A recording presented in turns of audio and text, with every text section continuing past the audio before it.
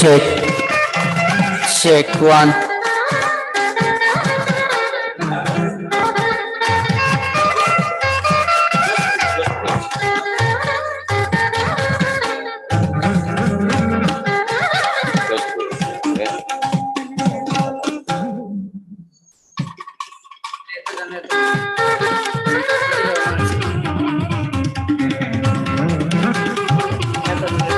இது பாத்தீங்கன்னா இதுல வருதா அது இது இது இது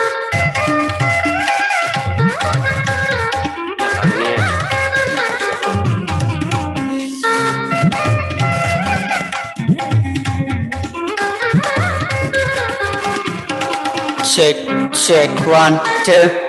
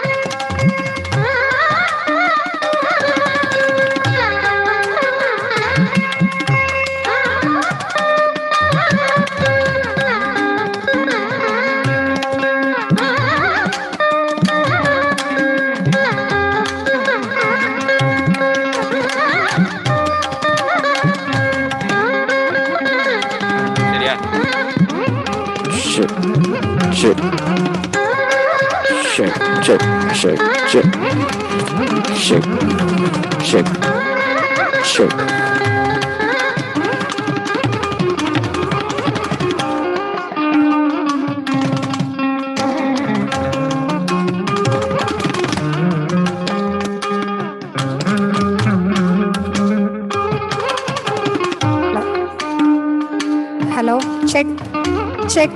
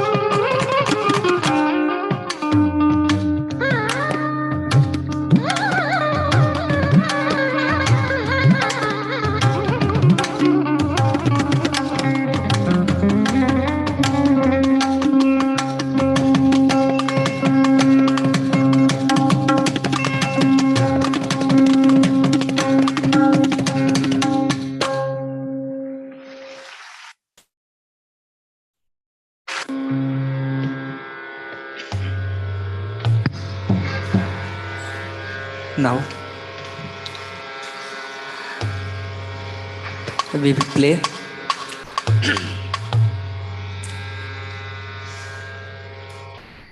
Ragam Tanam Pallavi, the Ragam Hemavati, set to Aditalam on Ragamalika, followed by two maestros will play Taniyavarthan.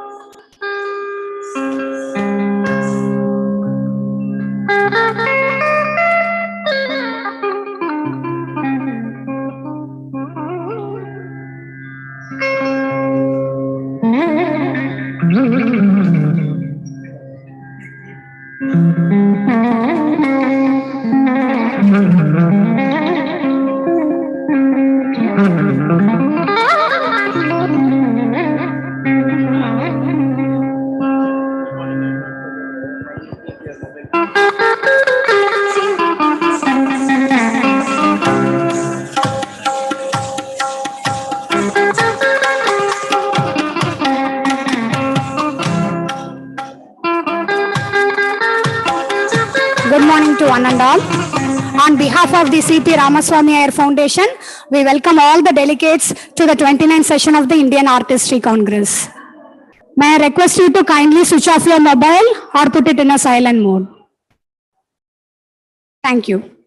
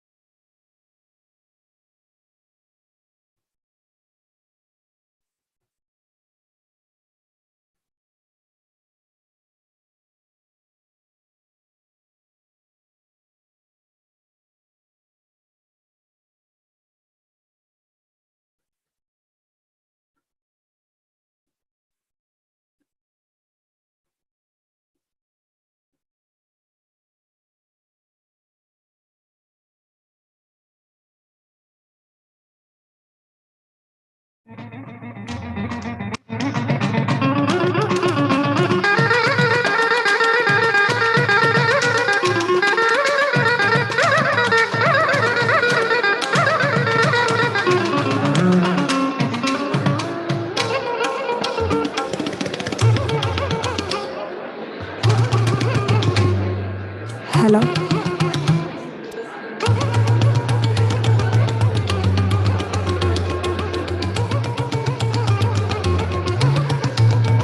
Good morning to all.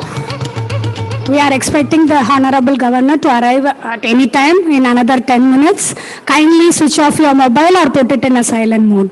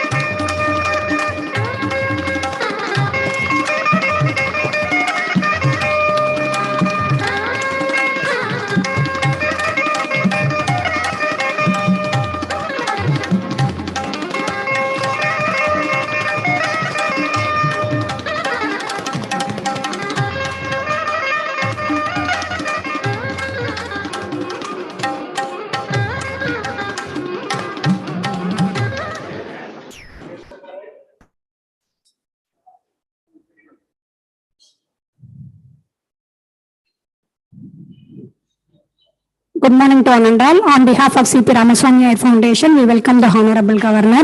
Kindly remain stand for the national anthem and Tamil Thai Valthu.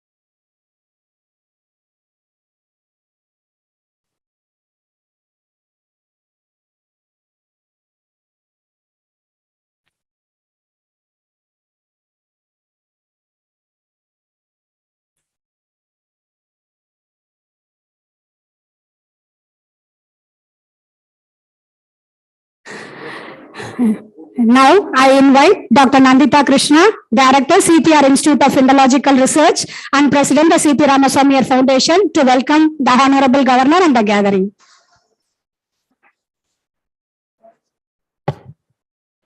Gurur Brahma, Gurur Vishnu, Gurur Devo Maheshwaraha, Guru Sakshat Parabrahmam, Tasmai Shri Gurave Namaha. Vanakkam, Namaskaram, Suswagatam.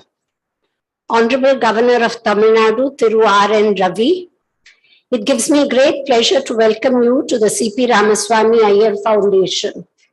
This is your first visit here, sir, and I hope there will be many more occasions for you to be with us in the future. Professor S.K. Chakravarti, Chairman, Indian Art History Congress, Professor B.R. Mani, Director General, Retired National Museum and General President, Indian Art History Congress, Professor D.S. Somashekar, General Secretary, Indian Art History Congress, our very eminent scholars here, Dr. Chudamani Nandagopal, Ms. Bhargavi Devendra, member who is the Secretary of the C.P. Ramaswamy Iyer Foundation, Professor Jam Kedkar, who is the Chairman of ICHR, and so many more. Then I'll have to just list out everybody in the audience.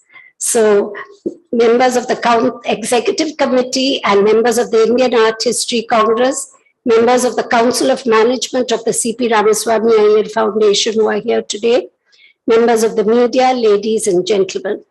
I take great pleasure in welcoming all of you to the 29th Indian Art History Congress and to the city of Chennai. And sir, we have people from all over India here with us today. I think that is a wonderful thing. Thanks to the pandemic, the Congress was postponed twice, and I'm happy it is finally taking place. Since most of you are new to Chennai, I'd like to tell you something about the foundation. It was set up in 1966 on the passing away of Sir C.P. Ramaswamy Iyer. His son, Mr. C.R. Pattabhiraman, my grandfather, was Law Minister at the cabinet of Mrs. Indira Gandhi at that time, decided to give this 180-year-old family house to the foundation, which has established several institutions such as the C.P.R Center, which works with crafts women particularly, Shakuntala Art Gallery, where you will have parallel sessions, C.P.R Institute of Indological Research, which is hosting this conference and which is affiliated to the University of Madras for degrees in history and environmental studies. C.P.R Environmental Education Center, established jointly with the Ministry of Environment and Forests, Saraswati Kendra, learned India's first learning center for children with autism, dyslexia, and learning disabilities, and the Grove School. Later, he gifted our 450-year-old family house in Kanchipuram, which is now the Shakuntala Jagannathan Museum of Folk Art and Rangamaya Vidyalaya. We also run the Sir C.P. Ramaswamy Iyer Memorial School in Kumbakonam, which is a totally free English medium school. Rangamaya Vidyalaya is also partially free. We are educating nearly 1,000 poor children in schools in Chennai and Kanchipuram. We work with the tribals in the Nilgiri Hills. We are restoring the sacred groves of our temples. Education, research, culture, and environment are our primary areas of work. C.P.R Institute of Indological Research does research in historical and environmental studies and brings out the Journal of Indian History and Culture, a UGC CARE journal. This session is on Indian iconography with special emphasis on regional developments. This is because we have specialized in iconography to a great extent. An icon is a devotional representation or symbol which is worthy of reverence. Iconography is a part of social evolution. When I took up my study of the Vishnu icon for my PhD degree, the first thing that struck me was that Vishnu is holding a gada or a mace, which is a Neolithic weapon, which means he goes back to a Neolithic period because people only give their weapons to their god. And this gave me clues to search for his origin. His conch was associated with the sea, and so on. I think the Ganesh Chaturthi festival in Mumbai tells us how when India wins the World Cup, Ganesha has a cricket bat and ball, and on another occasion, if India detonates the bomb, Ganesha is detonating it, and so on. So this tells us how iconographic development took place. Gods are but superhuman reflections of their devotees who conceive them in the most superior forms known to their society. Hence, iconography becomes a study of human evolution and social evolution. We have a galaxy of scholars here from all over India, and I look forward to learning from all of you. We chose the Hamsa for our logo, which is identified as a mythical swan, a symbol of wisdom and good luck in Tamil tradition. We have cultural programs today and tomorrow to showcase classical Tamil culture, and I hope you all enjoy your stay here. This Congress would not have been possible without our sponsors, Seshasai Paper and Boards Limited, who have been very generous, the Indian Council of Historical Research, Aspic Engineering Private Limited. We have the Managing Director, Mr. Prabhakar, and their Chairman, Dr. KD Krishna here, Coromandel International Limited, Shri Aryama Sundaram, a very eminent lawyer in Delhi, our Honorary Secretary, Ms. Bhargavi Devendra, and her sister, Kumari Toyajakshi Devendra, and Shri Tyagarajan Krishnamurthy, all of whom have very generously come forward to sponsor the conference. I thank Poompuhar for bringing the bronze icons, which, although they're not ancient, are excellent copies made by the craftspeople of Swami Malay. It's in the next room. I thank Co-optex, who are putting up an exhibition of the handlooms and textiles of Tamil Nadu. On April 7th, we will visit Kanchipuram, which has a continuous history, temples and inscriptions for over 2,000 years. Sir, Kanchi deserves national heritage status, and I'm going to ask you for this more and more, and I hope we get your support. Welcome again, Your Excellency, ladies and gentlemen, and thank you, sir, for inaugurating the Indian Art History Congress. Suswagatam, Jai Hind. Thank you, ma'am.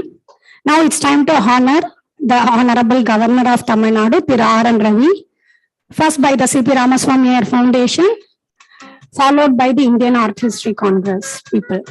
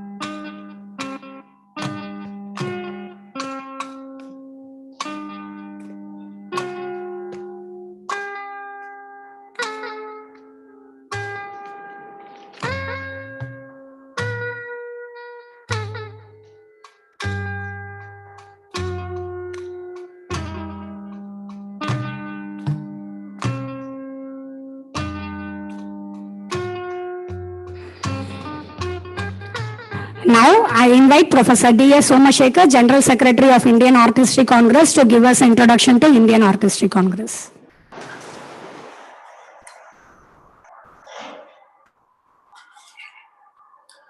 Tamasoma Jyotirgamaya. Namaskara. And good morning to everyone. Honorable Governor of Tamilnadu, His Highness Shri R.N. Raviji, General President of the 29th Session of Indian Art History Congress, Dr. B.R. Maniji, Madam Maniji, Dr. Nandita Krishna ji, Director of C.P. Ramaswamy Iyer Institute of Indological Research, and the host of this conference, Sri Krishna ji, Dr. Shamal Kanti Chakravarti ji, Chairman of the Indian Art History Congress, Dr. Balaji, Local Secretary of the present conference, Dr. Bhargavi ji, Dr. Prashant, Dr. Mohan, Dr. Srinivas, and a host of other committed staff of the Institute and students. Dr. M.N.P. Tiwari ji, Dr. Chudamani Nandagopal ji, Dr. Jamkedkar ji, Dr. Kumud Kanitkar ji, Dr. Satyamurthy ji, all the senior scholars, office bearers, and live members of Indian Art History Congress, researchers and staff of this institute, delegates of the 29th session, members of the print and electronic media. It is said, better late than never. Thank God, at last we have been able to conduct this conference after 2 years of tormenting and howling corona pandemic all over the world. In spite of this dreaded disease of COVID-19 pandemic that haunted us, the organizers of the conference could have the last laugh, and therefore we are all here today as Corona batch of delegates. Many senior scholars dared to attend this conference, thinking and acting when the going gets tough, the tough get going. Whenever challenges are posed by the circumstances, they have been meted out by the society with proper responses through its creative individuals. That is how cultures and civilizations have survived for thousands of years. Culture, the fruit of cultivation of life, has many manifestations. Art, being one of the aspects of culture, is very colorful like the rainbow, but not at all ephemeral, and it is quite enduring through the ages as a testimony to the past many generations, reflecting their creative and collective genius. The Indian culture, which is one of the most ancient ones, has been regarded as a vision, darshana, providing very rich stuff to lead a fruitful and fulfilling life. In order to study, motivate to conduct research, encourage to preserve and to protect art in its many forms, like temples, viharas, basadis, stupas, palaces, buildings of heritage with public utility, etc., sites of historical importance, sculptures, paintings, ornaments, etc. The Indian Art History Congress was established way back in 1992 at Dharwad University, Karnataka. To broaden the scope of Indian Art History Congress, it has been resolved recently to include different areas of ancient, medieval, modern, and contemporary Indian art. The art of Asia, with a reference to that of India, would also be included.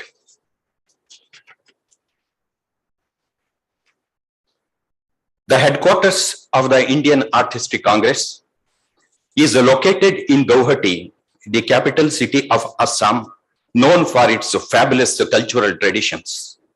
The IAHC is the brainchild of late Professor KD Bajpai ji. Late Dr. R.D. Chaudhary ji played a very key role in the establishment of the Indian Art History Congress, and he became the sheet anchor of the organization.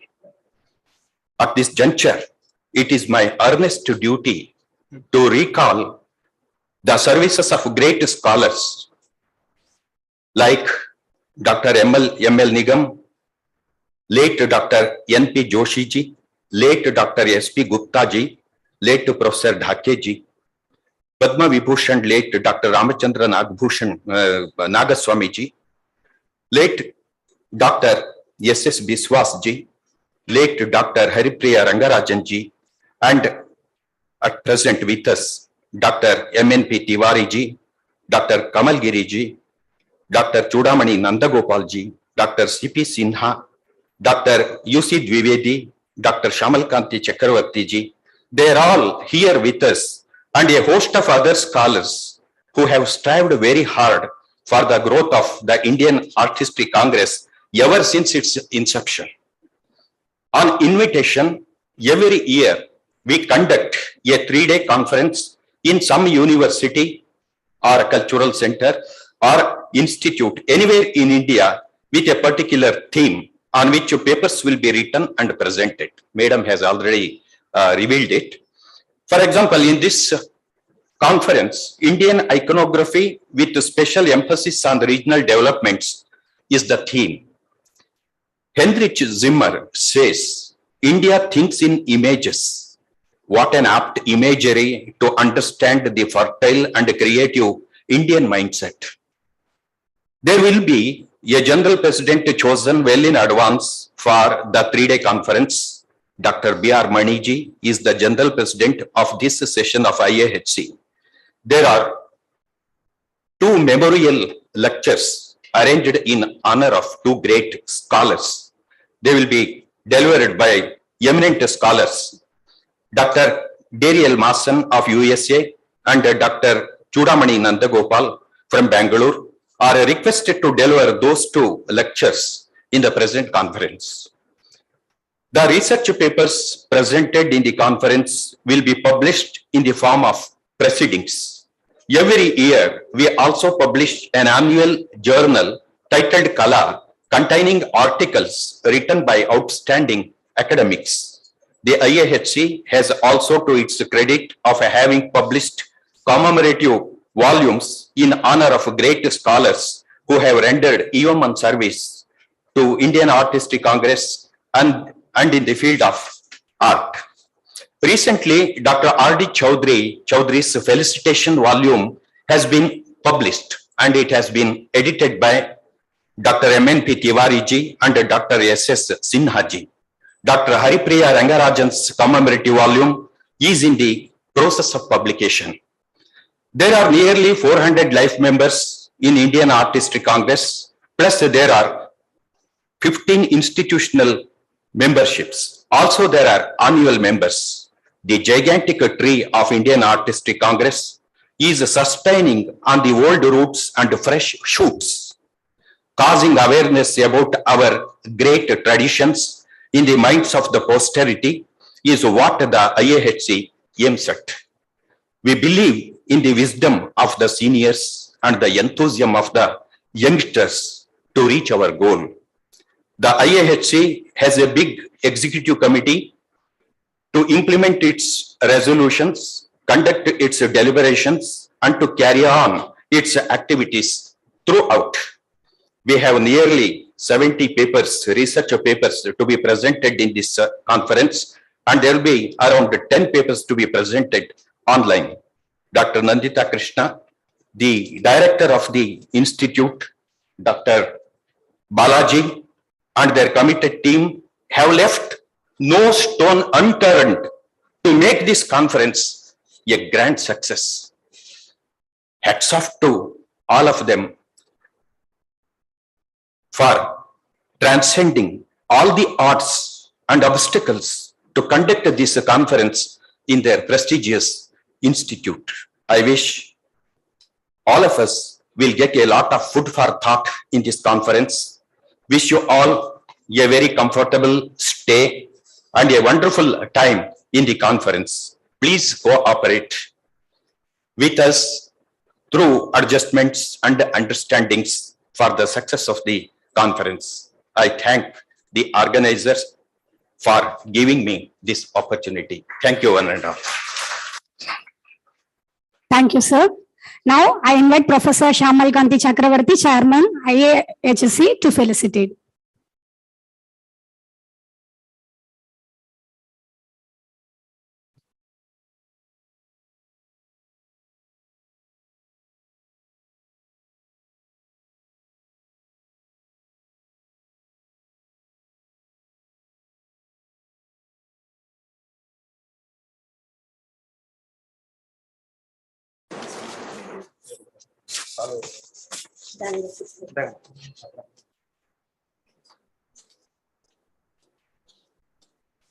Sarve Shukhina Bhavantu.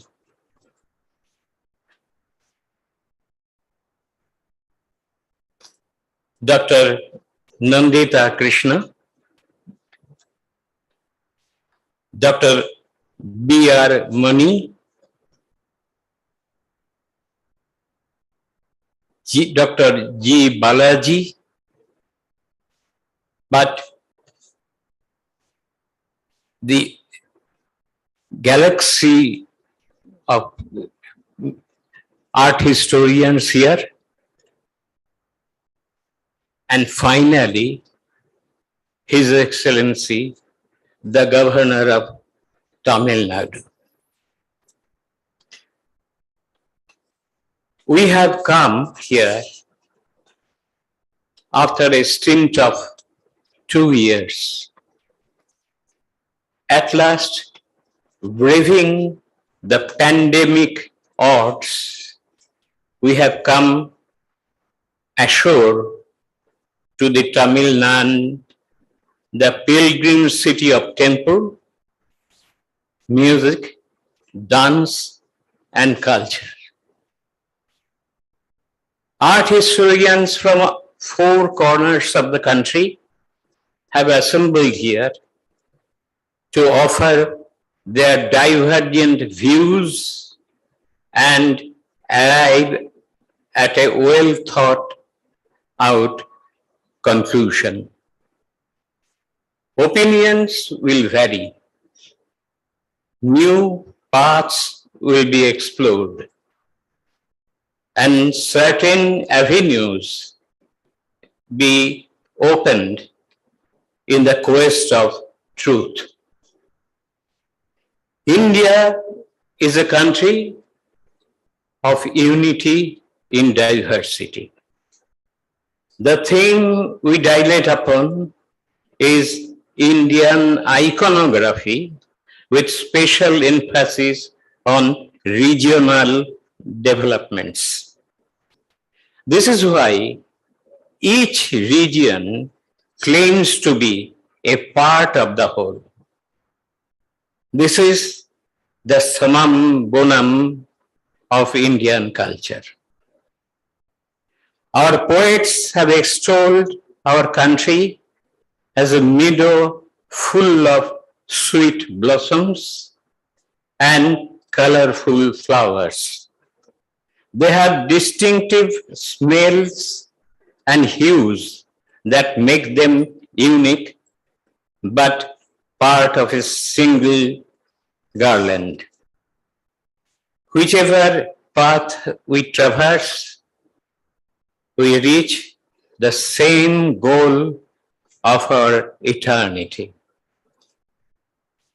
Ladies and gentlemen, especially my brilliant colleagues of art historians, the guests, and the men of media deserve our thanks. But of course, finally, it is Dr. Nandita Krishna ji, Dr. Balaji, and Dr. Mohan and others, particularly the fellow colleagues assembled here, the staff of the institute deserve our thanks. Namaskaram. Thank you, sir. Now I invite Professor B.R. Mani, General President of 29th Session of Indian Art History Congress, to felicitate.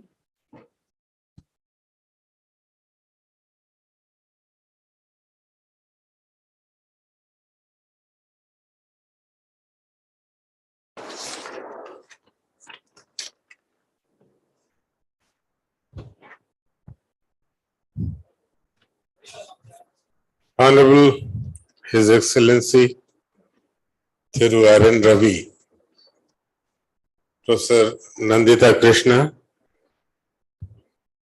Professor S.K. Chakravarti, Professor Somashekar, Professor M.N.P. Tiwari, Dr. G. Balaji,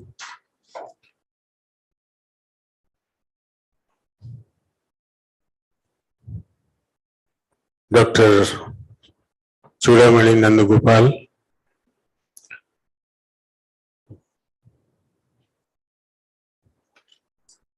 Dr. Satyamurthy, and all other dignitaries, ladies and gentlemen.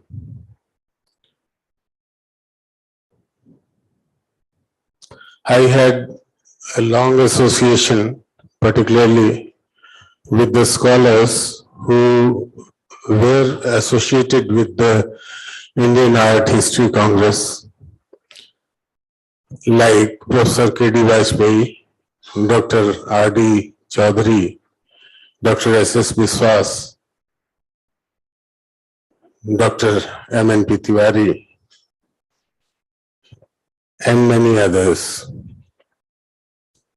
Unfortunately, we lost two of them, Dr. R.D. Chaudhary and Dr. S.S. Biswas, in a span of 1 year recently.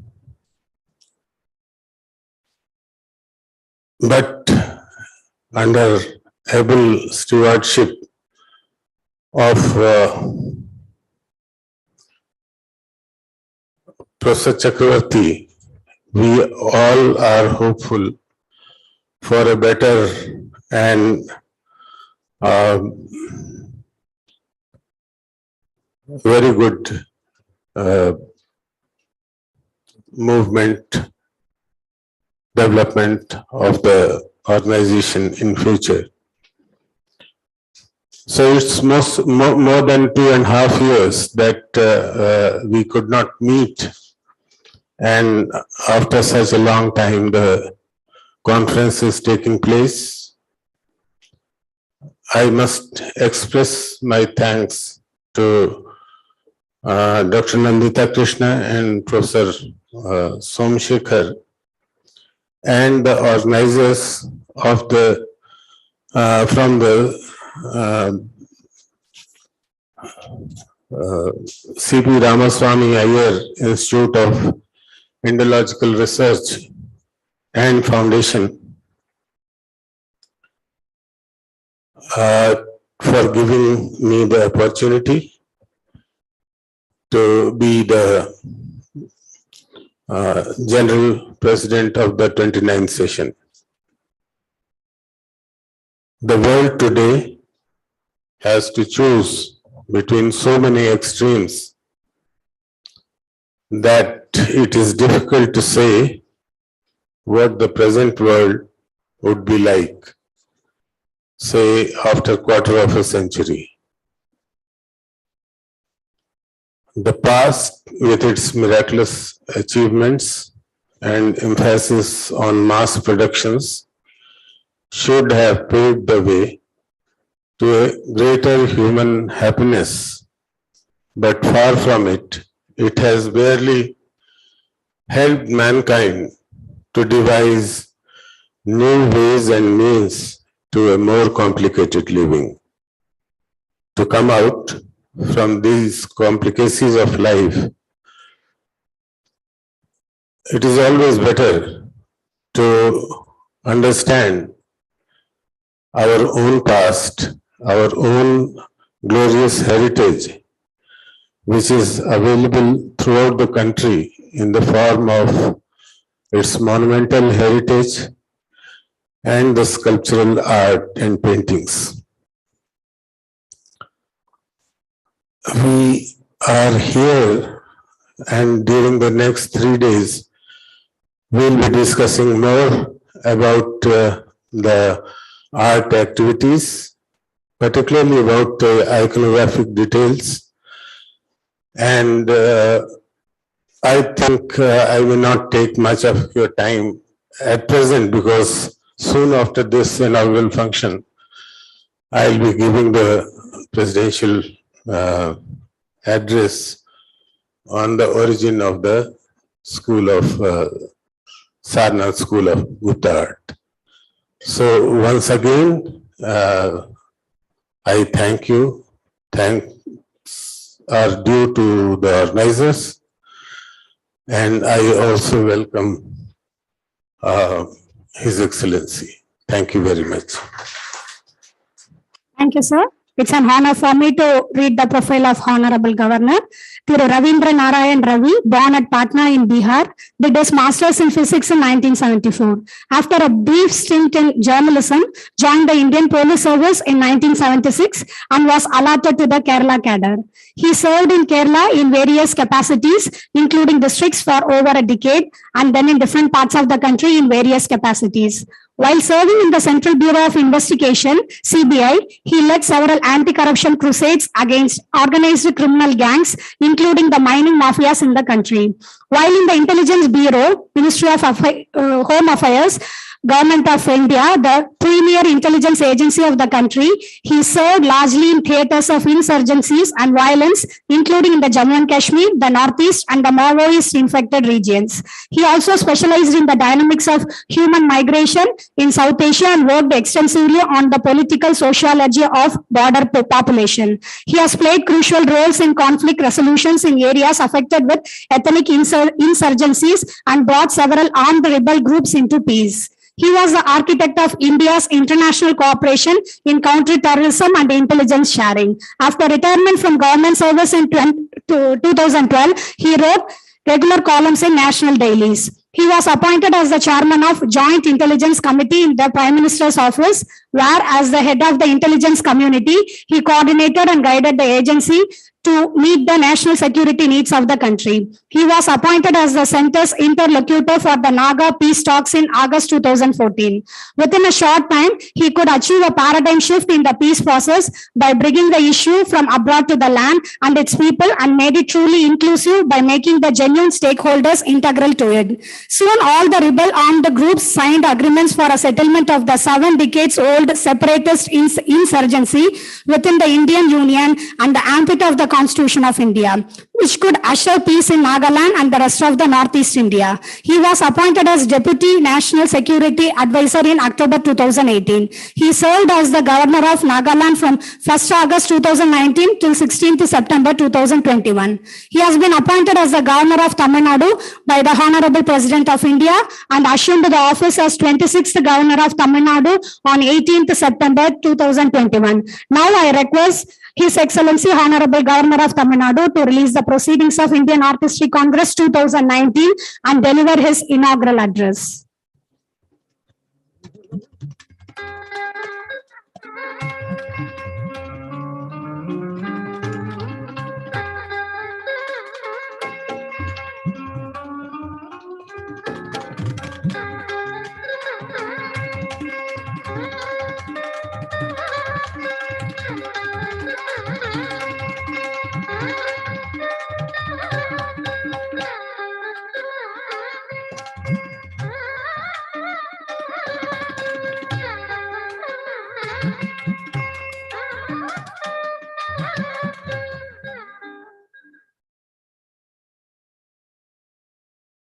I invite the Honorable Governor of Tamil Nadu to deliver the inaugural address.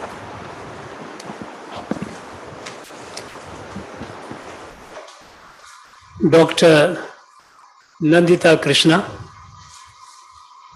Director, C.P.R. Institute of Indological Research, Dr. B.R. Mani, General President, 29th Session of Indian Art History Congress, Dr. S.K. Chakravarti, Chairman, Indian Art History Congress, Dr. Somasekar, General Secretary, Indian Art History Congress, distinguished invitees, gracious ladies and gentlemen, Anaivarkum Vanakkam.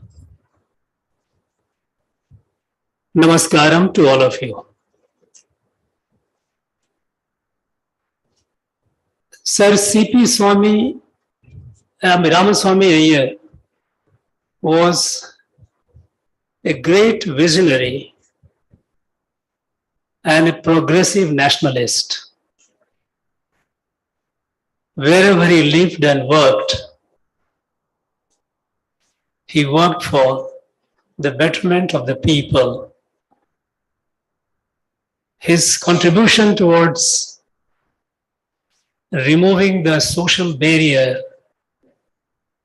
as far as entry into the temples is concerned, they will go down in the history as a very, very major social reform.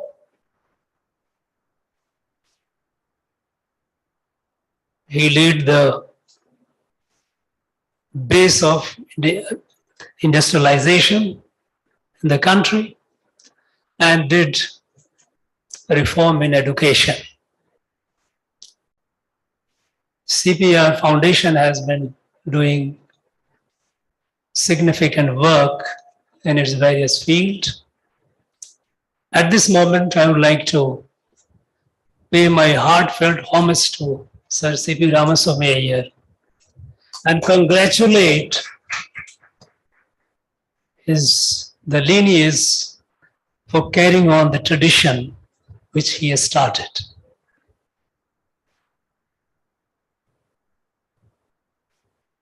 Here I have in front of me an assembly of doyens and stalwarts of Indian art history.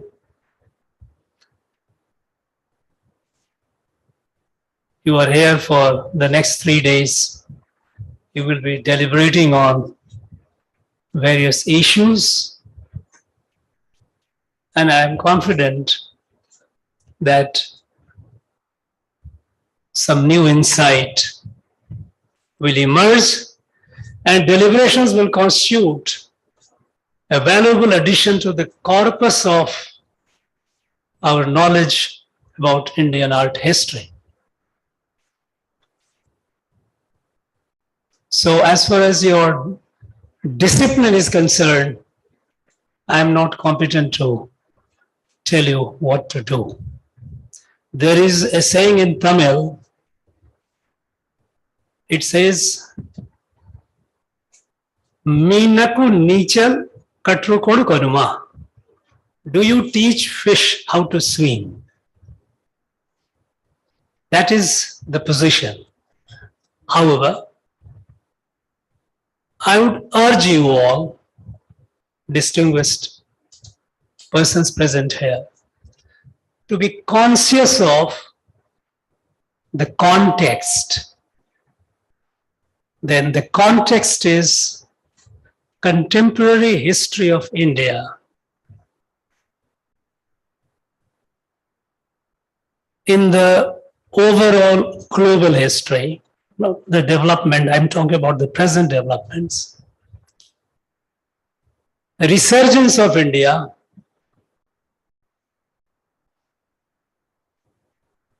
and in this resurgence, our past has a great role to play.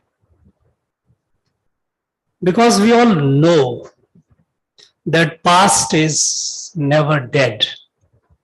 We all live on the shoulders of past. In our journey of evolution, though we would be evolving to a next level, but all the levels before, they remain at some level within us, conscious or subconscious. And they shape and influence our conduct, our thought, our behavior. So past is not dead. And more so in case of India, which has several thousand years of living civilization, the past is vibrant and alive. And how do we look at past is very, very important for the present and the future trajectory of India's growth.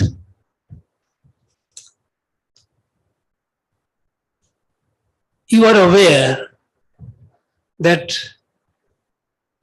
through the centuries of foreign invasion and colonization,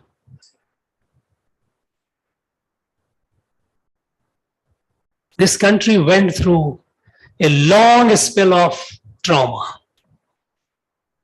During this period, a conscious, deliberate attempts were made to distort and mischievously interpret its past. When the Indian National Congress adopted its resolution for full freedom for the first time on 26th January 1930 at Lahore.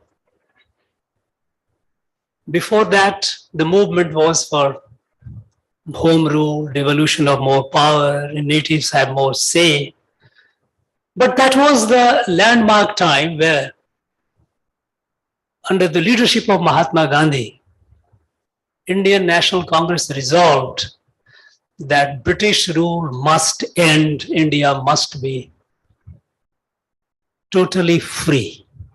And the reason attributed was that the British rule has ruined India politically, economically, culturally, and spiritually.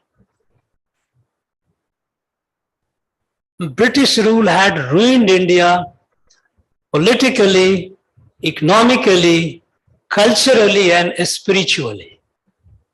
While the political subjugation came to an end with British going away and economic resurgence began, the adequate emphasis on the restoration and resurgence of cultural and spiritual India didn't happen. And if you look at the beginning of the colonial history, we know that in 1757, after the Battle of Plassey, the East India Company came and formed in the year 1600. They were a trading company. For the first time, they conquered a territory. Having taken over control of a territory, then Clive, the governor of Kolkata, East India Company, he wrote to the British government. He wrote to his company headquarters, that so far for 150 years we have been a trading company. That is our character. Administering a territory is not. So the British government should take over the administration of the conquered territory. This issue was deliberated at length in the British administration. And at the time, there was a gentleman, Professor Adam Ferguson, professor of theology in Edinburgh University, at the time 3 centers, Oxford, Cambridge and Edinburgh. He was the advisor to the British government on colonial affairs. His opinion was sought, and his report is, those of you who have read it, you are aware. Those of you who are not, I suggest you should read it. It's a very interesting and revealing document. Professor Adam Ferguson says that we have, that is the British, we have experience of colonization of North America. But that experience cannot be replicated in India, because in the experience that they had in North America was annihilation of the native population through disease and pestilence, spreading them and taking over the territory and settling the population. That experiment was not possible in India because India had a large population and a highly evolved society. Highly evolved society. Though the rulers could be weak or strong, could be fragmented or united, but the Indian society was highly evolved and organized. So that experience cannot be replicated.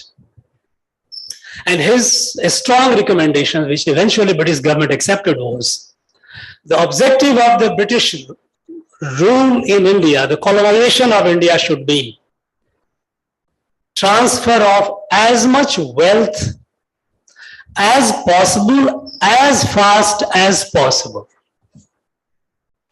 And this being the objective, if the British government takes over, the servants of the crown would be bound by service rules. Since this speedy transfer of wealth would require frequent bending and breaking of rules, servants of the crown will create a problem. They will raise objections. So it should be done by the company, and government should do it from behind. And that is how they formed the board, one board in the British government for affairs, running the affairs of India. And they, in fact, the British Prime Minister was its chairman for a very long time. And they started running the company from behind. Since annihilation of population and settlement of the British population in India was not a feasible option, the emphasis was how to make their rule as durable, as enduring as possible. And for that, they took a conscious decision that besides destroying the economic base and activities,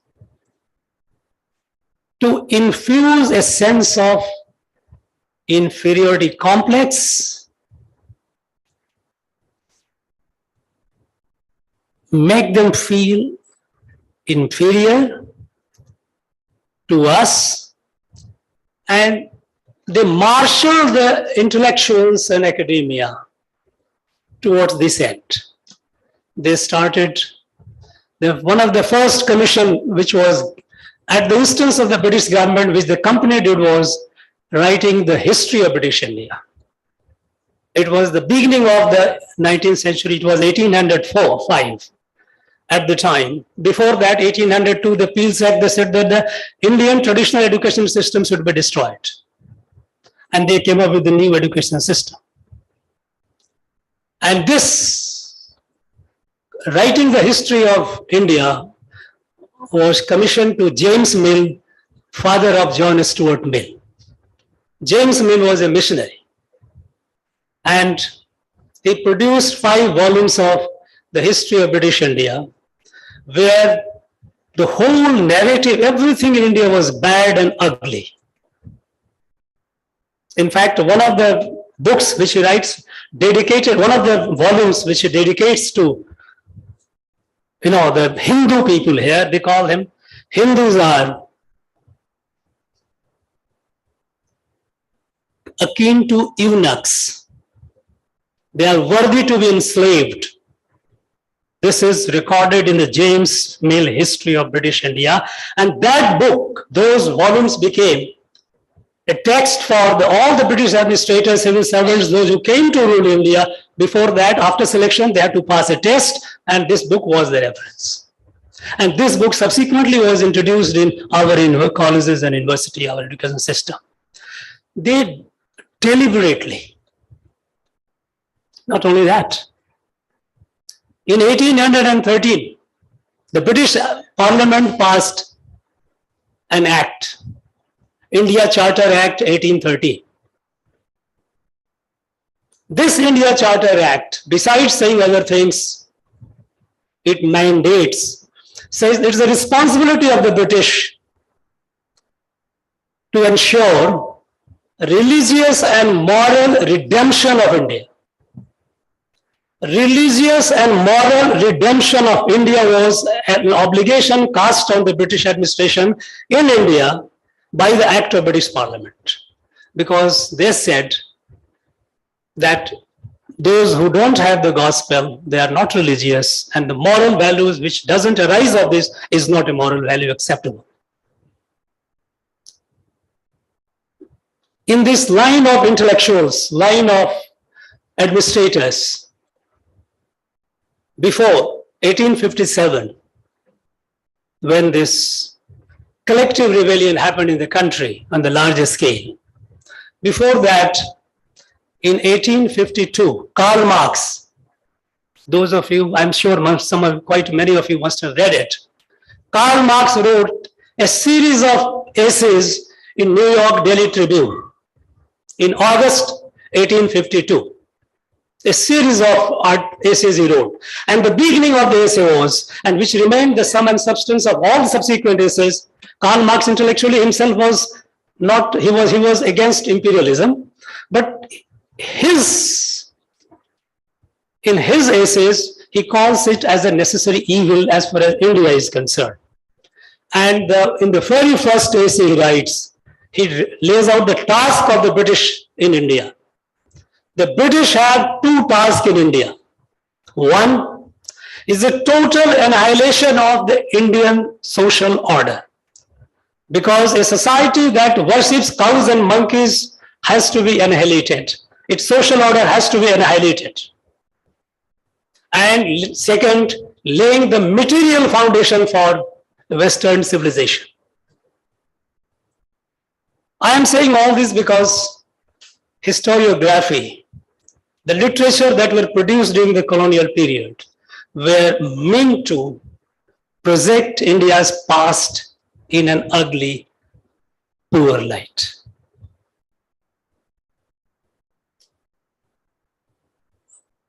Our historians have done, post-independence, they have done great job in undoing the damage And they are continuing to do that. And we appreciate and we are grateful to them for that. When it comes to our history of our culture, art and culture, you know, our culture is rooted in a spirituality. Our icons, cultural icons, they represent the manifestation of a spirituality. And this is, as the Doyen present here, Professor Chakravarti said, the summum bonum is with this unity in diversity and all the regional variations that we have putting together, you see that unity. Be it from Kanyakumari to Kashmir to Kutch to Kamrup, those icons are present in various forms. There are regional variations as well as variations in time, but there is a continuity. This continuity, this cultural continuity, which reflects the continuity of Sanatana spirituality, is the soul of our past. I must confess, I have not read many pieces on this written by the art historians. But some of the pieces which I read, there is a lot of emphasis on architecture, sculpture, the glory of the kingdom or the empire during which it grew. Somehow, I find that a spirituality is missing. You know, this country, despite being vast, ruled by numerous kings and nawabs, the people, they had the unity of movement. Historically, when in the 5th century, a Pallava prince who became Bodhidharma and took Buddhism to China, he went to Nalanda to study. Or when Vasubandhu from Gandhar, which became now today it is, there is a part of the frontier area of, Peshawar, it is called. They didn't need anyone's permission, any king's permission and all. They went and studied, they came. When in the 15th century, from the land of Professor Chakravarti, when Srimad Sankardev came to Kanchi and Rameshwaram for studies, and his records, he came, studied, went back to Kashi, spent more time, then he went back to Kamrup, and one of the first composition was Dhanya Dhanya Bharat Bhumi. Now his movement, he records, he stayed from place to place in Chaitram, travelers, rest houses, maintained by the temples, where they had all the facilities. They were Vaidya to treat them if they are sick. There are people to feed them as long as they stayed there. This continuity was there. Now segmenting them in a watertight compartment, how fair it would be. Now it's for you all to take a call, but my only appeal to you is that when you study our Indian past, we should lose sight of the running thread of a spirituality in it. And a spirituality is not religion, we all know it. It's not just a kind of a intellectual exercise to explain it with our intellectual brilliance. It is altogether a different domain. Without that spirituality, it is a forensic approach to history. And what is a forensic approach? We all know. When a forensic doctor, when he examines the body on the table, dead body, everything is there except the soul. And that is what makes the difference. At this time when India is rising economically. It is rising in its material prosperity. Our youths are doing wonders in innovations, researches. But this resurgence will be incomplete if we do not have a commensurate resurgence in our culture and spirituality. It has to be a holistic resurgence. India has to grow on the 4 pillars. It has to be materially prosperous, intellectually superior, militarily strong, and of course, spiritually imbued to its philosophy of Vasudhaiva Kutumbakam. And here, you all, ladies and gentlemen, you have a great role to play. I wish you all the best in your 3 days. You will be producing a lot of good ideas and thoughts. I wish you all pleasant stay, those who have come from outside Tamil Nadu. This is a beautiful country, beautiful land. You move around and see every part of it, it exudes a spirituality. This is the beauty of this land. I wish you all a pleasant stay, fruitful deliberations, and a very, very happy return after that to your respective places. Thank you very much. Thank you, sir, for the enlightening address and emphasis on the need of an heart to revive the past with spirituality as base. Thank you, sir. Now, I invite Dr. G. Balaji, Local Secretary of 29th Session of IHC and Assistant Professor, C.P.R. Institute of Indological Research, to deliver the vote of thanks. Thank you. I deem it a great honor to stand in front of this august and erudite gathering to propose a vote of thanks on behalf of the C.P. Ramaswamy Foundation and C.P.R. Institute of Indological Research. Thiruvalluvar says, Nandri Marapadu Nandrandru, which means it is not good to forget to express our gratitude. At first, I would like to express my wholehearted thanks to Honorable Governor of Tamil Nadu, who has readily accepted to be the chief guest and inaugurate this 29th session of Annual Indian Art History Congress. His Excellency is kind enough even after we had to postpone this conference from January to April due to pandemic situation. Thank you for your insightful and encouraging speech, sir. Our thanks to Professor S.K. Chakravarti, Professor B.R. Mani, and Professor D.S. Somashekar for their valuable guidance and support to conduct this conference. Thank you, sirs. I thank the executive body members of the IAHC for their support and presence. Thank you all for your support and having given us the opportunity to host this session. Professor Jamketkar, former chairman of ICHR, is here. Thank you for your presence, sir. I convey my special thanks to all the scholars from the various parts of the country who have gathered here to share their knowledge in the field of art, history, iconography, and religion. Please enjoy our hospitality. My sincere thanks to our sponsors and donors for their valuable contribution to conduct this seminar. Professors from University of Madras, I see Professor Sundaram, Department of History is here. Thank you for your presence, sir. And other professors from city colleges, scholars, friends, well-wishers, and a host of others who have gathered here on our invitation. We acknowledge your presence and please accept our expression of gratitude. I thank the officials of the Honorable Governor's Office for the timely guidance and suggestions in conducting this function smoothly. I express my thanks to the police officers for the help. Friends and various press and media are here. Thank you for your wide coverage. My words of gratitude to our President Madam, Dr. Nandita Krishna, who has taken lots of efforts to host this session of IAHC. She is our source of motivation and encouragement always. Please accept my wholehearted thanks, Madam. My thanks to the governing body members of our C.P.R. Foundation who always support us in these kinds of academic ventures. I also thank all my colleagues for their support and cooperation to organize this conference. Once again, I thank you one and all. Thank you. Thank you, sir.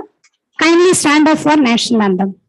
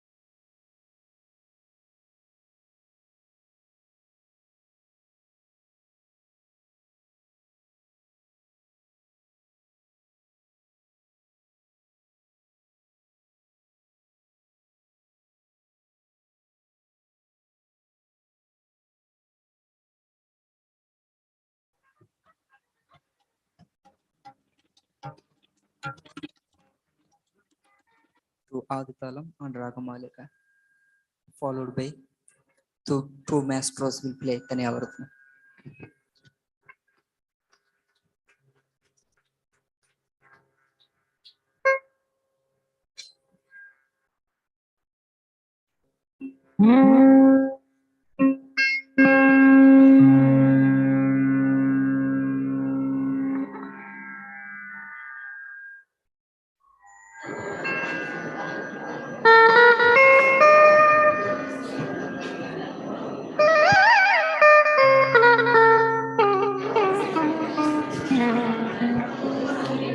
Now we all will break for the tea. After that, we will be having the presidential address by Professor B.R. Mani.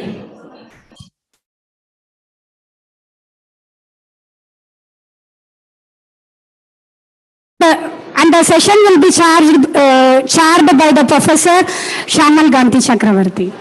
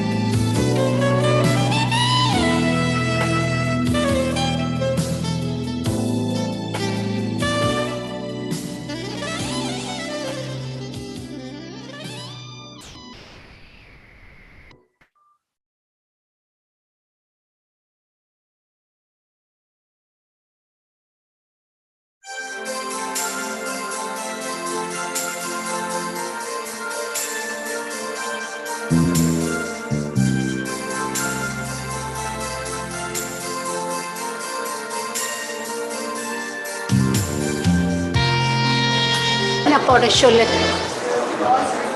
Yes.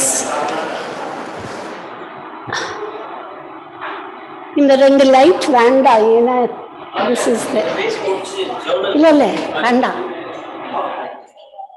I'm just speaking to ask everyone to come.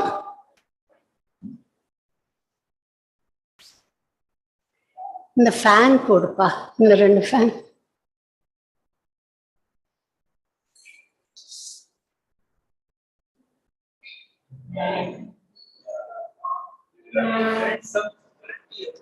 No, I have. Gokul. அங்க ஒரு mic வச்சு next இது வர சொல்லணும். இப்போதைக்கு சும்மா வர சொல்லுங்க, லஞ்ச் டைம்குள்ள ஒரு மைக் வச்சுடுங்க.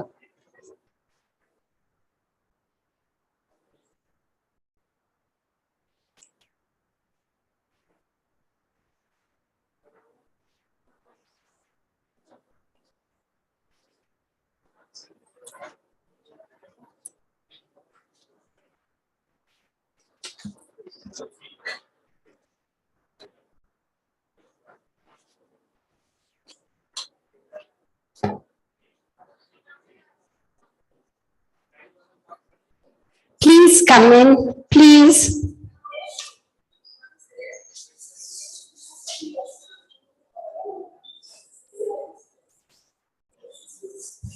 All those who are outside, please come in.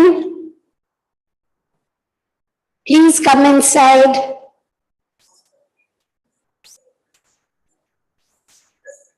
Mohan, can you go there and tell everybody?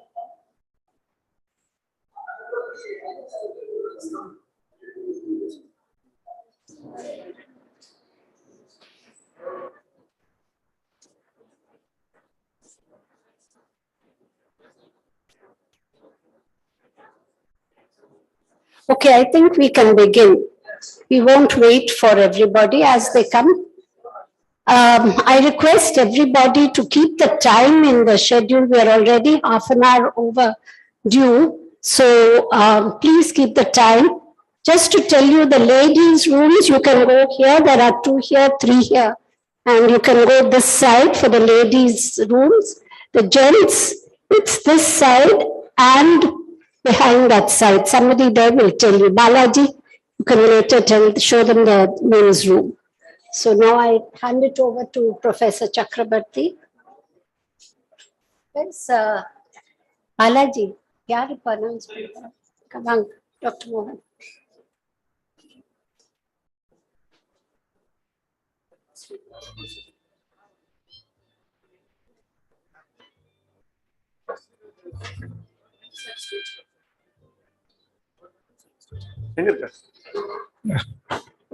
We request B.R. Mani sir to be on the stage, please. Sir.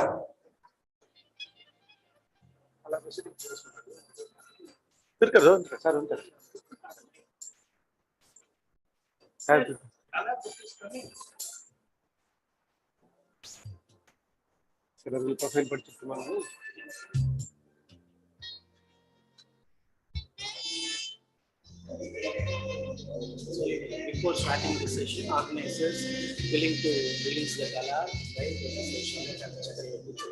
Organization, let us make it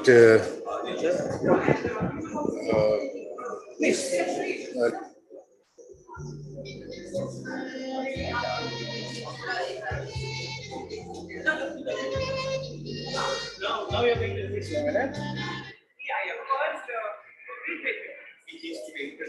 Yeah, that will be.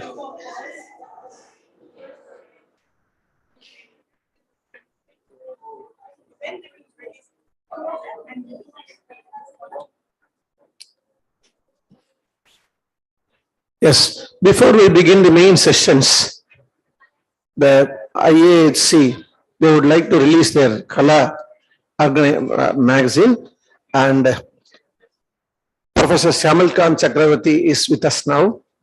And Indologist, I'm happy to introduce Sir to our audience and scholars. an Indologist of wide acclaim and a scholar specializing in art, iconography, epigraphic studies, and museology. Dr. S.K. Chakravarti had his debut in the museum world in 1966 and finally shot up to the exalted position of the Director, Indian Museum between 1997 and 2004. He had his UNESCO training in museum method in Japan in 1983. Dr. Chakravarti received a special honor from the Instituto Cultural Cabanas, Mexico, for his contribution in the field of museum education in 1986. Syed Mustafa Ali Library Literary Award for the Best Belletrist of the year 1978 and Rashtriya Vikas Jyoti Award for his services to art, culture and museum science in 1999. He was also awarded the Senior Visiting Fellowship at the National Gallery of Arts, Washington, D.C. by the Smithsonian Institute, USA in 2004 and the Fellowship in Museology of the Rabindra Bharati University for 2005 and 2006. He has authored many books in English and Bengali, including Patralekha, Romance of Letter Writing in Indian Art and Literature, Descriptive Catalogue of Prakrit and Sanskrit Inscriptions in the Indian Museum, Wood and Metal Effigies of Nagaland, Collegiate Paintings in the Bursade Museum, Bengal Terracotta in the Indian Museum, the Bamiyan Buddhas and the Festival of Durga, etc. Currently, he is the chairman of the Indian Art History Congress and we are very happy, sir. Despite your hardship, you have traveled along and you are here with us. We are very thankful and we welcome you here. And Professor B.R. Mani, who is going to release the book. Dr. B.R. Mani has been a renowned field archaeologist, numismatist and art critic, and has also served as Additional Director General in the Archaeological Survey of India, ASI. Since then, he has been involved in conservation of monuments in Maharashtra, Goa, Delhi, and Jammu and Kashmir. He has discovered a large number of archaeological sites in these places, besides also in Uttar Pradesh and Haryana during his explorations. He has directed more than 14 excavation projects in the country, some of which are Lalkot, Delhi, Salingar, Delhi, Muhammadnagar and Hermal, Haryana, Siswania, Shankisha, Ayodhya, Lathia in UP, and Kanishpur and Ambaram in Jammu and Kashmir. He is a member of various national and international organizations in the field and has widely traveled to European and Asian countries in international seminars and conferences. He has 4 books and about 170 research papers to his credit. He is the General President of the 29th session of Indian Art History Congress and we are very happy that we are here today, sir. Balaji.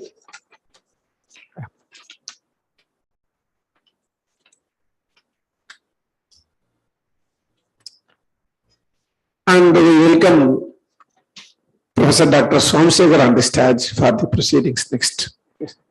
Proceedings will release from Sarnath, Somsekhar. Please.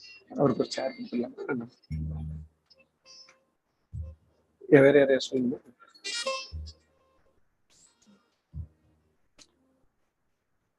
Now I hand over the mic to Dr. Somsekhar, sir.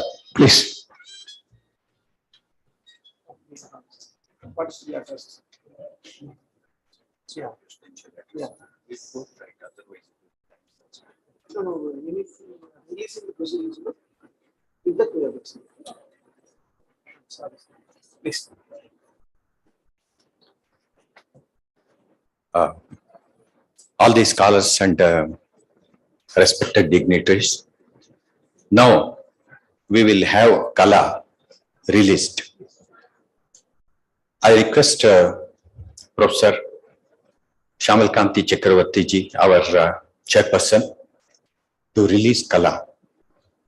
And I request Dr. B.R. Mani ji and Dr. M.N.P. Tiwari ji to assist him. Thank you, one and all.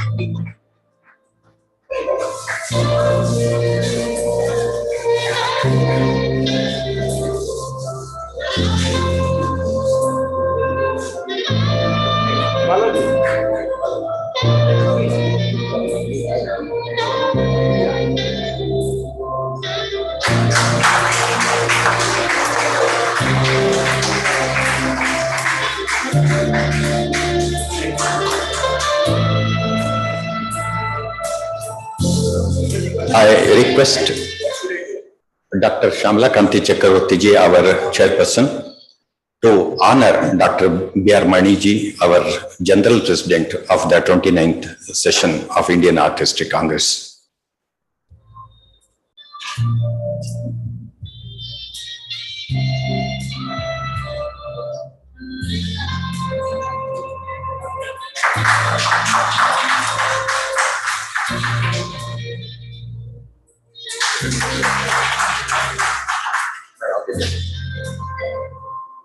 Yeah.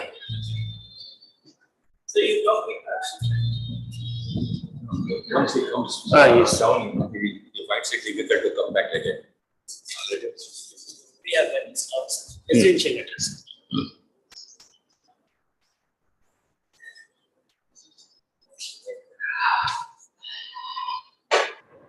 Professor B.R. Mani ji is not a new person. He was with the National Museum for long, and I believe the subject of his deliberation is not also an unknown subject. It is a subject by thorough study of Gupta art of Sarnath idiom.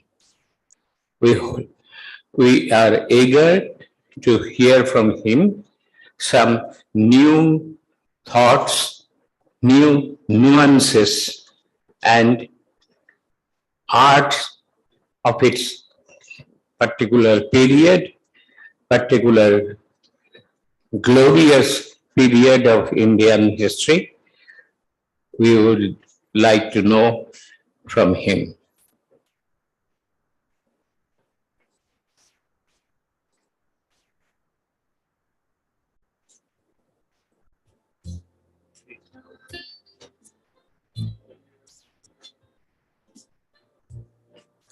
Okay.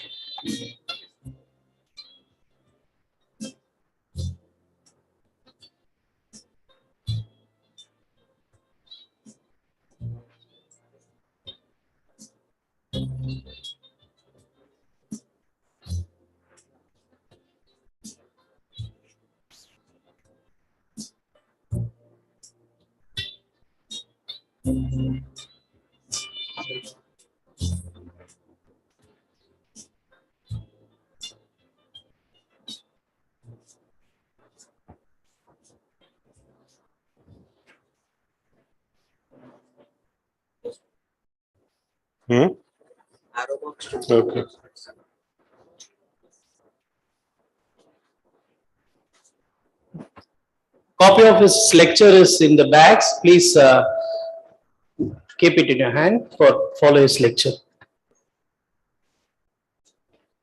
A respected chairman for this presidential address, ladies and gentlemen, a very good morning to all of you. And with my homage paid to the memory of Sir C.P. Ramaswamy Iyer, I would like to begin my presidential address. Sir Ramaswamy was also the Vice Chancellor of our university, that is from where I passed BA, MA and PhD, from Banaras Hindu University. My topic is Sarnath School of Gupta Art, origin, growth and impacts. You can see the location of Sarnath in Uttar Pradesh, near ancient Kashi. Sarnath, in the Google map, the site looks like this. The two First one. There are two important stupas and remains of 8 monasteries and a number of other structures, votive stupas, shrines, as well as the area where it is believed that Lord Buddha preached his first sermon, which is known as Dharma Chakra Pravartan. So that area is also there. And I would also briefly tell about the excavations which we did at Sarnath. Lord Buddha preached his first sermon at Sarnath, which was known as Rishipattan or Mrigdaya in ancient days. The event is famous as Dharma Chakra Pravartan. First Buddhist Sangha was founded at Sarnath after Lord Buddha's first sermon to his 5 companions when he resided there in the Moolgandha Kuti and departed the first 60 monks in different directions to preach for the welfare of the humanity.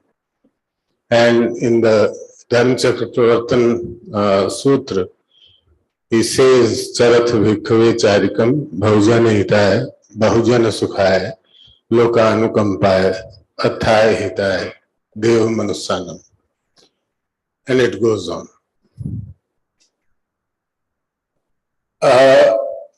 The earliest mention of Sarnath is by Jonathan Duncan in Asiatic Researches, Volume 5, in 1794. In his accounts,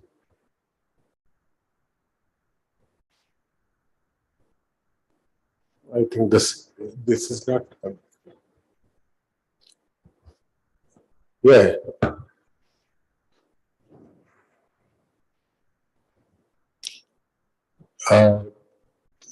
In 1794, in his account of the discovery of 2 urns by Babu Jagat Singh, the Diwan of Kashi Naresh, who destroyed the Dhamek Stup for obtaining stone and bricks for construction of a marketplace on his own name, that is Jagatganj in Varanasi. So this is the earliest reference to the site. Later in 1815, Colonel C. Mackenzie excavated the site, but details are still not available. Only mention of his excavations are there. Alexander Cunningham took up excavations at Sarnath, at the 3 stupas and a monastery in December 1834 and closed it in January 1836 at a cost of Rs 517. The cost was shared by James Prinsep, Captain Thorsby and Major Grant with him. Cunningham in his report mentions the excavations undertaken in 1851-52 by Major Kitto, which was completed by E. Thomas and Fitz Edward Hall, and Kitto's departure. After Kitto's departure, John Marshall, along with his colleagues, Hargreaves, Diyar and others, continued excavations in the first half of 20th century in Sarnath. So this is one of the views, early views of the excavations at Sarnath. The depression which you see here, this is the old trench of Alexander Cunningham.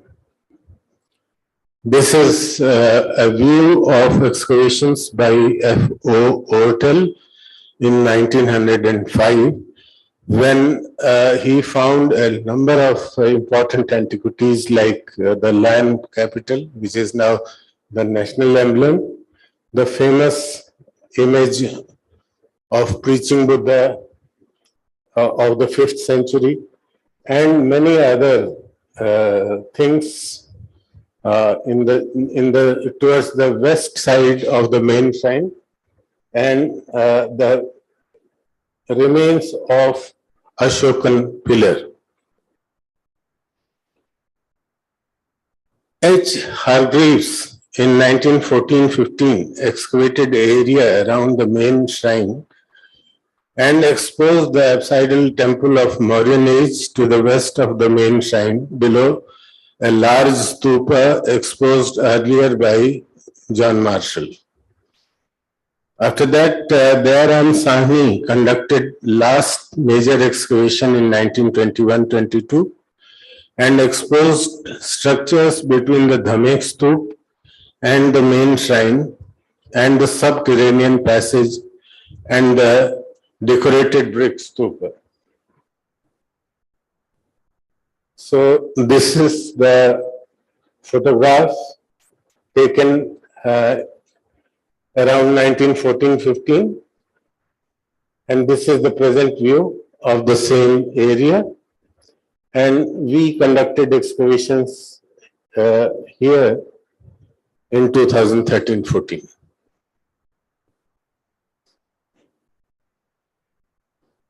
In our excavations, this is one of the views where the trenches are there, and we selected particularly this spot, which is an apsidal temple believed to have been constructed during the Shunga period or 1st, 2nd century BC. But I'll show how after excavations we found the remains of Mauryan age, and that too early Mauryans at this site. We have also located this circular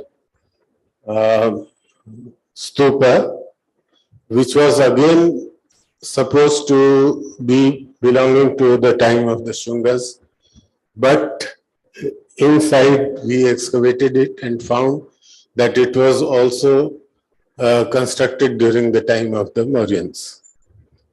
And towards this side, that is towards north side, we had found a dump of Gupta period sculptures, which have more than 20 broken sculptures, and it is not purposely broken. In fact, the sculptures, there seems to have been a workshop of which we got the evidence later, and probably those sculptures were damaged while making. So all of them are broken. And the sculptures, some of them I'm showing here. This shows Buddha coming down to earth from Tushit heaven after teaching for 3 months to his mother. And then there are other figures, but they are all in the typical style of Gupta age or Gupta school of art. We got the evidence of a workshop towards the northern side, and a huge amount of stone chips are still there. And we had analyzed them also by segregating the entire, not entire, part of that, wherein we have very tiny pieces available and along with the larger size. chips. So the sculptures were being dressed at Sarnath at one point of time, which produced the Gupta school, Sarnath school of sculptures. And it seems that the same continued for some more time. During the excavations, we found remains of some very important things, including this particular inscription, which is mentioned on this monolithic stone steps on the southern side of Dharmarajik Stupa. Dharmarajik Stupa itself reminds that it was constructed by Ashok himself. So, and the 10th century inscription found from inside also calls it Dharmarajik Stupa. And in this particular inscription on the upper part and also on the steps, there is a mention of Ashok, Maharaj Ashok. And interestingly here, it says Varsha Shata. So that means 100th year.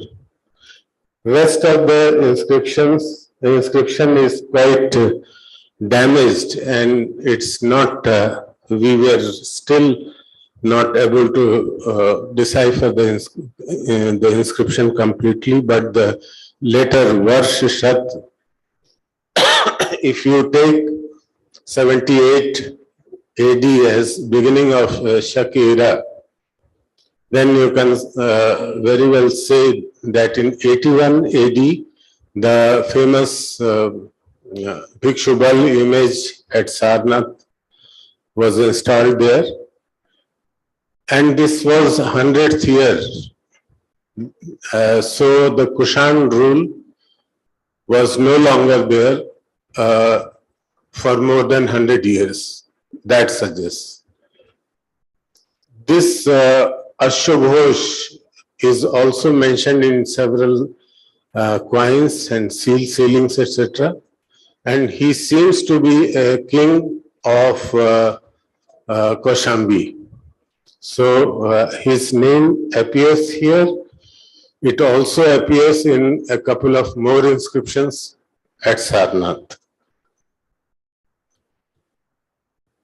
In fact, our objective for this excavation was to understand, the main objective was to understand what happened in between Lord Buddha's time and Ashok.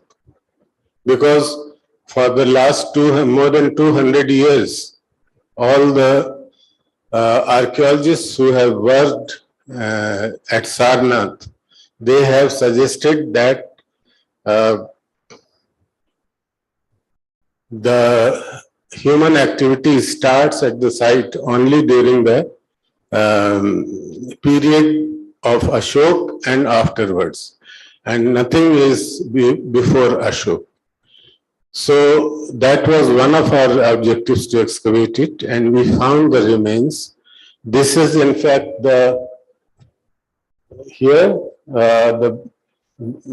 from this level we have found the charcoal remains, which we got analyzed by AMS method from Florida, Beta Inc. Limited.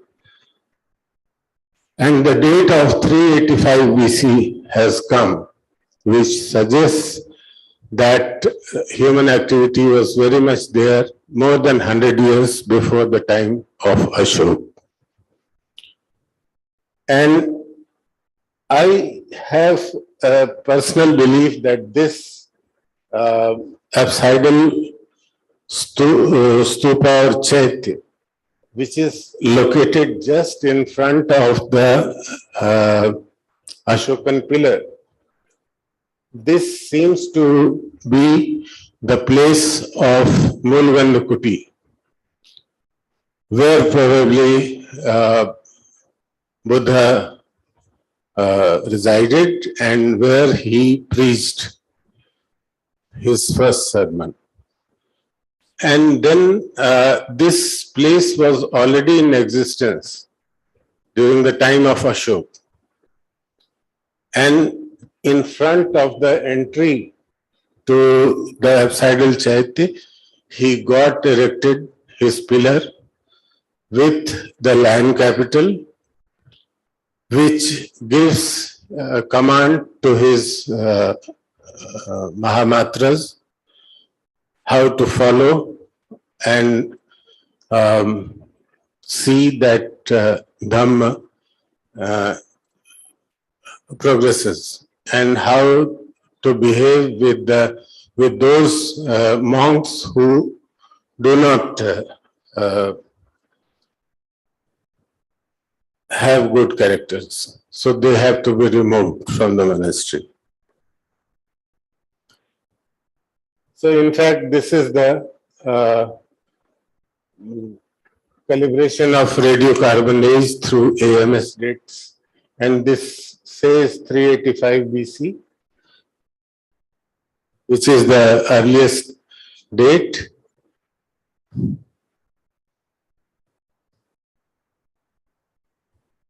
And the next one is a date which is from the dump of Gupta period, from where those sculptures had come. And that also gives the date of 415 AD. Now our second objective was to give a cultural sequence of the site, for which it was required to have a sectional drawing, which after excavations we did. And we also did the periodization of the site. So now we can very well say that period 1 has got 2 phases. First phase starts with the pre-Mauryan age, that is around 5th, 4th century BC, and the second phase starts with the Mauryan period, that is 3rd century BC onwards, 3rd century BC, 2nd century BC. Followed by Shung period, Kushan period, Gupta period, post-Gupta period, and early medieval period. And of all these periods, we have ample evidence, which is the outcome of 200 years of excavations at Sarnath. And most of the things are kept in the Sarnath Archaeological Museum. Now, at least 8 monasteries existed at the site. This is the site plan with these 2 stupas.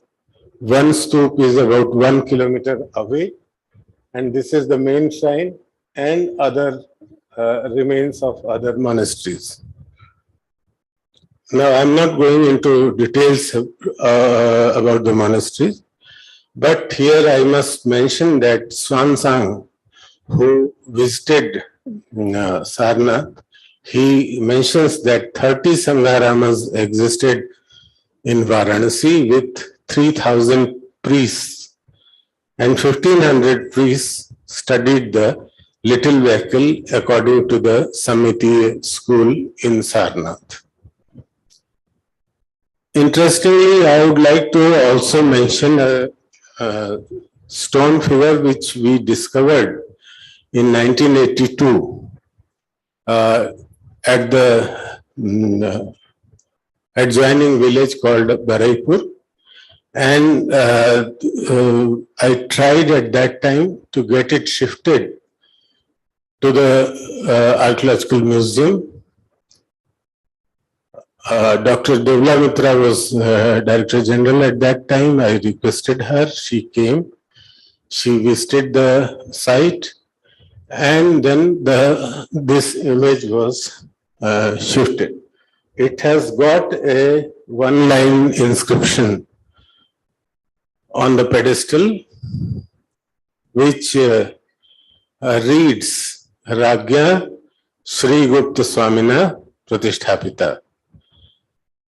Now, and some of the art critics have also examined it, and they feel that this sculpture must be of late Kushan and early Gupta age of Hariti. And here, if we accept that Sri Gupta Swamina Pratisthapita refers to King Sri Gupta, not Maharaja Dhiraj, but only Maharaj Sri Gupta. He is mentioned as Ragya. So Sri Gupta is also mentioned as Chelikito, the first Gupta, first ruler of Gupta dynasty, mentioned by Chinese traveler Yixing, to have established a monastery at a site which he mentions Milikia Sikya Pono. And Milikia Sikya Pono can be identified with Mrigashikhavan. That is another name of the Mrigadaya.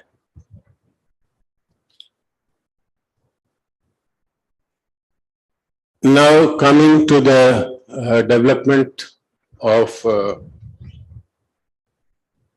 iconography of Buddha images, we know about the famous Gupta, mostly Gupta period sculptures, the monolithic sculpture at Bamiyan, which was demolished by the Taliban in 2000. Then some Gandhar sculptures, which are such sculptures are there in Indian Museum, in National Museum, in Chandigarh Museum, or in other museums at other places. And the famous Mathura Buddha, which is in the Darbar Hall.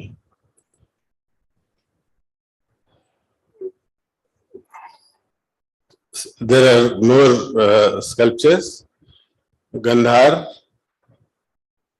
then Aichhatra Mathura, from Aichhatra also, the Kushan period Buddha or Bodhisattva sculptures have been found.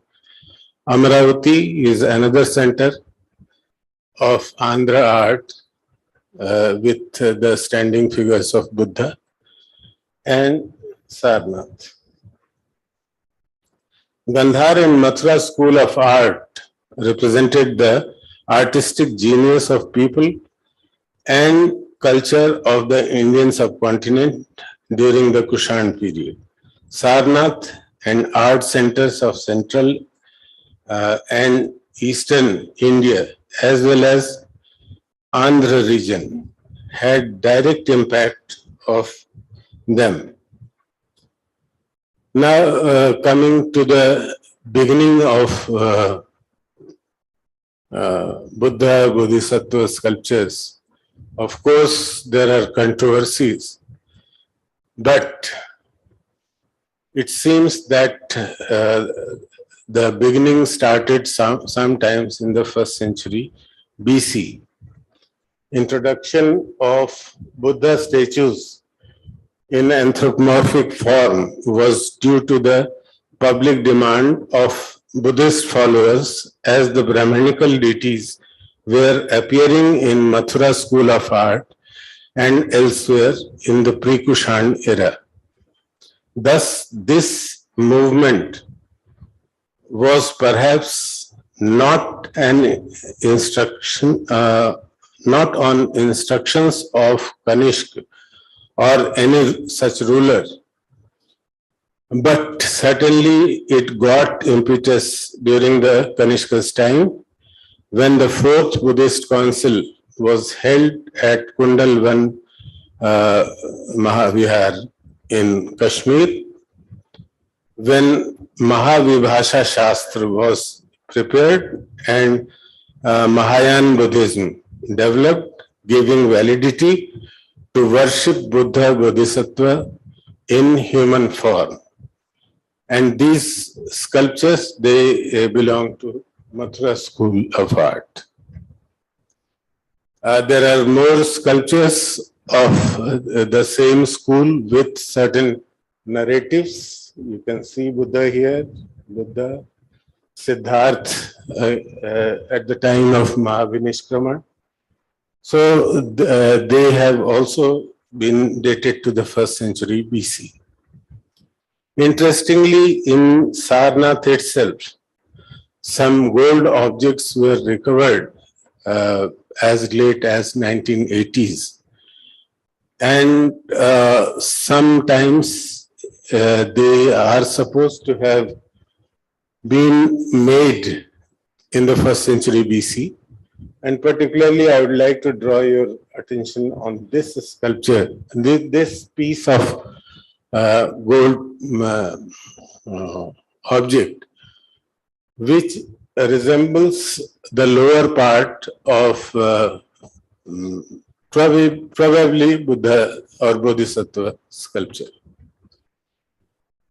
Now, Mathura Bodhisattvas, they were made in the style of Yaksha images. We have this, I think this is from Indian Museum and some from Mathura itself. Mathura Kushan sculptures of Kanishkira installed by Bhikshu Bal. So Bhikshu Bal was a monk who in the second year of his, who in the third year, second and third years of the reign of Kushan King Kanishk established one statue at Kaushambi and another at Sarnath. And these sculptures, they have inscriptions. It has here, inscription here, it has here also. And on the staff, which is behind the statue, it has got the inscription. Now, interestingly, in Sarnath, we have 3 sculptures which belong to the Gupta phase. The evidence of evolution of Buddha image at Sarnath in the 3 statues of Kushan age, Buddha or Bodhisattva figures, leading Sarnath to become a center of a separate school of art during the Gupta age. The first of them is the donation of Friar Bal in the 3rd year of Kanishk with a huge umbrella fixed on the column at the back, this one. And it has got inscription here on the back side also and on the staff also. And this huge umbrella was on the top of the staff. It seems that very shortly this must have been fallen. And this is interestingly in the red sandstone of Sarnath, red sandstone of Mathura. But these 2 figures are in the, not in the red sandstone of Mathura, but in the Chunar sandstone of buff color. And the interesting part is that these 2 statues, they were painted with red color.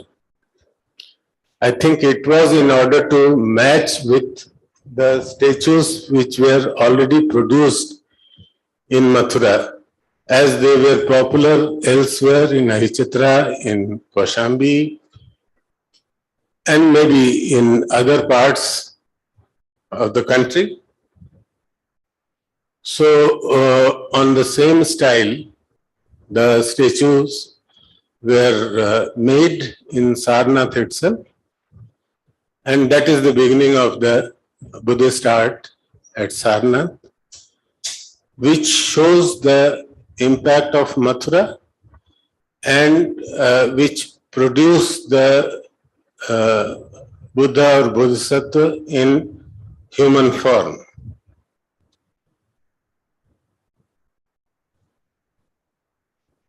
So now this was the introduction of Buddha figure to Sarnath during the Kushan rule, followed shortly by the making of two more Kushan images of Buddha in the same attitude, but in locally available Chunar buff sandstone.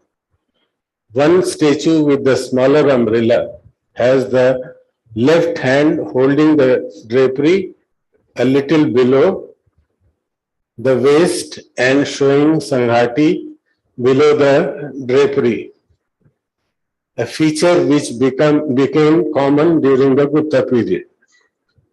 Both the headless sculptures were painted with red color to give impression to the masses that they are sculptures in the tradition established by the Mathura school.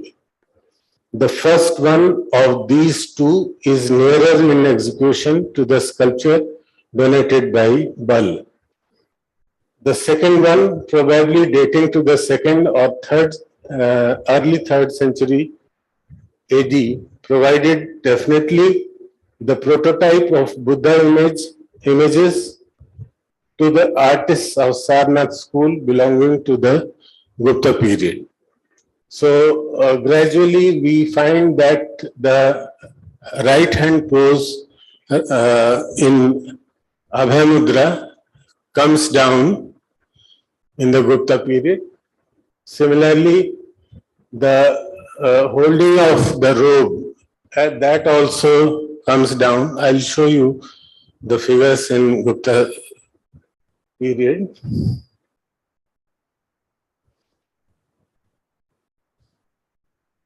And here you can see the Kushan figure as well as Gupta figure.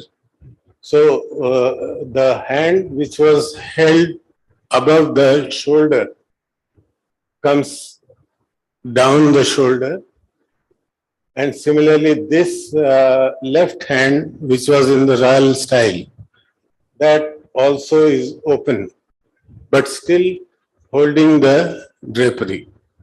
So this is the difference of Kushan style with Gupta style. The hollow on the back side, which is very much decorated, but here you can also see the umbrella, which instead of a very big one as in the Mathura sculpture, which was constructed at Sarnath, which was installed at Sarnath. This umbrella has been reduced in the size during the Gupta period, and it started being reduced in the Kushan period, and in the Gupta period it was further downsized. Now, though I have already told about the style of holding the drapery and etc. So I'm not going into those details once again. But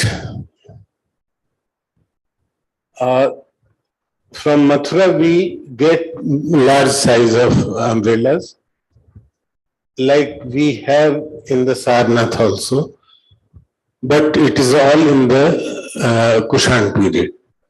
And in the Gupta period, instead of this, we have smaller umbrellas.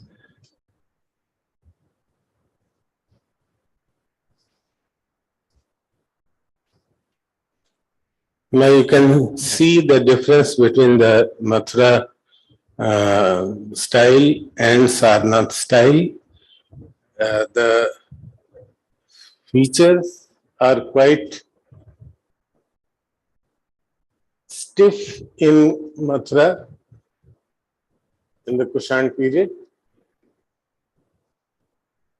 but in Sarnath Gupta period, they are more slender. And this style continued after the Gupta age, and this idiom is also found till about 12th century AD.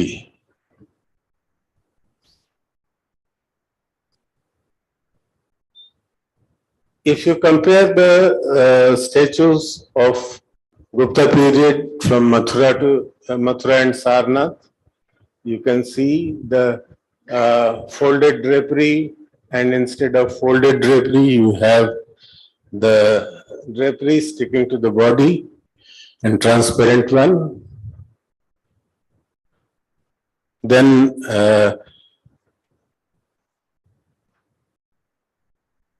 the Gupta period sculptures at Indian Museum, Kolkata, and they are from Sarnath. The typical Sarnath school is there. And there are live scenes of Buddha, sometimes 4 scenes, sometimes 8 scenes, which are depicted as Ashta Mahapratihari in such sculptures at Sarnath. The Sarnath school is significant because it shows the climax of Indian Buddhist art visible in sculptures from Sarnath with synthesis of earlier trends into classicism in Gupta period, that is 4th to 6th century CE. The art style inspired art of Buddhist world. Gupta images from Sarnath have the noble expression of Buddhist ideal of serenity and compassion. And in one of the slides of 1905 excavations, I had shown you the same Buddha statue, which is preserved in the Sarnath Archaeological Museum. There are certain features like forms of Buddha's body, the expression of his face, and the smile hovering over his lips suggest ultimate harmony, which had been achieved by the Enlightened One. The images have every aspect fashioned according to prescribed ideals of beauty and meaning. Some more comparisons. Again, during Gupta period in Mathura and in Sarnath, you can see the refinement which the Sarnath school produced after the Mathura sculptures. Some more features: the position of body, the hand gestures or mudras, and the attributes are all symbolical in nature and indicate which deity is represented and what qualities are associated with him. The sculptor remains confined to the prescribed manual, having head in oval shape, eyebrows like bow, eyelids resembling lotus flower, lips with the fullness of mango fruit, shoulders rounded like the trunk of an elephant, the waist like that of a lion, fingers like flowers, and the chever like transparent wet drapery. And some more sculptures. Now, I would like to mention here that how this impacted other art styles during the Gupta period. So we have a very large number of Gupta sculptures in red sandstone from Mathura area, from different sites in Mathura. But sometimes we have from Mathura the sculptures not in red sandstone but in buff sandstone. So buff sandstone definitely belongs to Chunar region, and it has been like in the Kushan period, the sculptures were transported from Mathura to Sarnath. During the Gupta period, when this particular style took place, the sculptures were also sent back in buff sandstone to Mathura. And we have these two examples from Govindnagar site in Mathura, and you can see the typical style of Sarnath art visible in these two sculptures, where the drapery is not folded and the figure also appears in the same manner as in Sarnath.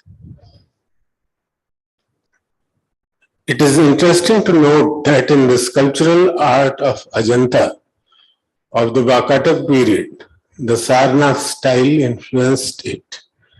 There are many instances of their impact noticed in the Buddhist art of Southeast Asia, Myanmar, Thailand, Java, and Cambodia.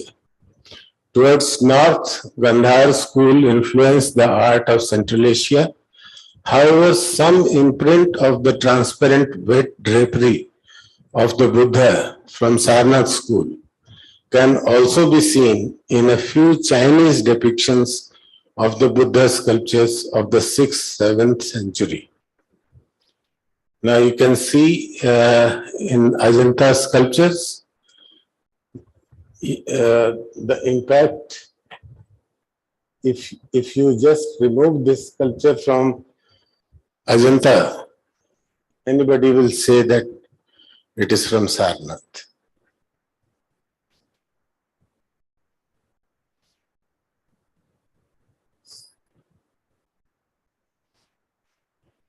Then there are impacts of which we can see in the stucco figure of Bodhisattva at Nalanda, 7th century, Sultanganj bronze Buddha, which is now in the Birmingham County Museum, 5th century. You can see the impacts of in the Pal art sometimes of 9th century, stone Buddha 9th century from Bogra, now in Bangladesh, and stone Buddha 9th, 10th century from Bihar, which is now in British Museum. Then impact can also be seen of the Sarnath school in Myanmar and in these two sculptures of 9th and 7th, 8th century from Thailand. Impacts are also visible in Java in the 8th century and 9th century in Borobudur in Indonesia. And interestingly, some sculptures which were made by the local artists in Cambodia in the 14th century, there is some impact of Sarnath school, and a grey limestone Buddha from China, which is in the Christie collection, New York, belonging to 6th, 7th century. It also doesn't have the folded drapery, and this impact seems to have went to China from the closer contacts from Sarnaths. Now, in view of the available evidences, it seems imperative to consider that gigantic and expressionless Kushan period Mathura Buddhas carved in spotted red sandstone and Gandhar Buddhas in Hellenistic tradition on greenish schist were transformed during Gupta age into graceful, elegant, and pleasing figures of the Buddha in his divine form, having slender body and delicate facial expressions of his inner compassionate nature, more conspicuously explicit in the art of Sarnath school. Thank you.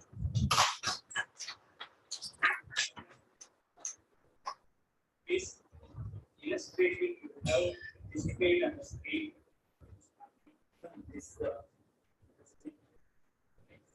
Yeah, it's not. Yeah, I'll provide them. Yeah.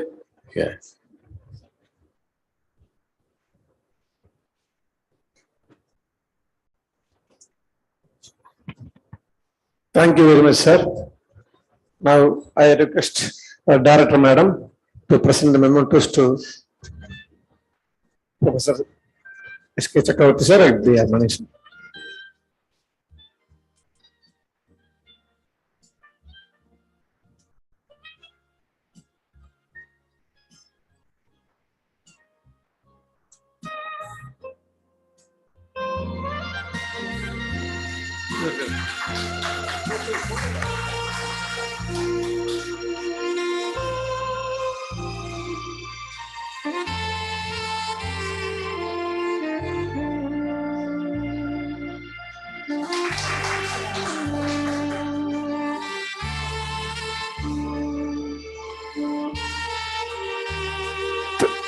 Thank you, sir. Thank you. Only a rich experience can make the gist out of everything, you know. That was the purport of the. And we begin the academic session. This is the first academic session.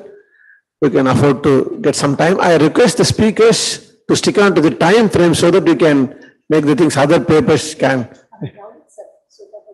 Yeah. And the chairperson for this first session is Professor Chudamani Nandagopal, and the speakers will be Dr. Kumud Kanitkar. She will be speaking on some regional Shaiva images, and the next one is Professor M.N. Tiwari, revisiting the unique open-air rock-cut carving of Dandavatarana of Mahabalipuram, and Mr. S.K. Chandan Kashyap, oxymoronic cultural practices, visual representation of Ishtalinga worship in the Agamoka temple, and we had discussion and concluding remarks. And the chairperson, Professor Chudamani Nandagopal, in fact, for all of us, needs no introduction. Still, Dr. Chudamani Nandagopal contributed on the cultural analysis, tangible and intangible cultural heritage, comparative analysis of Ramapatam. I request Professor Chudamani Nandagopal on the stage, please. Comparative analysis of Ramappa temple with all other styles of South Indian art and architecture, establish the cultural and human values in writing, the dossier for UNESCO World Heritage recognition, authored a well-researched and illustrated volume on Ramappa temple. She feels it is her humble service to our nation. Professor Chudamani Nandagopal, an internationally reputed art historian, author and academician, MA in sociology and MA in history and archaeology, a doctorate in history and archaeology, Mysore University. She was the first UK visiting Nehru Fellow at Victoria and Albert Museum, London, UNESCO Fellow in art history, UNSW Fellow at Sydney, ICHR Fellow for the study of Kalyana Chalukyam temples, and Tagore Senior National Fellow at National Museum, Delhi between 2019 and 21. Served earlier as academic head at Chitrakala Parishad and set up the Department of Art History at Bangalore University, academic head of IGNCA Bangalore, professor in cultural studies Manipal University, and retired as Dean School of Humanities and Social Sciences, Jain University, Bangalore. an acclaimed academician, visiting professor in numerous number of Indian and overseas universities and consultant to museums, guided 20 PhDs and 20 MPhil scholars. She has published 25 books of national importance like Arts and Crafts of the Indus Civilization, 3 volumes, Temple Treasures, Enactments of Rituals in Temple Tradition, Art of Image Making, Dance and Music in Temple Architecture, Rudrashwara Ramappa Temple for the crest jewel of Kakatiya heritage, to name a few. Recently, she received the prestigious Dhana Chintamani Attainable Lifetime Achievement Award from Government of Karnataka for her contribution to the field of art, history and culture. Recipient of Rukmini Arundel Award from Attendance Chanakya Award from Public Relations Council of India. Shastra Kaustubha, titled by renowned Ananya Institution, Bangalore in November 2021. She is the secretary of the S.R. Rao Memorial Foundation. Dr. Chudamani Nandagopal served Indian Art History Congress in different capacities since its inception, and presently the Vice President of Indian Art History Congress. And we are very happy to welcome you in our middle, madam. Please.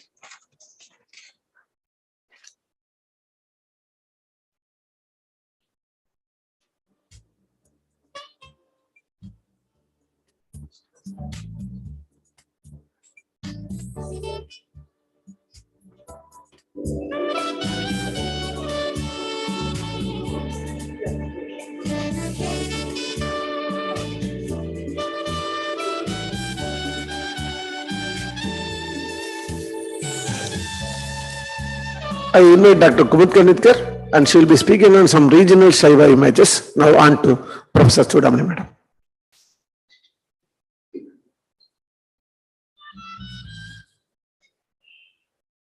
Namaskar. Very happy to start the first academic session after such an interesting presidential address by our Dr. Maniji. So now we have 3 papers in this session. Dr. Kumud Kanitkar will be presenting on some regional Shaiva images is her topic. I just want to introduce briefly about her. Dr. Kumud Kanitkar, PhD in chemistry, Universities of Massachusetts, 1970. Professor of chemistry, retired in 2004. After retirement, an independent researcher in Indology. She focuses on trying to understand the meaning conveyed through the sculptural scheme in an individual temple. Temples in Maharashtra, temple art as means of non-verbal mass communication, medieval temple art sculptures as markers of social history. 2013 book, Ambarnath Shivalaya, a monograph on temple of Shiva at Ambarnath, was awarded Iko Hirayama Prize 2013 by the Institut de France Academic Inscriptions and Letters, Paris. A book in Marathi followed in 2014. Her latest book is bilingual book on the Bhuleshwar temple near Yavat, that is in Maharashtra. So now I request Dr. Kumud Kanitkar ji to present. Would you like to sit and present? I think it will automatically end in 15 minutes because my knees will protest. So I will stick to the time. Yeah, fine. Okay. Fine. Thank you, Dr. Chudamani. I'm very happy to be here, and I'm going to deviate a little bit from the title where I said Shaiva images, dancing Shaiva images. Since then, I realized that some other things I need to highlight. So I'm going to talk about some other, and I just wanted to emphasize that iconography is the result of an attempt to give form to an abstract concept about divinity. So it has to change from region to region.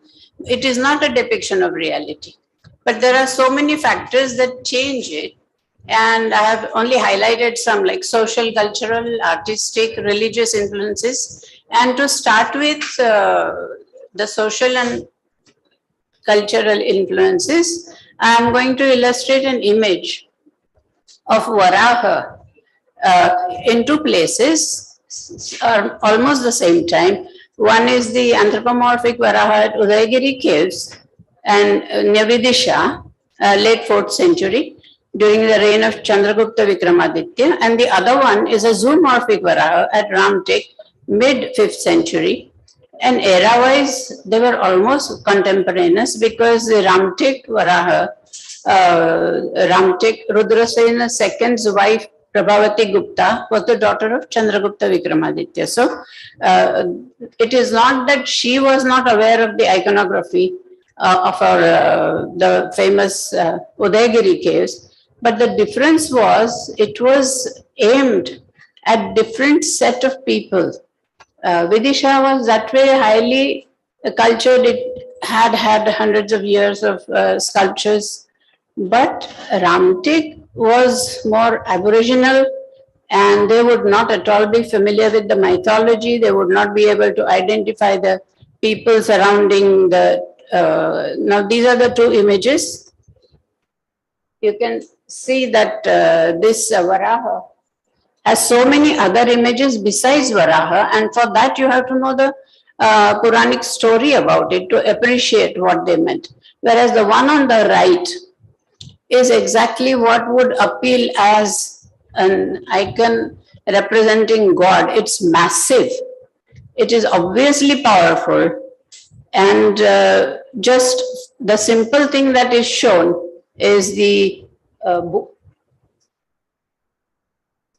remnants of the Bhudevi on its snout. And I have kept the arm of the man who accidentally happened to be there just to illustrate the size of the Varaha. And the distance was also not very large. So this was to illustrate how, depending upon whom you are addressing it for, whom you are making it for, you have to make it so that, as I said, it's a non-verbal means of mass communication. You want to convey something, you must express it in the language they would understand. That is, I think, fairly clearly shown in those two images. Next one is, again, I have put it in because I hadn't realized that I should put it in. It is a very unusual sculpture found at Sopara. Now, we're all familiar with the Gajalakshmi, Gajabhishekta Lakshmi.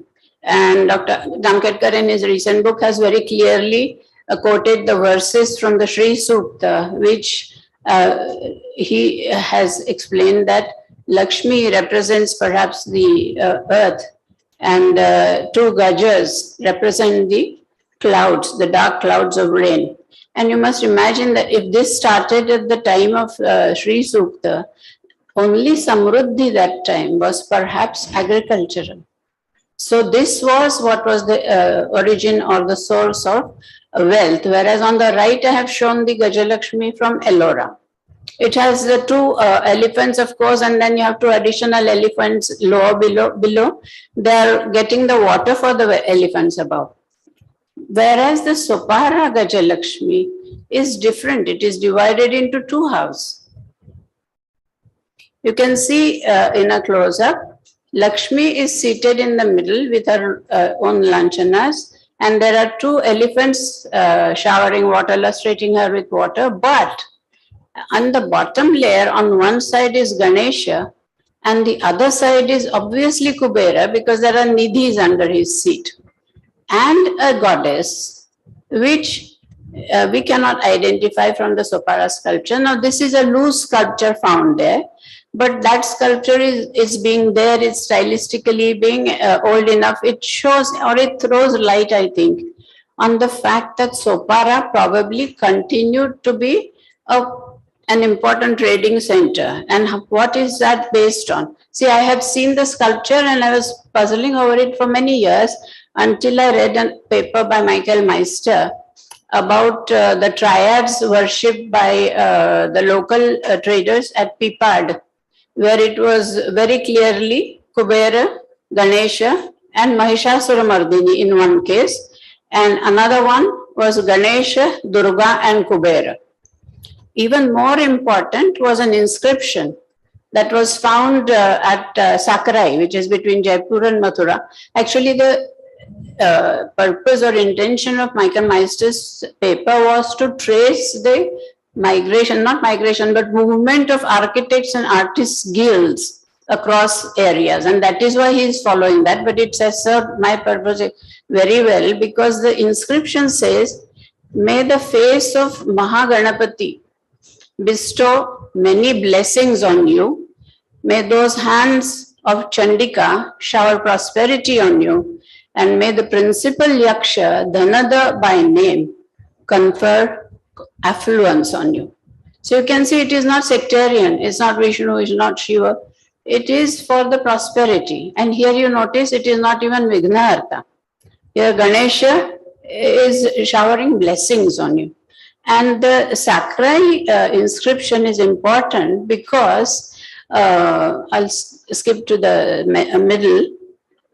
It was commissioned by a committee of 11 bankers. I'm calling them bankers because it says Shrestins. And when you go to Shobna Gokhale's work on Kaneri, he has classified the different types of grades of the traders. Those who were, the Nigamas, who were in the Nigamas, they were called Nigamas, and the ones, the other ones were called Vanijas, but the Sethis were the ones, Sethis in the sense the same as Shreshtin, are the ones who combine large-scale commerce and banking. So it is obvious that this particular triad was worshipped by the bankers, and the fact that that appears, and it also shows that when you move from one place to the other, like a palimpsest says, you do not discard what is already there. You carve on it or you add to it. So therefore, if you look at this, you can see that the Gajabhishekta Lakshmi has been kept, but the triad has also been added. So this is an example how the makers, the donors who finance the sculpture also influence, the region from which they came also influence. So now I come to the main topic of my presentation. That is the dancing image of Shiva. And just for this, I have recently, in the last 3-4 days, I personally gone to Chidambaram to take darshan of the Nataraja in the Garbhagruha, and also to Melkadambur, which is a very small temple. And although that Shiva image I'm going to talk about is not displayed normally, except on Pradosha between 1 hour before sunset, 1 hour after sunset. So I wasn't going to risk being pushed in the crowd, so I didn't wait for that. But the image of that is in the form of a poster, is there on the temple. What is the connection? I'm trying to, the third factor which modifies the imagery is the religious and theological influence, because I'm comparing the Shiva images in Ambarnath to those that are found in and listed in the book edited by Sudeepa about the Nataraja images of Bengal and that area. So how are they different?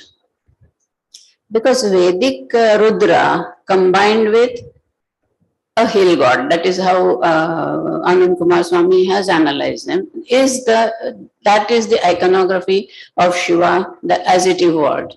And then there must have been some intrinsic qualities that were of Rudra, and there would be some of a god who is of the hill god. Now it is my just contention, I have no other proof for it, but the fact is we all know that Aborigines or the Adivasis love to dance. For them, music, swara is not as important as the rhythm. And so their god would hold something like a drum, like a damaru, not a regular drum, because his Vadakas are shown playing mridungas and everything, but that is a later development. I mean, those cultures are later, whereas this iconography or the concept must have developed when they were being assimilated in the rural areas, and therefore drum. Otherwise, I cannot think of some, I mean, there could be so many other type of instruments. You have Vilnadhara Dakshinamurti, but why the drum? It is only the tala. Of course, it is interpreted also as the time, but to me, that combined with the images you see in the Adivasi or Assam or Bengal sculptures are an indication that it is the hill god which is coming through. So, I'm talking about with reference to the Ambarnath Shivalaya. There, it was definitely built and conceived by Shaiva Siddhanta Acharyas. And for them, the concept of Sadashiva was explained in terms of the 3 sthitis and 5 gunas, but the 5 gunas were given, like in the Panchamukha Linga, Chaturmukha Linga, they were given qualities. So that north was Umavaktra or Vamadeva, south was Aghora or Bhairava. And I can, in Ambarnath, the Sapati has used the architecture. Therefore, it is not just the linga, but it's the whole temple. The Garbhagruha, if you look at it as the formless is in the sanctum.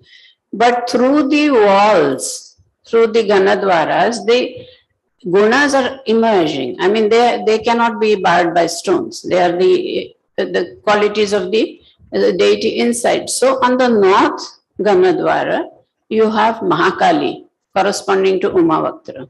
On the south Ganadwar, you have Gajantaka, which is a Samhara Murti. On the north Gavaksha, that means below where it is Mahakali, the above, which is slightly smaller, is Chamunda. But on the south, where Ganadwara has Gajantaka, Gavaksha has Natesha. And this is Natesha, it is not dancing on an Apasmara Purusha. It is dancing just for the joy of dancing. So therefore, there is a difference. That is my contention, that what is shown at Ambarnath, Shiva Natesha is only an aspect of Sadashiva, not like Chidambara Nataraja, who is everything all in. I mean, he is the complete Shiva. That is why he is in the Garbhagruha. He is worshipped as the entire thing. He is not Sadashiva. He is the complete image of Shiva. And this is the architecture that I mentioned. In the center, you have the Garbhagruha. And on the south side, you notice, is the Bhairava form, Aghora form, Gajantaka, Gajasuravadam, that is Gajantaka. And on the north, you have Umavaktra or Vamadeva, which is Mahakali. And on the east, you have Tatpurusha or Mahadeva. So this is what I'm saying, that this is in effect, if this were to be considered the linga, then these are the faces. These are equivalent to the faces, and this is why it is illustrating the Sadashiva aspect of Shiva through architecture, not just images. Images are of course there, but they are placed in such a way that they also complement with the directional aspect. This is the individual I have shown. The North Bhadra has Mahakali, and Gavaksha has Chamunda. Whereas in the South Bhadra, the Ganadwara is Gajasura Samhara Murti, and on the top you can see how simple that Natesha is just dancing. There is no Apasmara Purusha beneath his feet. Compare that to the Nataraja at Chidambaram. He is the complete representation of Shiva, not just an aspect of Sadashiva. And that is why you have the added Apasmara Purusha, those jwaras and so on. And everything is interpreted, that the raised left foot means something, the right foot means something, the hands mean something. But this is a difference. I mean, it is the same Shiva being expressed through iconography, but the Shaiva Siddhanta Acharyas at Ambarnath chose one way of showing it, whereas Chidambaram, Nataraja, it is shown in a different way. And now we come to the Assam, the images that are illustrated in the book I mentioned. This is an image from Assam State Museum. Now you notice that Shiva is dancing on top of the bull. Not only that, but you notice Nandi. His foot, he is also joining in the dance. It's not just a vehicle. This, to me, looks like a tribal concept that when everybody is together and everybody is dancing, why should the Nandi not be dancing? He is also dancing and he is looking in adoration at his master. And that is my interpretation. Similarly, this is another one. Here, regional, additional regional changes are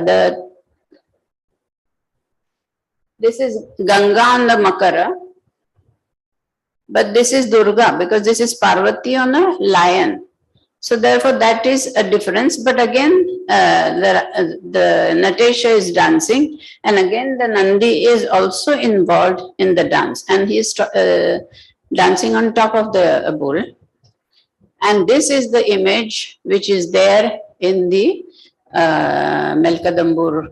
You can't see it, but you can look at it and you can see, for one thing, it is the image is in brass, which is actually the medium of the Cholas, but it is imagery is exactly like the one you see in Assam and Bengal.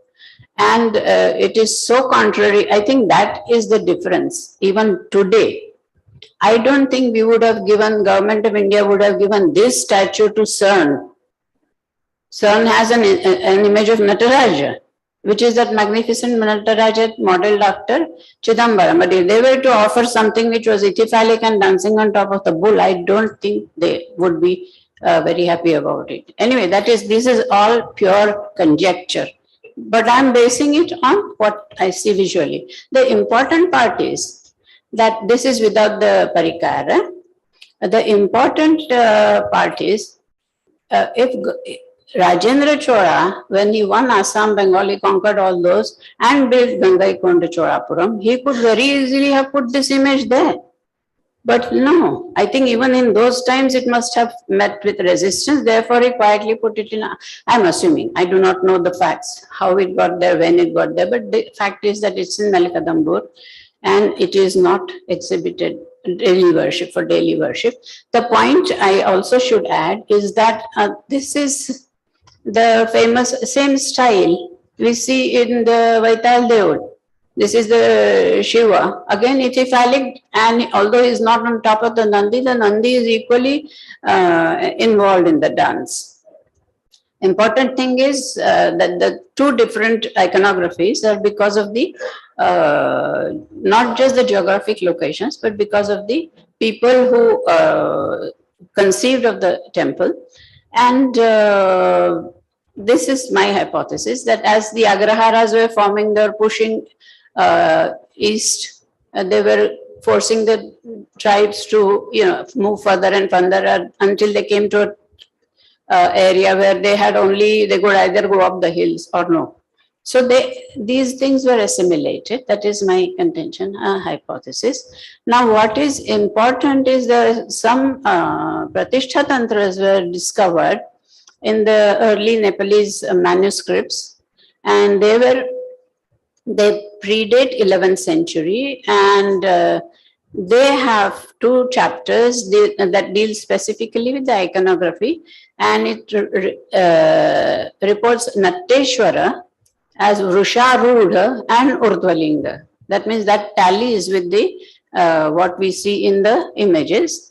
And there are also some inscribed small seals, and it's found there, where it is inscribed as Narteshwara Shiva. So my contention is that it is this that has caused the difference. Thank you.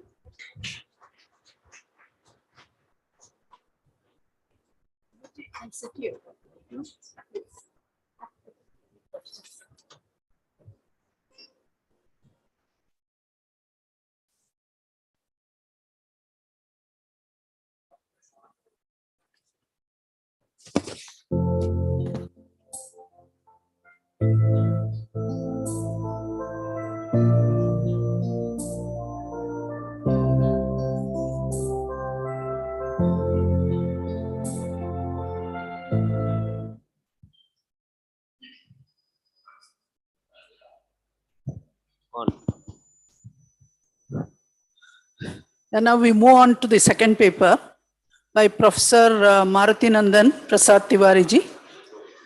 Tiwariji is known to every one of us, but just as a formality to introduce, I am doing that. So he headed the Department of History of Art, Banaras Hindu University for 3 terms, and after retirement, he has appointed as Professor Emeritus in the same department. His publications deal extensively with different aspects of Indian art and iconography, especially Jaina art. His books include Jaina Pratima Vignan and Elements of Jaina Iconography, Ambika and Jaina Art and Literature, Khajuraho Ka Jain Puratattva, and many more the books. And one is even Jaina Art and Architecture, first volume of Encyclopedia. So his academic pursuits and publications have brought several honors and awards to him. He was invited by the President of India, Rashtrapati Bhavan, twice by Dr. Shankar Dayal Sharma and Dr. K.R. Narayanan. He was awarded Acharya Narendra Deva Puraskar by Hindi Samsthan UP, Indira Gandhi National Raka Bhasha, Rajbhasha, I think there is a mistake, Rajbhasha Award, and Hemachandracharya Award. As recipient of Nehru Trust Fellowship, Dr. Tiwari worked in UK. He was invited and he delivered lectures, including keynote address at SOAS, University of Cardiff, UK, Nehru Centre, London, and Berlin. So presently, he is the Tagore National Fellow and Vice Chairman of Indian Art History Congress. So I welcome Professor Tiwari ji. Yeah, please.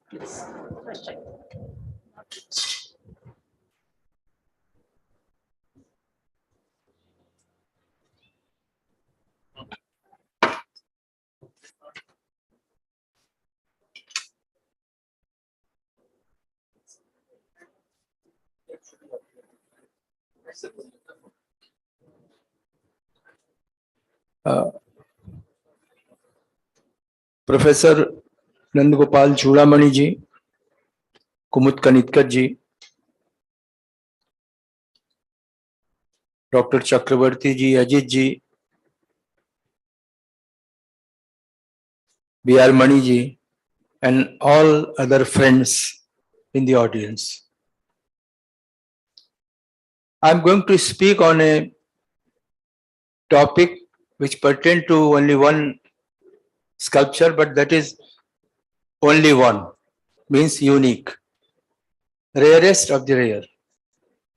And that is in Tamilnadu, Mahabalipuram. You all must have gone to see that. First, I would read out 1 or 2 pages, then I will directly go through the visuals.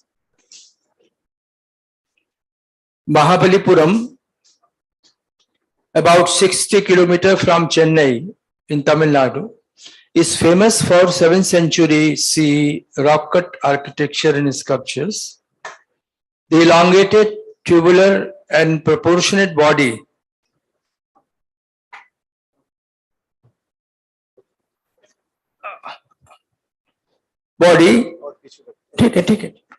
freer movement and natural depiction of animal world that has been praised like anything, unparalleled, are some of the landmarks of the Pallava sculptures of Mahabalipuram.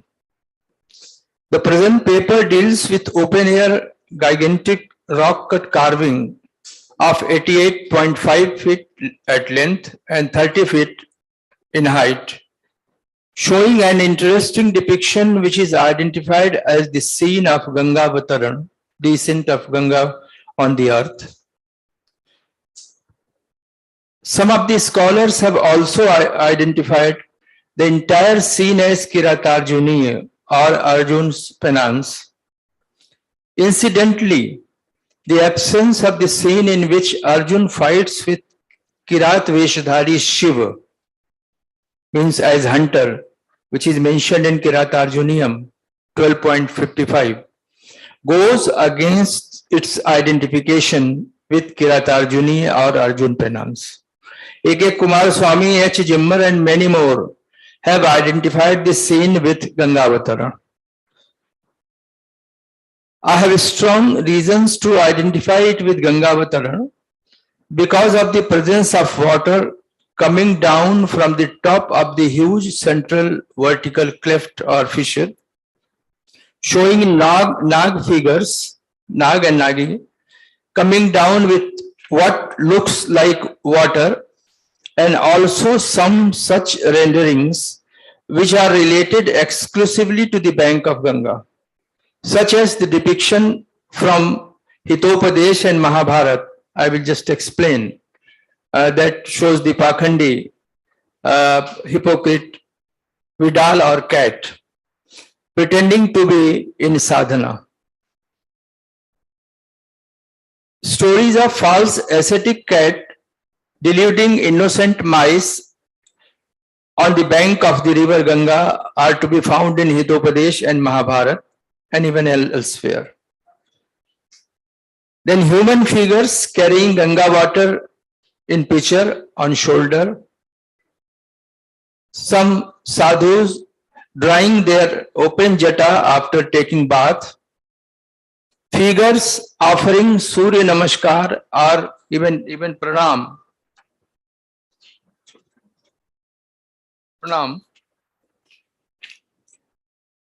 The whole scene represents the descent of Ganga, that is Gangavatara. Such activities on the bank of Ganga take place mainly in the morning hours of sunrise. The time has also been suggested. I will just show. Not only that it is the Ganga which is coming down, it is all the activity which is taking place on the bank of Ganga, but also it is the morning time that I will explain. Different parts or aspects of the mythological story have been accommodated in this panel with imagination and with reference to the context. We were talking of the context. All the figures are approaching or facing towards the fissure. There are बीच में है, आप imagine कर सकते हैं, आपने देखा हुआ है.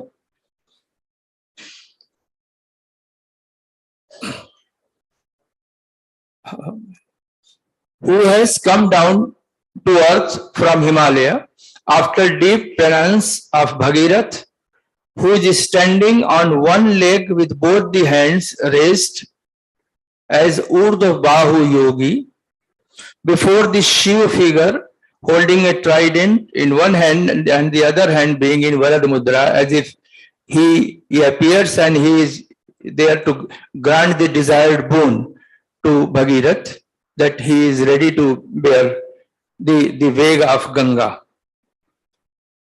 The figure of emaciated yogi or sadhu is undoubtedly of Bhagirath. All these figures have nothing to do with Kiratarjuni or Arjuna's tapasya, in which there is no mention of the presence of Ganga or any river. The entire depiction is so well composed to give silver background with clouds and mountains peak, which enhance the beauty of composition. The presence of animals like elephant, tiger, deer, monkey, cat, rat represent animal world, and all very naturally carved. And they were there. The movement of activity is also very natural. I will just show. The divine and semi-divine figures hovering in the sky, including the Gandharvas, Kinnaras with their spouses or Shaktis, are moving towards the fissure. All such flying figures, the divine being or the semi-divine being, they are moving towards the fissure, which is showing suggestive Gangavataran scene. To celebrate this auspicious occasion, the heavenly couples are shown as flying to behold the miracle of descent of Ganga on earth, which is excellent specimen of Pallav idiom of divine grace and beauty. One more interesting point is the water coming down from north and flowing towards south, from top north to south. This east, west. Now I will talk. What?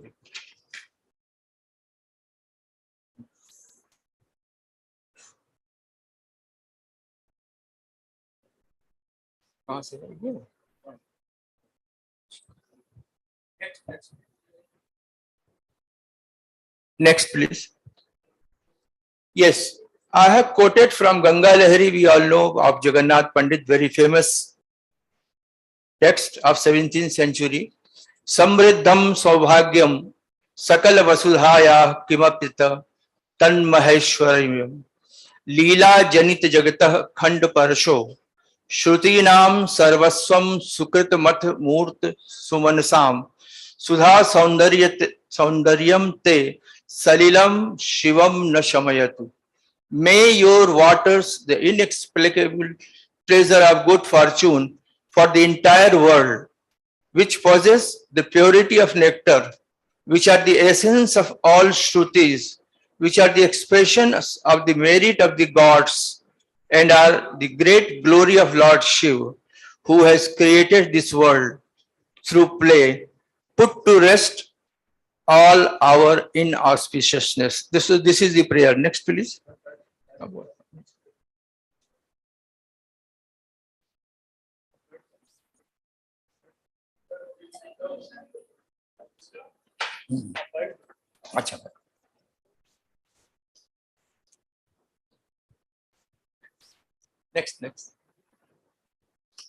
Next, I have read now.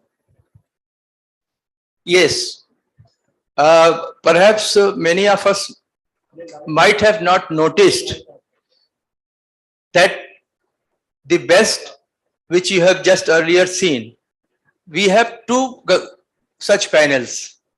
One is unfinished, and the same way you find the fissure, and all the divine and semi-divine beings hovering in the sky to celebrate the occasion, even the Kinnaris, Gandharvis. And next, please.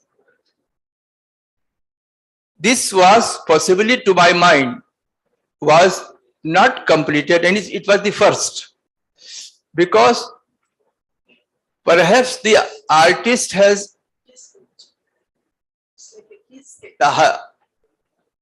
he has committed a mistake also.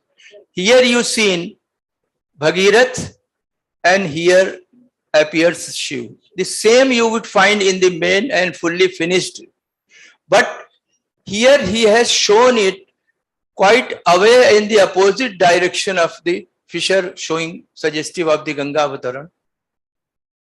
So might be that he has abandoned, maybe that it could have been the sketch or the trial carving, because it was going to be a very important and unique one. The artist also knew that what they are going to create at Mahabalipuram. Next, please. It is complete. The same what you have seen here, you see. So instead of being there, here you find Bhagirath, Urdhva, Shiva appears, and Varad Mudra is itself suggestive of, yes, now he is there to grant desired boon. Trishul is there, Shiva is there, and he is accompanied by 6 Gana figures. And at the top you find many divine and semi-divine beings, and one of them, it appears me to be, or maybe likely, that it is Surya, because this looks like an horse. The hollow is there, and then again the east direction, west, from north to south, and we can easily see that in the fissure you find the Nagi, as if they are coming down with the flowing water, and at below also a Nag figure is there. Another very important, you can see, yes, After bath, acha, next. After bath, he is just squeezing the water from the hair, carrying water, Ganga Jal in the pitcher, offering pranam to directed towards this side, and this is Surya Namaskar. And more interesting, what we find in Hitopadesh and Mahabharata is that, acha, next.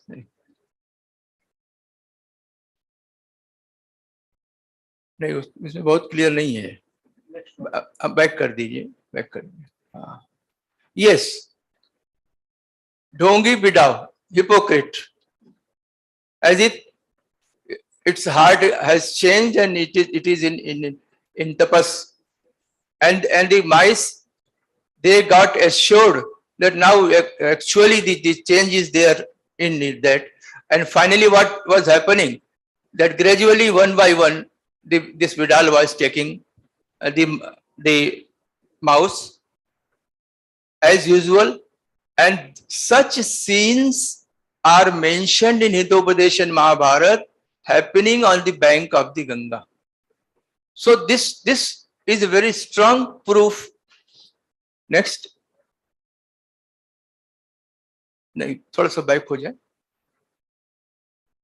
Shanti ji, back और back, नहीं और back. Yes. The group of animals, you just see, anatomically speaking, every Kumaraswamy and many scholars has words, and they said that the animal representation excel all other art styles. You just see elephant, and also they have followed the nature. Elephant never moves alone, in group. You just see, and with baby elephants. Here you see the deer, and deer, what it is doing? It is touching its nose, which is a very natural pose for a deer. So very natural depiction is there, monkey is there. So all the animal world is there, the divine, semi-divine are there. And another supporting thing is that here is a Shiv temple, very natural, that there will be a Shiv temple on the bank of river Ganga, and the rishis are there, 1, 2, 3, 4. So whatever we see that it is the Ganga Avatarana, it is the morning hour when all such activities take place on the bank of Ganga. So even artist has suggested not only the silver background, not only the rejoicing figures of the divine and semi-divine beings, animal world, also what sort of activities goes on early in the morning, and with what we find in the traditional texts like Hitopadesh and Mahabharata of the Katha of the hypocrite Vidal or he cat and the mice. Next. Yes, rishis are there. Shiva temple in Dravid style. Next. The animal world. Next. Yes, you see. Wonderful. Just a few days back, there was a discussion to give an elephant idea of the best elephant figure, and then out of hundreds and depiction, this was selected to be the best. Next. Yes. So it is the rarest of rare depiction of Ganga Avatarana, suggesting all sorts of religious activities taking place on the bank of Ganga in the morning hour, So time has also been suggested. Sun could be seen at the top with the horse. So this is something new I have tried to point out. And we find a number of other sculptures pertaining to Ganga Avatar. It is from Kailash temple, Ellora. You see, wonderful. Shiv is taking the flow of Ganga water in his open jata.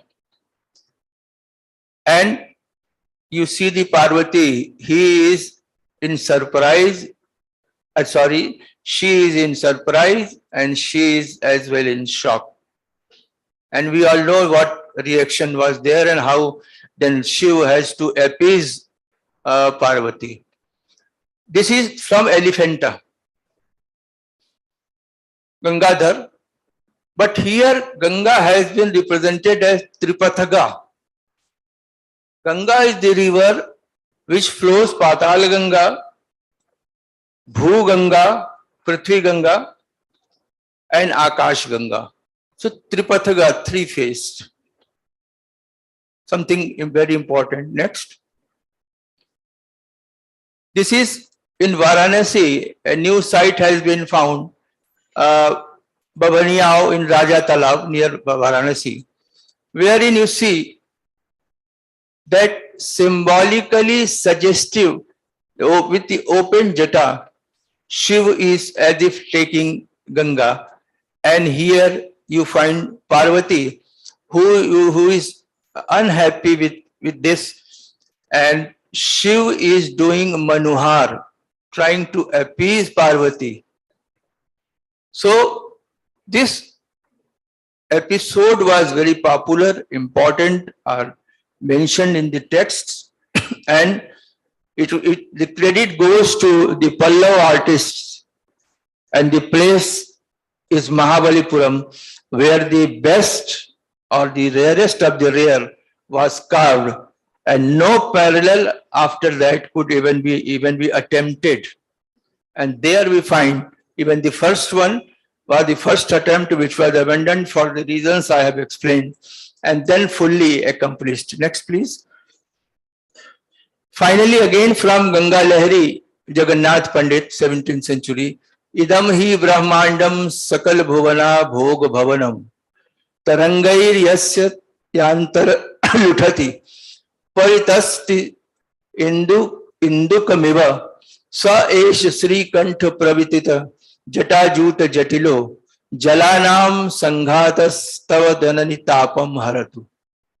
O mother, may the collection of your waters long existing within the matted hair of Shiva, in the interior of whose hair the egg of Brahmand, that houses the totality of all the 14 worlds, and which flows in all directions by the waves, remove our suffering. This is the prayer. So, Kashi, Ganga, Pallav, extreme south, Mahabalipuram.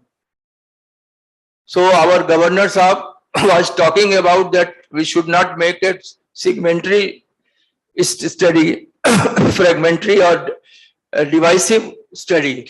Here comes the holistic perspective that Ganga is there, Kashi is there, text is there, and Tamilnadu is there, and we know that is still in South India, especially Tamil Nadu. People wish that at least once in life they could visit Kashi and take bath in Ganga. With this, thank you very much.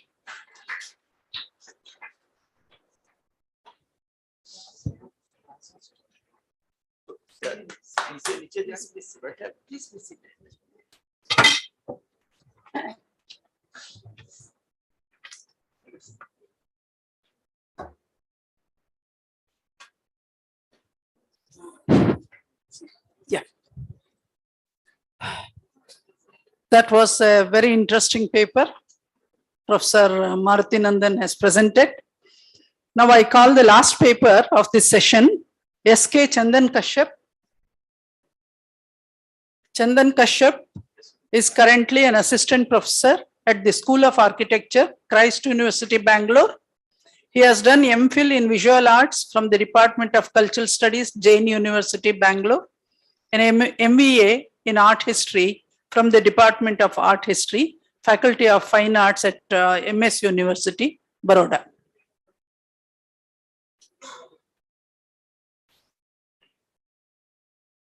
Yeah. Would you present? Yeah, please.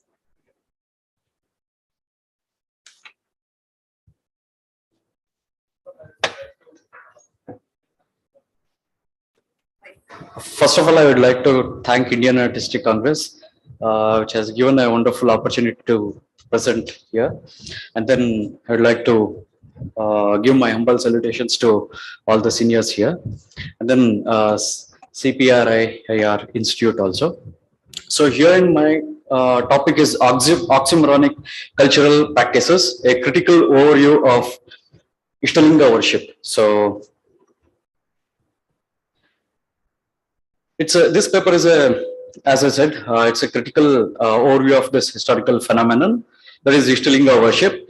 And then Ishtalinga itself is a simple sacred round form as it is visible here, like this way. It's a simple round form. Okay, so that is tied to a piece of cloth worn by Shiva Sharanas, as it is visible in this representation. So all of these Shiva Sharanas are wearing it in their neck. So today this Ishtalinga worship practice is visible in entire Karnataka state.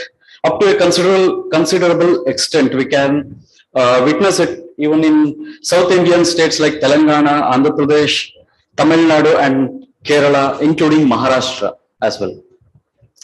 It propagated egalitarian values in terms of social, cultural and religious practices. So this paper informs how the concept of Ishtalinga was different from Agamokta practices. That's the first thing. And then this paper inquires how the religious practices based on this historical movement, that is Basava Kalyana movement, that I am about to talk. So it blended with the Vedic Agamic affiliated practices. So this paper also traces the causes for this synthesis and then the impact of this synthesis as well. So that's the aim of this paper. So the agamic concept of Shivalinga, as it is well known to us, even Shilpa Shastras also deliberates on this.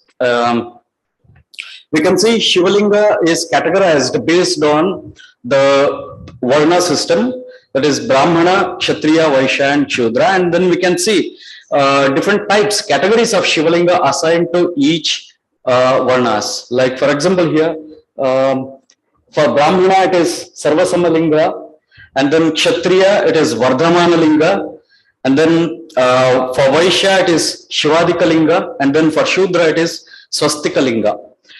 Furthermore, if you check with the religious texts like this, Kashyapa Shilpa Shastra is one among them that bestows Brahmana with the legacy over all the lingas.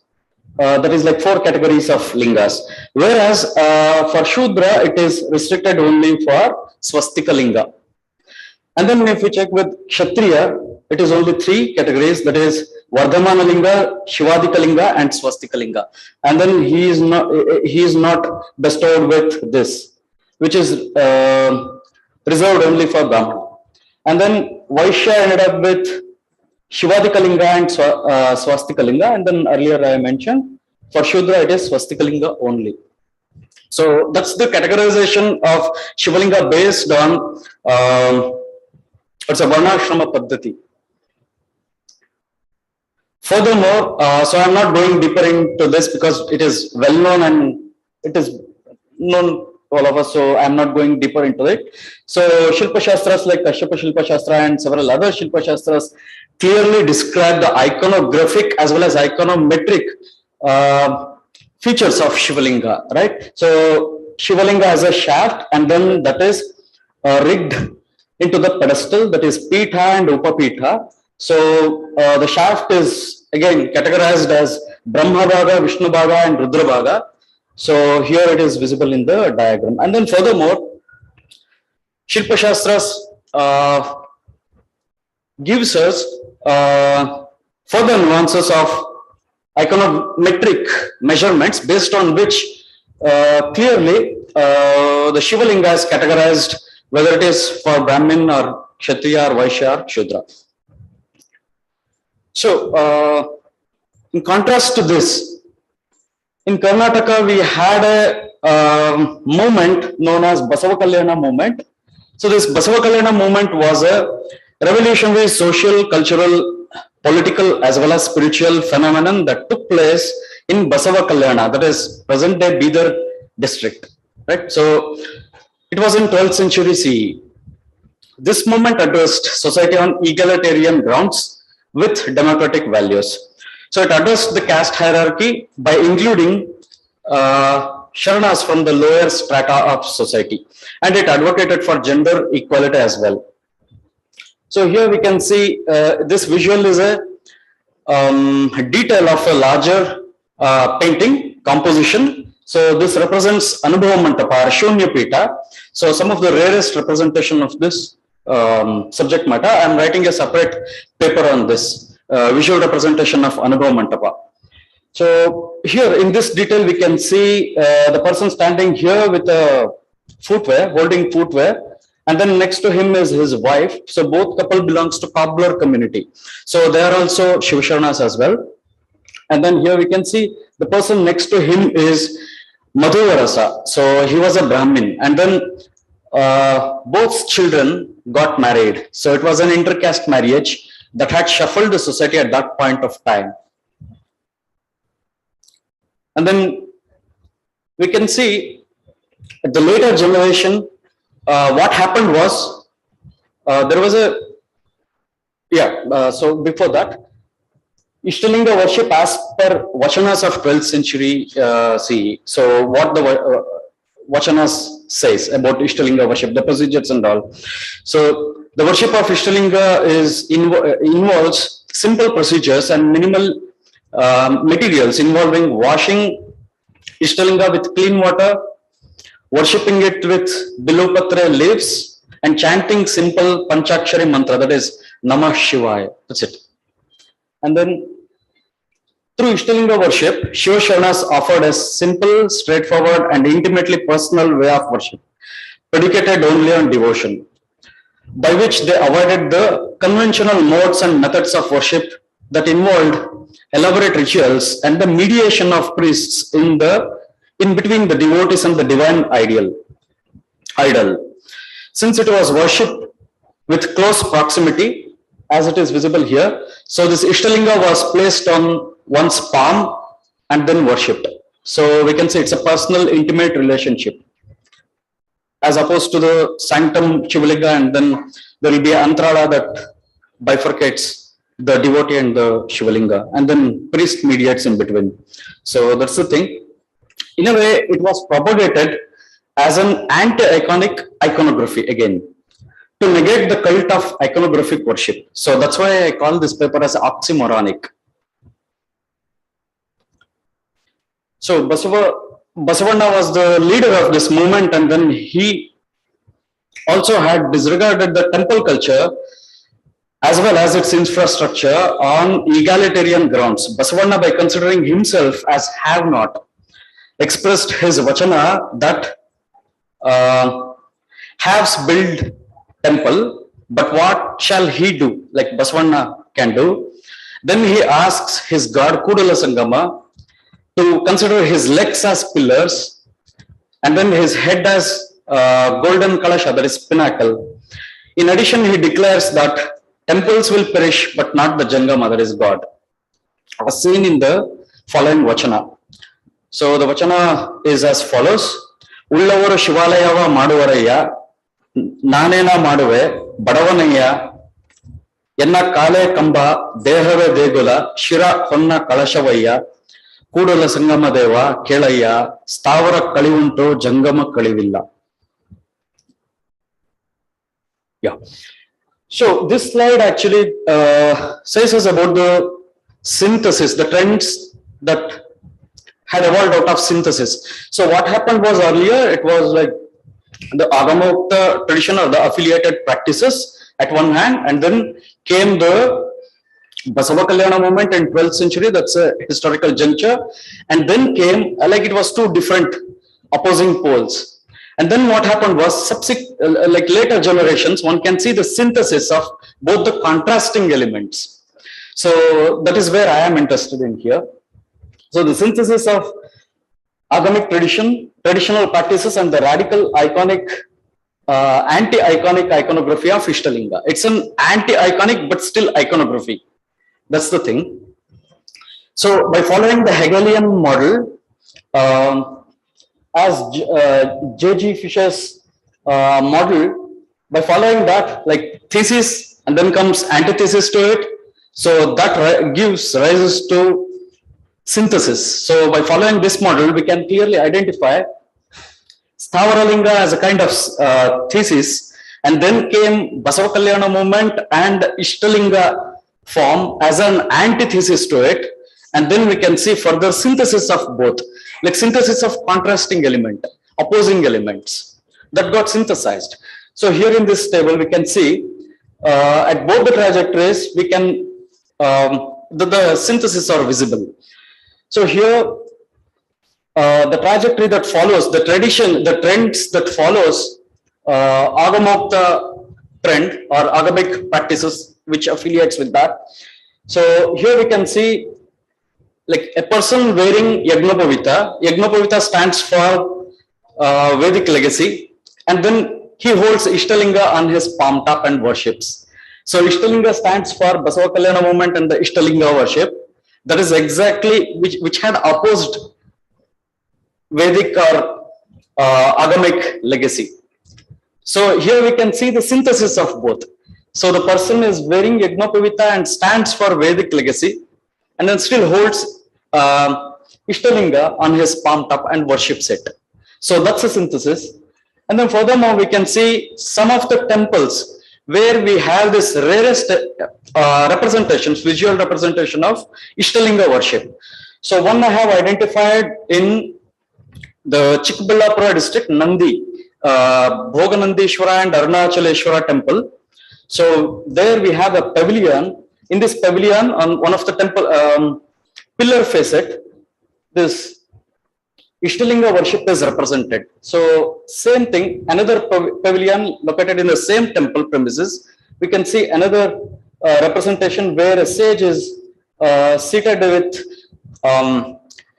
yoga bandi, that is the yogic belt which is worn, which represents he is meditating, and then he holds again Ishtalinga on his palm and then do archana, that is like singing, worshipping it. So it's an it's an agamic way of worshipping, but synthesized with the worshipping of Ishtalinga, to worship Ishtalinga. Okay, so once again, that's the detailed image here. So we can see the Yagnopavita and then Ishtalinga. So here also, once again, Ishtalinga. Here also we can see the person worshipping Ishtalinga. So that's the synthesis that we can witness in at one end. At another end, we can see the people who had the legacy of Basava Kalyana movement. The people who are the descendants of Basava Kalyana movement, they also had several impact that they received. One of the major thing is the form of Ishtalinga itself got modified. In the sense, earlier, if you check with the original form of Ishtalinga, that was a solid round form. Even in Vachanas, they say Ishtalinga is a form of Akhanda Gola. Akhanda means it is undivisible, so indivisible whole. So that was the concept. But later what happened was a miniature version of Sthavaralinga was treated with this paste. So this paste is, this black paste is out of cow dung ash mixed with oil. So that paste was treated here, so used for this treatment. And then thus the form of this Gola, Ishtalinga Gola is formed. So this is known as Kanti Kattadu in Kannada, and then nowadays it has become Kante Kattadu. So that's the process, like how they make it. So that's the major modification. Earlier, there was no Sthawaralinga or the miniature representation of Sthawaralinga inside, which was basically to oppose that. But later what happened was, a miniature Sthawaralinga itself is hidden inside the Ishtalinga itself. So it embodies it. So that's the major synthesis what has happened. So now what we practice is this. So as a form of Ishtalinga.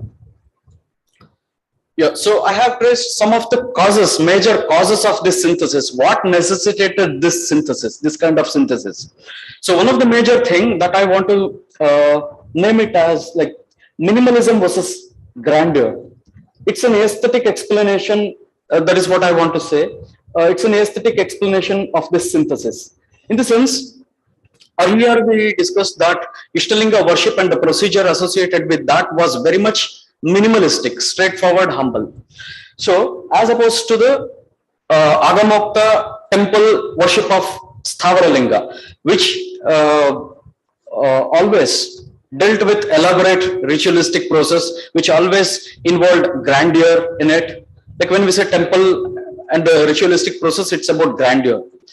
So here, that's the thing. So when we look at the trends that synthesized, so they rejected the minimalism and then they adopted the grandeur to it.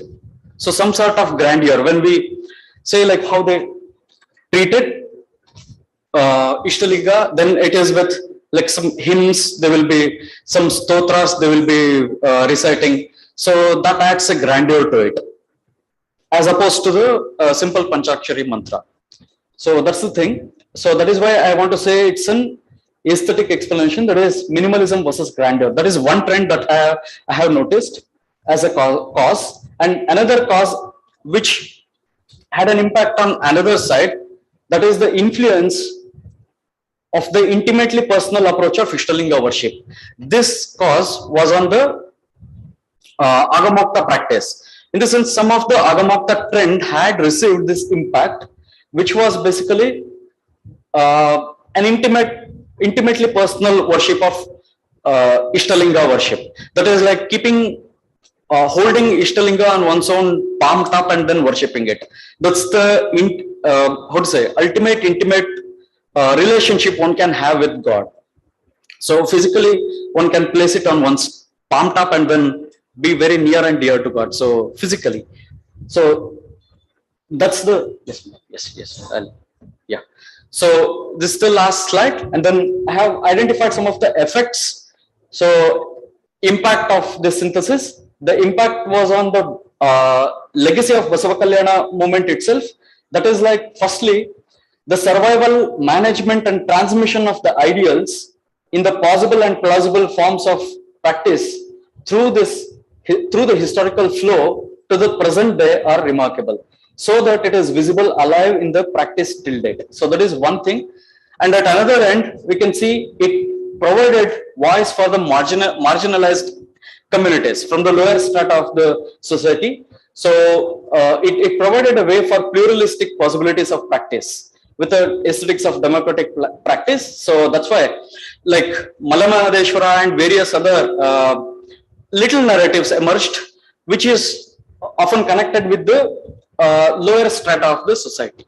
So as opposed to the grand narrative of the mainstream religious trends. So thank you very much. So that's my image reference. This is my reference. These are my references.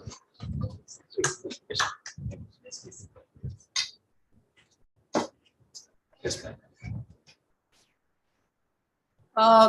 I think we won't take questions. It's getting late. So we'll just give the concluding, I won't take much time, just few minutes. All the three papers, the two are seniors and the third one is our Chandan, who did his MPhil while I was the dean and he worked with us in Jain University. So he's known to me.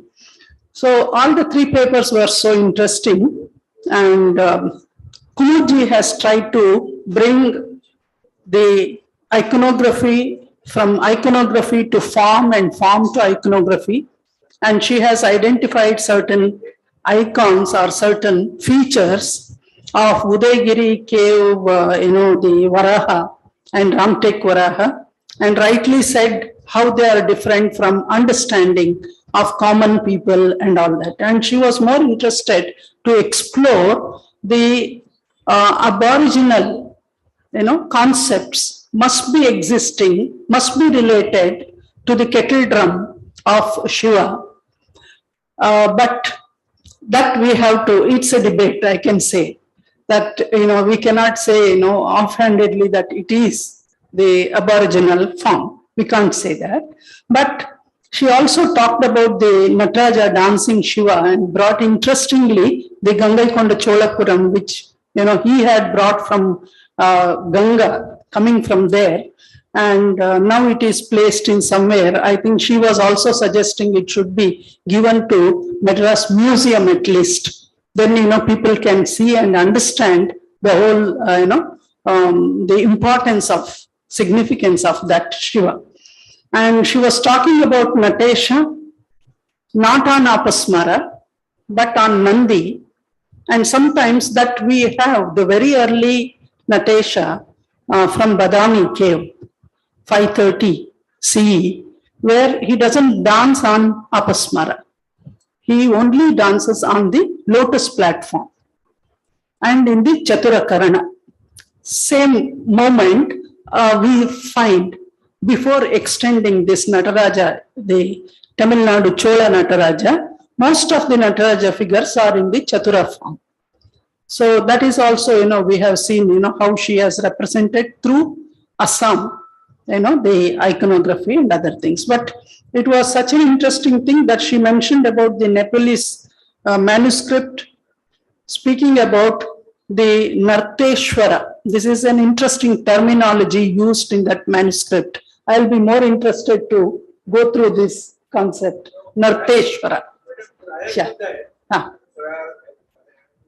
Coming from Bangladesh, but the Sadi has mentioned that there is no Shabda. Yeah, Narteshwara. Okay. And all of you know that, this Nataraja was not a common term. It has come very late. It used to be Natesha or Nritya Shiva, Nartana Shiva.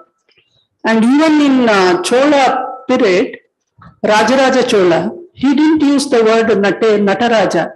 He called it as Adavallavan. He is the one who knows to dance. And it was such a fascinating thing for him, very personal. So he called it very, fonding, with fondness, he called it as Adavallavan. Later, this Nataraja as a concept and as an iconography has been, originally it was from Chola's time, that is Rajaraja's time. And later, now when dance became so important as, proscene, coming to the proscene, they wanted something to be placed on the stage, and Nataraja became the important, significant on the stage. So that was an interesting paper from Kumudji. I think when it is published, it will be very interesting. And Tiwariji's paper, rarest of the sculpture. Everyone have to agree. This is the largest sculptural panel, I think third in the world, and that too on the rock cut. Nowhere we find, even the two what we have as the largest in the Western art perspective, they are not from rock cut, kind of sculptures. So this is a very, very important from the art historical perspective. And we all know that, earlier, very early, it has been called as Kiratarjuniya, and later it was discarded and mentioned as Gangavatarana. And what is interesting is, Marutiji, coming from the land of Ganga, every day he sees what happens on the Ganga in Varanasi. From there, he comes here and explores Ganga in Mahabalipuram, Tamil Nadu. That is what is India, Our country is having that cord of continuity and that cord of spirituality, what governor was mentioning it in the morning, we could see that cord, such strong cord, and he has explained every bit of it. I wish that young scholars here, see, we are all, you can brand us as senior scholars. We may do good job sometimes, we may, may not be able to do due to some other reasons. But youngsters, this is the case study, the best case study Maruti Nandanji has presented. How you should look at this sculpture. You have to see from textual perspective, socio-cultural perspective, symbolism, go to the idiom of the time and aspirations of the people. And what is today? What is the continuity today of that sculpture? So all that, as a case study, you have to take even a small panel, you must study such details. Take large panel, do such study. So India is rich with so much of sculptural panels. So the iconography is another great subject. As much as we explore, we will be getting new things. So Maruthiji's paper was so interesting, and this is for young scholars to follow this path of what he has presented today. And Chandan Kashyap, his paper on Ishtalinga. See, in Karnataka, Tamilnadu, and Andhra Pradesh, this keeping the linga in the hand and worshipping by some communities, particularly after Veera Shaiva movement, we know that, how intimate their worship. And the whole world, entire spirituality is in their palm. So with that concept, with that understanding, they will worship in the morning. So he very clearly, he has brought out the synthesis and the causes and how it was like, Stavara to the Jangamalinga, that is this small, handy linga in his hand and worshipping. So Aradhana pervades everything. Aradhana is the concept which comes from the Vedic times onwards. Even today, you are pleased when you do the Aradhana in any way, so many ways. Our people have given us the directions, and all the three papers, I really congratulate all of you, and I look forward for further deliberations. And thank you for giving me this opportunity to chair the session. Thank you, Dr. Nandita. Now I request Professor Chudamani Madam to honor the speakers. To begin with, Dr. Kumud Kanikar Madam.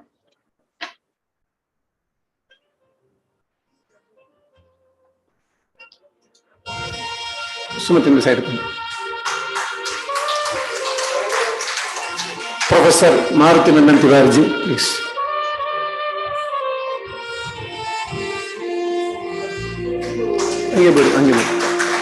Mr. S.K. Chandan Kashyap.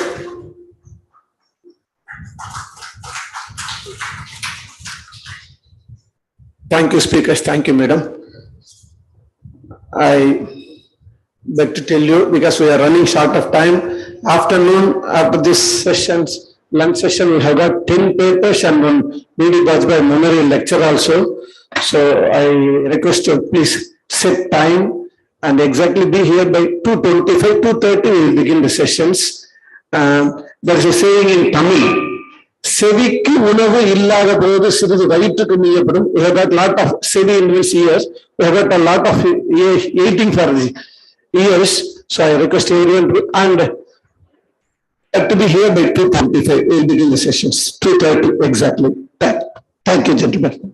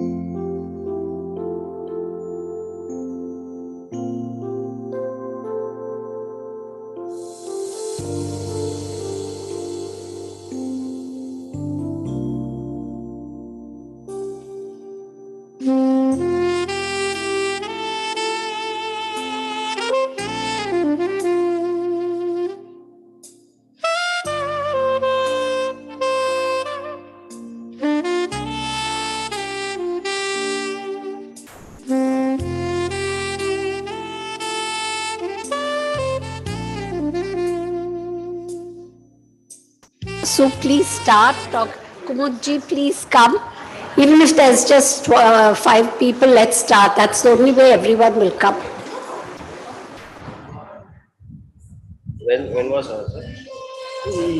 Second, no? This one, right? Shekaji ke baad mein. Okay. Have this. No, she will start now. I will load it later.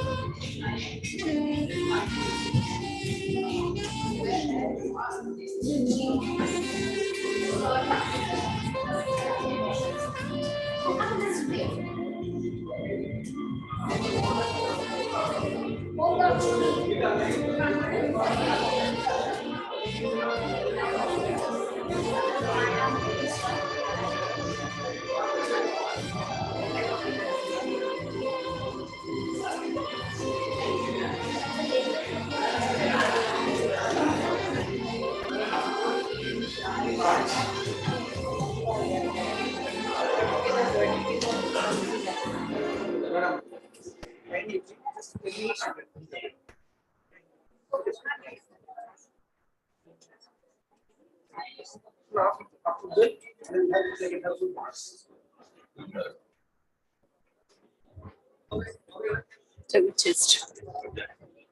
just down there. Okay. Okay. So first one. But it is not coming.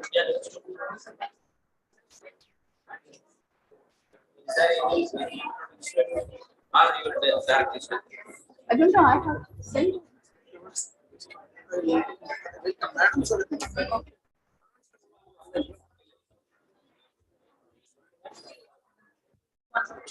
Yes, note this.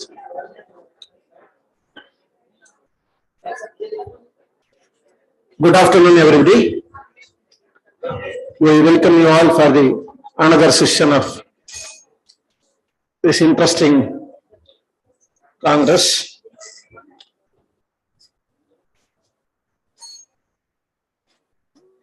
Madam Dr. Kumud Kanitkar, Madam, will be the chairperson for these sessions. We have got 5 speakers here. Dr. Durga Basu, Dr. Preeta Nair, Dr. KD Banerjee, Dr. Shanti Swarup Sinha, and Professor Chakravarti Ji, S.K. Chakravarti Ji. And after the session, we have got 5 more papers. And I beg to inform you that when 10 minutes are over, there will be a bell. And after that, within 2 minutes, you can conclude the sessions so that you can save the time because we are running short of time. And Dr. Kumud Kanitkar, already morning we had the introduction about her, did her chemistry, everything. We had a very interesting paper this morning. So I'm not taking much time of introducing the chairperson. We welcome her here. And she will introduce the speakers, in fact. And with this introduction, I give the chair to mic to Madam, and she will be starting her proceedings. Yes. Thank you, Madam.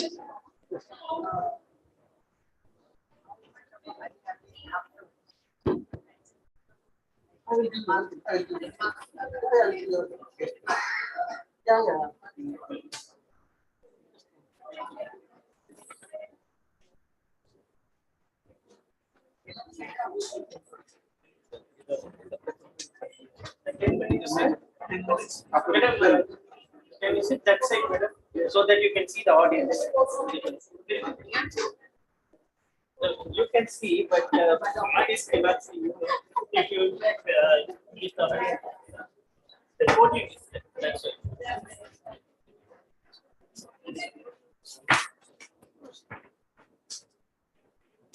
Sorry.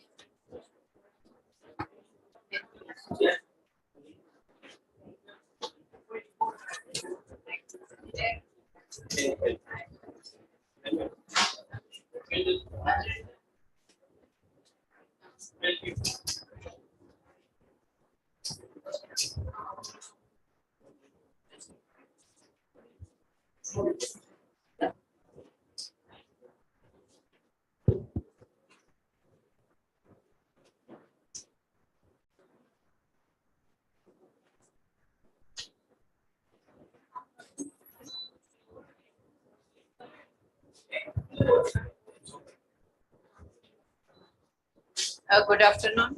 We are supposed to start. We were supposed to start 10 minutes ago, so I'm kind of going to. Check. Good afternoon. We are starting this session. Already we are late, so I'm going to sort of briefly introduce the speakers. Dr. Durga Basu is the next speaker. She is a senior fellow of the Indian Council for Social Science Research, and she was former professor and head of the Department of Archaeology at the University of Calcutta. Presently, she is the director of Institute of Business Management and Research, Calcutta, and also president of the Society for Heritage, Archaeology and Management. She is also the vice president of the Kolkata Society. Lights, please. Calcutta Society for the Asian Studies, and she is the former director of excavations of Kankandigi, West Bengal in 2014 and 15. She is specialized in Buddhist studies, historical archaeology, and Indian art and architecture. So, Dr. Durga Basu, please. Respected Chairperson, Dr. Kumud Kanikarji, distinguished scholars and friends. My paper entitles, please light please. Just a little. My paper entitles Iconography of Jambhala, the Buddhist deity. Iconography of Jambhala, the Buddhist deity of wealth and regional development. Before I start, I would like to mention a remark made by Alice Getty in 1914 regarding the images of Buddhist deities. I quote, "To the uninitiated, the images of these deities are only valued as works of art or as grotesque curious with their various heads and many arms. But to the initiated, apart from their artistic merit, they furnish an almost inexhaustible fund for study and research." Unquote. Last 100 years, some commendable works on iconography of both major and Buddhist deities, minor deities, have been done. But the significance of some tutelary deities having distinct iconographic characteristics worshipped in a particular region has not been highlighted much, though these tutelary deities had a deep influence on the socio-religious life of Indian people. Now, today I would like to discuss a particular deity who is absolutely a tutelary deity or the protector deity, and he is very popular in Buddhist pantheon. Now, the Jambhala is a tutelary deity who is undoubtedly a Buddhist counterpart of Kubera, Vaishravana, holds a unique position in Buddhist pantheon. He has been considered as a god of wealth, and like Kubera, he presides over the domain of riches, and as bestower of riches, he became very popular among the Buddhist people. In Eastern India, especially Bihar, Odisha, West Bengal, a number of Jambhala images have been discovered. The sites like Nalanda, Rajgir, Tilhara in Bihar, Ratnagiri in Odisha, and even the Itkori, very recently discovered in Jharkhand region, and from the coastal belt of West Bengal, a number of Jambhala images have been discovered. These images mostly belong to the early medieval period. Majority of these images have been collected from the monastic sites, indicating that the god of wealth was largely installed as a protector or guardian deity of the monastery. Jambala has several forms with distinct iconographic features as enumerated by the sadhanas. In the sadhanas, at least 15 sadhanas have described the iconographic features and his dhyanas. According to the sadhana, Jambala should be of golden color, big or pot-bellied, with a citron in the right hand and a she mongoose in the left hand. Mongoose is often seen vomiting the jewels. The sadhanas also described a form of god with 3 faces and 6 hands. In this form, he embraces his consort Vasudhara by his left hand. Actually, it is a Jobjum form of this deity, but in particular, I am highlighting a particular region, especially Eastern India, but in Eastern India, we do not find any such form that Jambala in his Jobjum form. Now, in another form, we find from this text that, and he is known as Vaisho Jambala, who is said to confer all prosperities, to destroy ills, to promote happiness, and to remove diseases of the devotees. According to the sadhana, Jambala has been emanated from Dhani Buddhas, either from Ratnashambhava or from Akshabam. And now, as an emanation of Ratnashambhava, he closely embraces his consort, that is in Jobjum form of the deity. Some sadhana describes also in his Uchchasma or terrific form.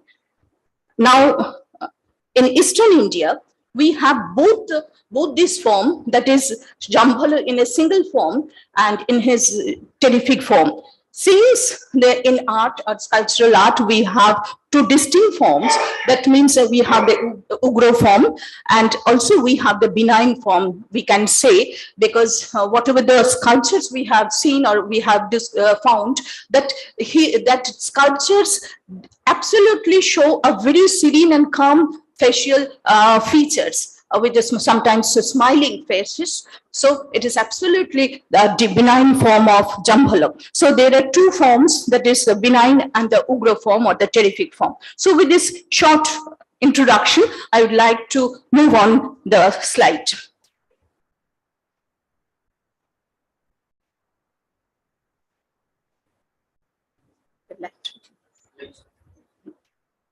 Now, this is from Eastern India, from Dallas Museum. This is a very common feature of the Jambala, and that particular from this feature and the scale, you can easily identify that this particular image belongs to the Palo period.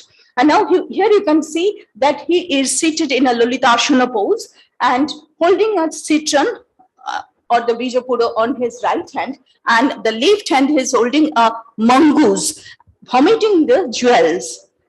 And absolutely it is surrounded by almost 8 the same Jambala figures surrounded by this figure, the main figure, and at the top you will find the image of Dhani Buddha, that is Akhaba. And here you can see that another, he is at the lower part of his leg. Actually, his leg rests on some of the vases or upturned vases, which shower that jewels. So this is the specific iconographic features of the single or a very simple form of Jambala. Now, everywhere we find these 2 distinct characteristics, that is holding mongoose and another is holding the citron. Now, this is again from some UP region, probably. We do not know the exact provenance from where it came, but it is said that it is from the Bodh Gaya region. And Now here you can see a beautiful depictions of the Jambhala. Now it is kept in San Francisco Museum. And here you can see that only the three jars. That is, it is like Kubera. Kubera has the jars, that is 8 jars. So the coin jars, or which are known as Ashtonidhi. So like Kubera, that here also we find the jars, but sometimes the number differs. First, sometimes we find the number 3 upturned kalosh or the jar. Sometimes we find 7 in number, but in most cases we find the 7 jars, not the 8 like Kubera. So it is absolutely that he is holding among us, vomiting that jewels. So the same figure we find even in other parts of cities. Now this is from Ratnagiri. As you know, it is also a monastic complex, and the site has been was excavated extensively by Dr. Debula Mitro. And most of the sculptures or most of the images are kept on the wall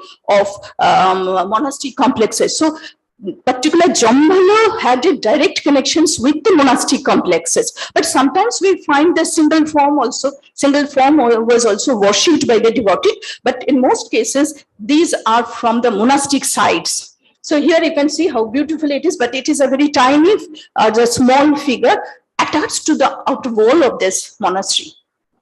Again, you can see that a number of jars. Absolutely the nidhi, Ashtonidhis, or the we can say it is absolutely filled with jewels we find and rest on that particular jar. So this is the basic character of Jambhala. Now again from the Palo period, 10th, 11th century, from Eastern India, because Eastern India, as we can consider it, is the epicenter of the monastic developments. So here we find whatever the images come from, it has come from the Eastern India, and a few also from the other parts, very few, but okay. So I should be very quick. So this is again, now this is Dinajpur from West Bengal, and you can see here that it is some another the unidentified object he is holding. Now this is a very controversial here. The S.K. Saraswati and many other scholars identified it as Jambhala, but I don't know whether it's because he is holding a bag, the Ratno bag. So it is identified as a Jambhala, but to me it is a Kubera. But you can suggest me whether it is a now this is very important. Just I would like to highlight, because due to time constraints I cannot give them details of this. It is the Ugra form, that is a terrific form. Now you can see here that he is alidra position and standing with the concert, but not in embracing position. And now he is trampling down another figure, which has been identified as a Donaldo, that is that means the Kubera, and he is also vomiting the jewels. So it is a very important part, and you can see the fangs. It is a very terrific form of Uchchashma, we can call it Uchchashma, because Sadhana calls it Uchchashma figure. So you can see the fangs is there, a very terrific form. So this is the Ugra form of Jambhala. And now from the West Bengal, different postures, sitting posture we have also find. So a large number of images have come from this region. Here also from Bangladesh. Bangladesh, we have a number of that Jambhala images. And in one tiny images, the inscription is there. It is written that the Jambhala Jalendra, that means that he is also the god of water. Now this is from Bangladesh. You can see another interesting 2 jars, upturned jars, pouring the jewels. Okay, this is from Jambhala. The Jambhala, the fragments, we can identify this from the jars. And this is for very recent excavations from West Bengal. Excavated material, this is also the terracotta. 1 minute, please. And now in another monastery in West Bengal, we find the image of Kubera. So both the image of Kubera and Jambhala have been found in the region. And last one, it is an ivory form. It is an ivory. It's a very tiny figure collected from the Chandraketu god, which is a very affluent city in the early historic period, and it is a very early time. Here you can see that it is holding Nakula or the mongoose, and in his left hand he is holding a cup like this, because in his Ugra form, that he is known as Ugra form, he has the Kopalo. And you can see the features, then you can easily understand that it is a Joksha form, because Kuber is known also as a Joksha. So here we can see it is absolutely a Jokho-like figure. So this is very interesting from Bengal, West Bengal. Now, with this, just I would like to conclude that since a large number of images have been collected, have been discovered from this region, so it has its own development, and probably it is absolutely a regional development. And whatever the characteristics we find from this, it is absolutely a regional Eastern Indian style or Eastern Indian characteristics or the development. So this is absolutely the Jamboli figure. A very few pieces have been found from Gandhar, or probably it is reported from Mathura, but I don't have these collections right now. But it is absolutely from Eastern India, that it's a regional development. Thank you. Thank you, Durga. Now can I invite Dr. Preeta Nair? She is graduated from archaeology from the MS University of Vadodara, and her PhD from the same university. And she has specialized in Vaishnava iconography, and she has completed a comprehensive study on Ramayana theme in sculptural art of Kerala. Her current area of interest, besides Indian iconography, is the beads of early historic period. And may I, to save time, I'll request her to start. Yeah. Thank you. With due respect to the chairperson, the organizers, and the respected delegates, I shall directly go to the presentation. My presentation is on the wooden sculptures of Ahalya Moksha in Ramayana panels of Kerala. Ahalya is a very famous character in the Ramayana panels. Ramayana narrations in wooden panels are very frequent in Kerala temples, but some of them have got the depiction of Ahalya Moksha. I'll be showing some of the panels, wooden panels, which shows the Ramayana in the next few slides. Ahalya, that let us see that who is Ahalya and what kind of references are there in epic and Puranas. Balakanda of the Ramayana says that Brahma molded Ahalya with great effort out of pure creative energy. Uttarakanda of Ramayana also do have the reference. It says that Brahma told Indra that he created Ahalya by taking the essence of beauty from all creations and infusing it in every part of her body. The Puranas like Vishnu Dharmotara and the Brahma Purana also have got some references. They also say that Ahalya was created by Brahma. A different version is seen in Bhagavata Puranas, also in Harivamsha Purana. Ahalya was a princess of the Kuru dynasty as per these texts, the daughter of Rajashri Mudgala and Nalayani Indrasena. Now about the marriage of Ahalya, we have got reference in Brahma Purana, especially in the Gautami Mahatmya section. As per this text, Ahalya was the student of Rishi Gautama for years. Indra and others wanted to marry Ahalya when she came of marriageable age. Brahma announced that he would marry Ahalya to a person who would travel around the earth and come back first. Gautama circumambulated the pregnant divine cow Surabhi and Shivalinga. Circumambulation of pregnant cow and Shivalinga is equal to traveling around the earth. Brahma was impressed by the intelligence of Gautama and married Ahalya to him. Ahalya lived with Gautama in Brahmagiri, located at the outskirts of Mithila. Now, about the Ahalya Moksha, we have got reference in 48th and 49th Sarga of Balakanda of Valmiki Ramayana. It says that Gautama and Ahalya practiced austerities in the ashrama. Once, in the absence of Gautama, Indra reached the hermitage in the guise of Gautama and seduced Ahalya. Gautama was furious when he came to know about it, and he cursed her to remain invisible, feeding upon air without food, engaged in asceticism in the dust, and unseen by others till Rama comes and redeems her. After many years, Rama reaches the hermitage. Ahalya became visible as he welcomed Rama and Lakshmana, offered them hospitality, and washed their feet.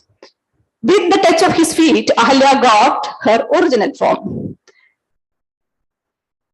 Now I will be showing some of the sculptures. This is considered as one of the earliest sculptures of Ahalya Moksha. This belongs to the Buddha period. It is from Diogar. You can see here, Ahalya is showing her hospitality. She is not shown as coming out of the rock. And she, after showing the hospitality, as per the Valmiki Ramayana, she received, or that she got the Shapa Moksha. These are the two sculptures, which is one is from Karnataka and the other one is from Andhra Pradesh. In the first one, she is coming out of the boulder, and the second one, the boulder is there and she is standing just behind that. In both the cases, you can see the Rama, Lakshmana, and in one, Vishwamitra, who is taking them to the Mithila. This happened on the way to Mithila. Now let us come to see some of the representations in the temples of Kerala. We get the wooden panels with the depiction of Ramayana and with this depiction of, it having the depiction of Ahalya Moksha. There are two kinds of depictions. One is monoscenic depiction, and the second category is two scenes will be there to show the Ahalya Moksha. This is an example of monoscenic representation. You can see Rama just keeping his foot on a very small piece of rock. And Ahalya with the folded hands raised up over the head is shown. The second one here also, that a small boulder is seen, Rama on that, keeping the foot on that, and Ahalya standing behind that boulder as if she has got the Shapa Moksha. Now in this sculpture, it is again a monoscenic representation. You can see the Parmashala, the hermitage of Gautama is shown here with the two pillars and all. Here too, okay, that I will be just rushing the sculptures. Okay. So she is coming out of the boulder. This is another one, the similar way of representation. You can see here that he is blessing Ahalya, who is shown in a seated posture. You can see the hermitage with the representation of a creeper on the top of her. Again, another kind of representation, Ahalya coming out of the boulder. Ahalya in profile. Here, Rama with the difficulty, he is lifting his leg and keeping the foot. Another one. Still another one, the rock is shown with different layers. And you can see that the rock differently represented here, just like a wall. And here it is just like the second one, it is just like a drapery of Ahalya. Two more representations. In the second one, you can see it just like a tree trunk, and the split from the split tree trunk, he is coming, she is coming out. Sorry. This is the peculiarity of this representation is that Ahalya is shown as covered by a cloth. It could be the combination of both the things, like what is seen in Valmiki Ramayana and the other Puranas. Like he is in, she is not seen by others. To indicate that a cover or the cloth cover is shown here. In the similar way, you can just see here inside the rock, you can see the representation of Ahalya.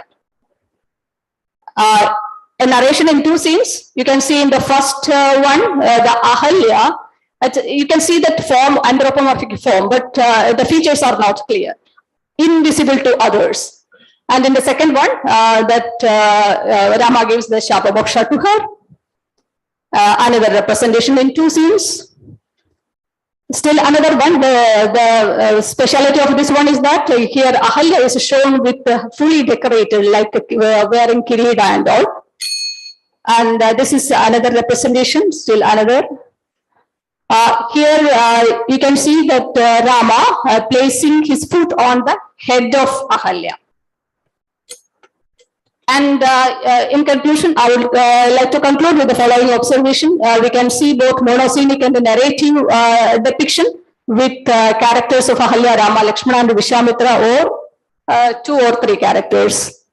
And the type of representation of Ahalya or the diversity of Ahalya also you can see. Her attire also is different, and the Anjali Mudra also is presented in differently. The boulders are differently presented.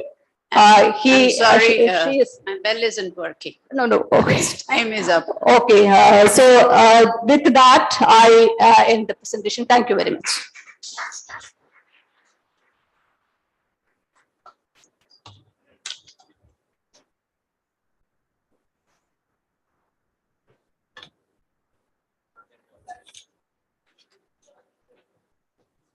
I invite Dr. Keka Adhikari Banerjee.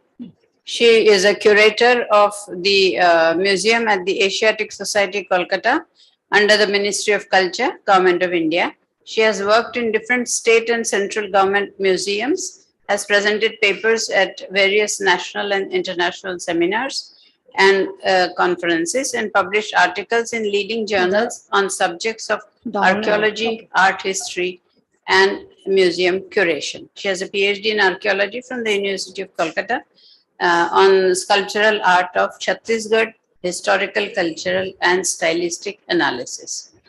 I request her to present her. Thank you, Madam.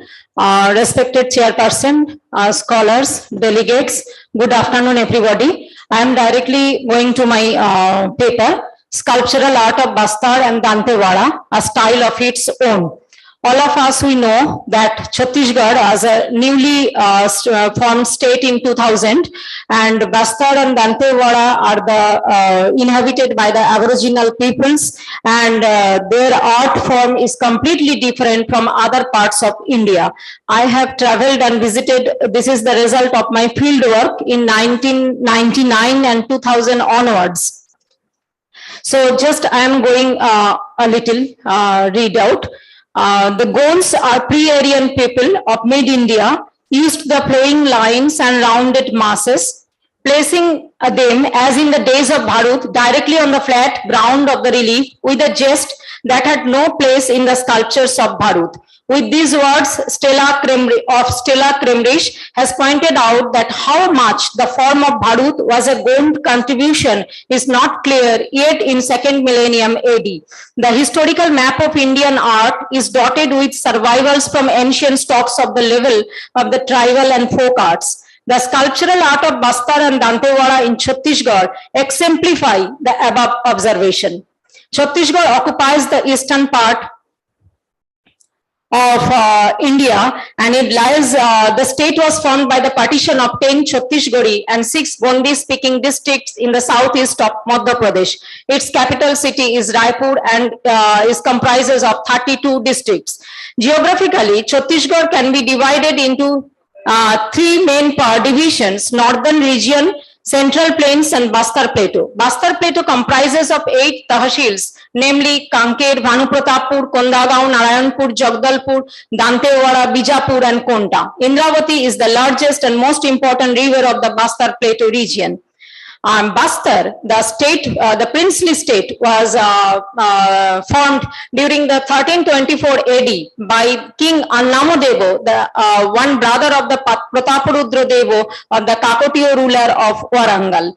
So this is the princely state, but Chhattisgarh has undergone different dynastic rules from very early times, like the Shaurapuriyas, the Nolos, the Panduvamshis, alias Somavamshis, the Chindakonagos, Phoni Nagavamshis, the Kolachuris, etc. The Chindakonago of Bastar, that is ancient Chakrakoto, and their feudatories, Telugu Choros, known from their charters, played significant role to drive out the Somavamshis from South Koshalo. Kolachuris established their capital at Tuman and extended their sway up to the area, covered almost the present districts of Bilashpur, Kawardha district, Rajnandgaon, Raipur, and Bastar in Chhattisgarh. Art is intimately connected with the religion, and through these construction of the temples, it is expressed. Bastar, a land of isolation, known as the land of isolation, is not only devoid of the religion of the different religions like the Vaishnavism, Shaivism, and the Phoni Nagavamshis were the main contributors of the temple constructions. People of Bastar. These are the main Aboriginal tribes who are the responsible for the art form. These are the memorial stones of the Gons, Marias, Bison Marians. These are the temple. Some of the temple constructions were there. That is the brick temple of Gardhanora is found after clearance, which is the Trirathoin plan and has a long narrow passage connecting the sanctum, very much similar to Deoghar and Bhitargaon temple, the earliest one. But after, besides Bhongapal, Buddhist Chaitya Griha with Buddha image also belong to the 6th, 7th century AD. These are the earliest works of Bastar. But there is a vacuum of temple construction and artwork from 7th century AD to 10th century AD due to the lack of patronage or stronghold of kingship. Actually, the Chindako-Nago dynasty was responsible for construction of the temples here. There are the different style of temples, Nagaro and Dravidas temple, Mamabhanja temple at Barshur, Chandraditya temple at Barshur. There are the Narayanpal temple at Narayanpal and Danteshwari temple at Dantewada and Bottisha temple at Barshur. And these are the images of from Gardhanora. This is a Vishnu image. That is the very old one that is dated to 5th, 6th century AD on stylistic ground. Besides architectural remains, number of sculptures and fragmentary founding are found from there. These are two Vishnu images, one from Gardhanora and one from Malhar. There are the similarities that the Adhavastro and very static figure, archaic nature of Vishnu images. I am not going into the detail of the iconographic detail. These are some of the images of Vishnu, 5th century AD, Vishnu of Bastar. You see the very static nature and simple ornamentation. Vishnu, Jagdalpur Museum at Bastar, and the Narayanpal, that is the different because that is originated from the Kalachuri art style of the other parts of the Chhattisgarh. And these are the Shiva in Padmasana in Bhairamgarh, Bhairabo from Bhairamgarh, and dancing Bhairabo from Tirathgarh.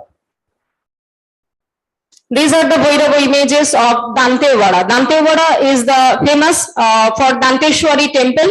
There is a mythical story of tooth relic of the deity, and she was the tutelary deity of the Kakatiyos. So this is Shaiva Tantra was prevalent there. These are the Narasingha Lakshmi and Uma Maheshwara. You see that tribal affiliations of the Uma Maheshwara images. These are the huge Ganesha statue at Barshur, the famous, and there were the flat surface of the Ganesha statues and a huge one, and the very archaic in nature. And there may be the temple may be devoted to Ganesha, or maybe the development of Ganapatta sect. And these are the some other Ganesha images of Dantewada and Kartikeya also. This is images associated with Shaivism. Yogini images, number of Yogini images are there. And this is Parvati, Mahishamardini, Saraswati from Barshur, or in the sculpture shade, Varahi in the Barshur sculpture shade, and Chamunda. They are very regional in form. This is Bhairavi and Parvati images of Barshur. Very squattish figure are there.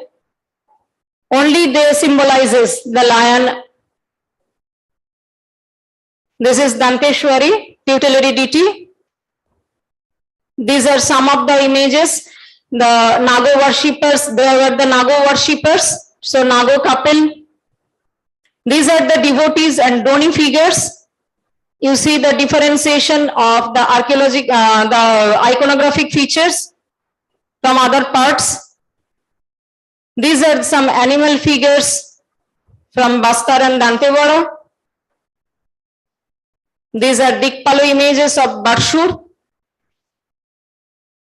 on the Chandraditya temple, and in the sculpture shade, these are the erotic sculptures on the Chandraditya temple where the animal mates and Broshto Mithuno are found.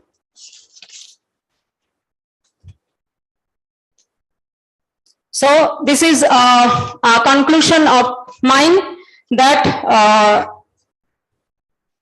there is, we see in the representation of complete degeneration of classical art tradition, and in lieu developed the regional art form. Even locally, Mahishamordini is known as Mabolima. So in the sculptural pages of India, Chhattisgarh keeps a space of her own. Likewise, in the art history of Chhattisgarh, sculptural art of Bastar and Dantewara represent a style of their own with regional characteristics. Thank you. Thank you. Thank you for finishing in time.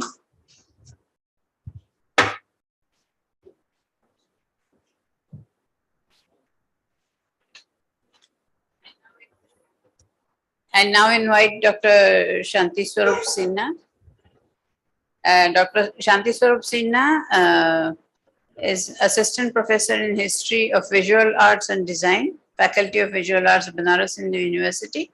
He undertook postdoctoral research of ICHR as a research fellow on Vedic Puranic deities in Jaina tradition and art, and worked at as a UGC research associate for major research project on Gomateshwar Bahubali in Jaina tradition, art and literature, and at present working as the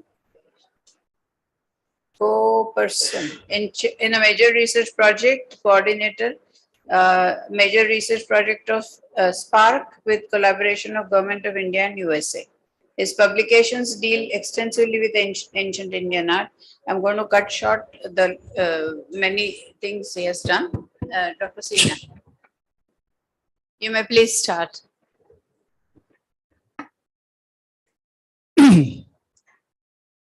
धन्यवाद आदरणीय। सभागार में उपस्थित सभी को मेरा समवेत प्रणाम। चूंकि 10 मिनट का समय है तो स्वाभाविक है कि हमें स्लाइड से अपनी बात शुरू करनी पड़ेगी।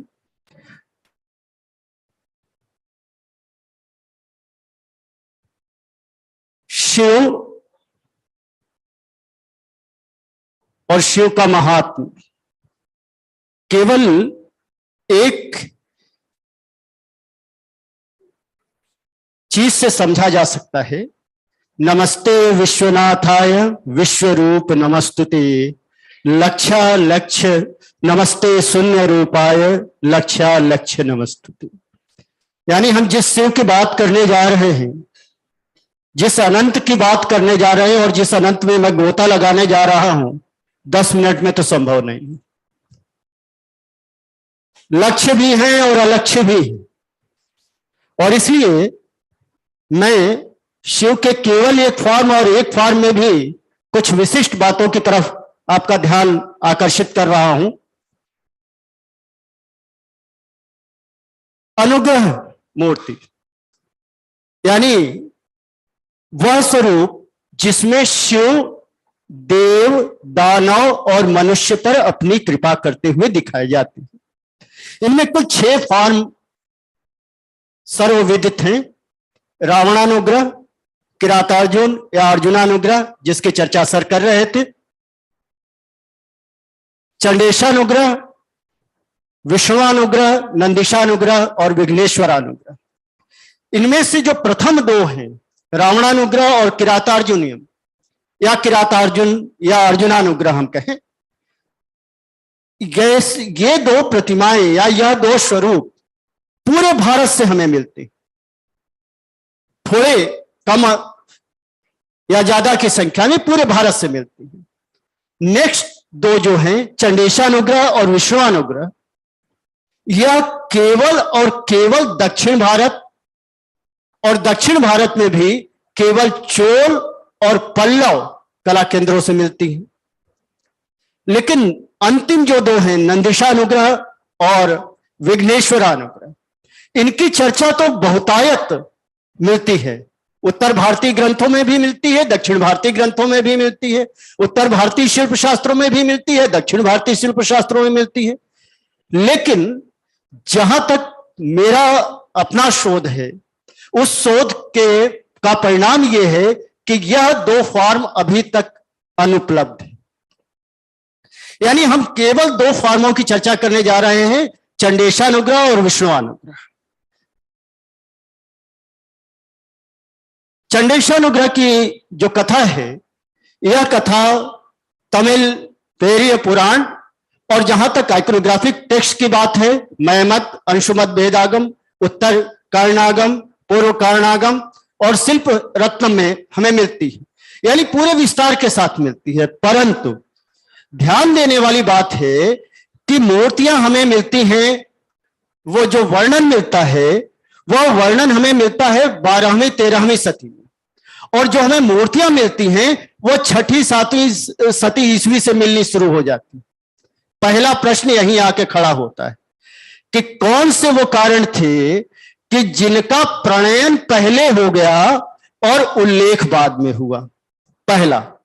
दूसरा कारण जो मेरा प्रश्न भी है, एक तरीके से यह रीजनल फैक्टर भी है और प्रश्न भी है कि दूसरा कौन सा कारण था कि यह केवल और केवल चोल और पल्लव कला केंद्रों पर ही मिलते हैं, अन्यत्र कहीं और उपलब्ध नहीं है।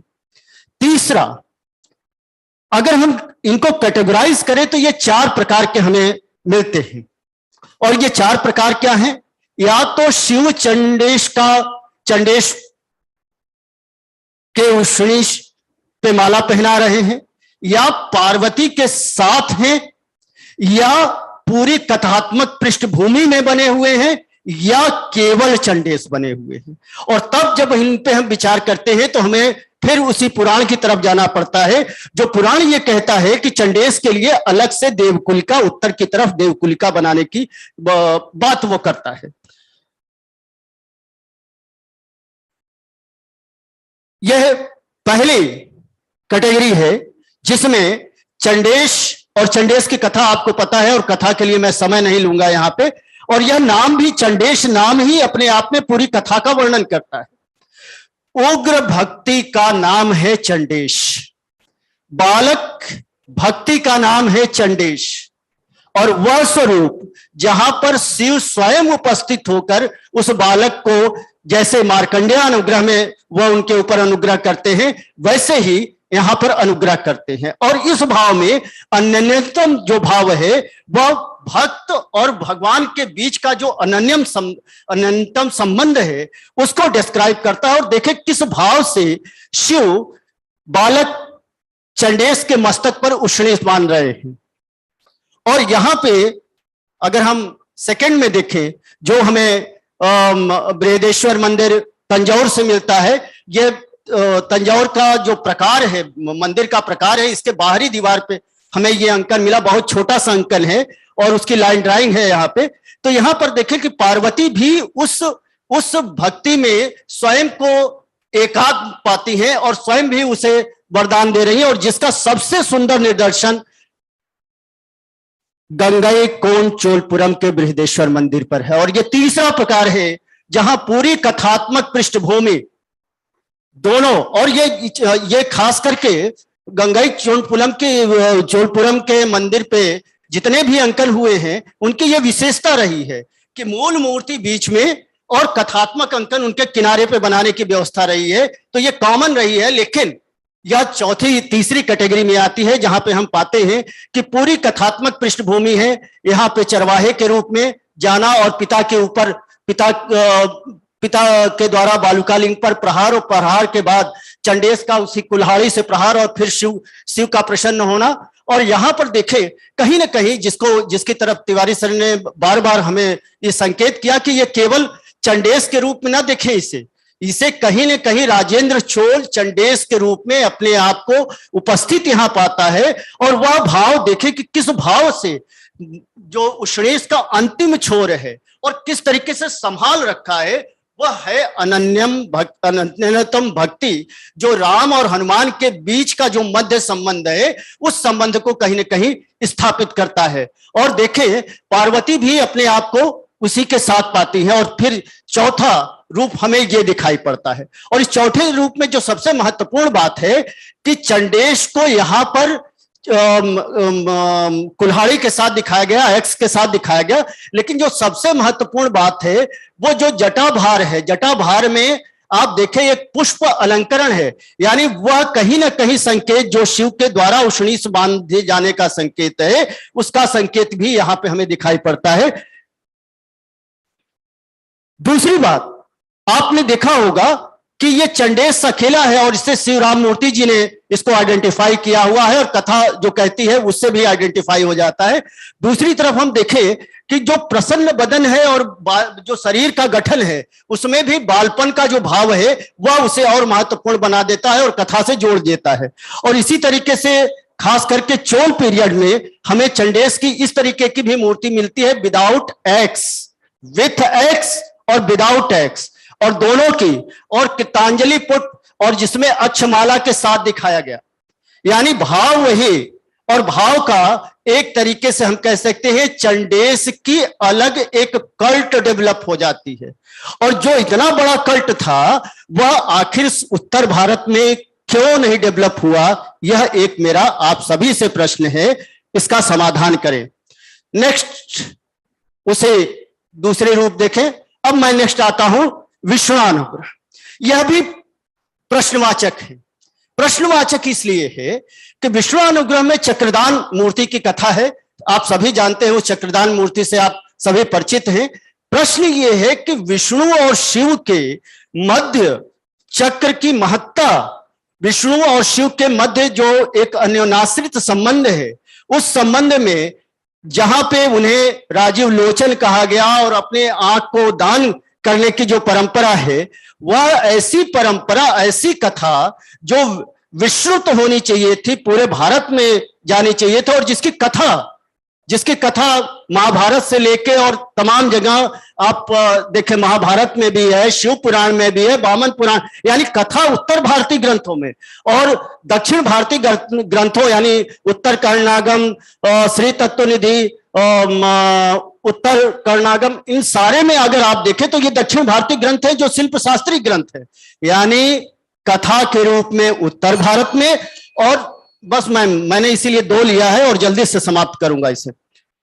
केवल कथा उत्तर भारत के ग्रंथों में, शिल्प शास्त्रीय संदर्भ दक्षिण भारत के ग्रंथ में, और मूर्तियां कहां मिल रही हैं? केवल अब तक 2 मूर्तियां ज्ञात है, जिसका मैं एक जो अर्लीस्ट फॉर्म है वह मिल रहा है कांचीपुरम, कैलाशनाथ मंदिर कांचीपुरम से।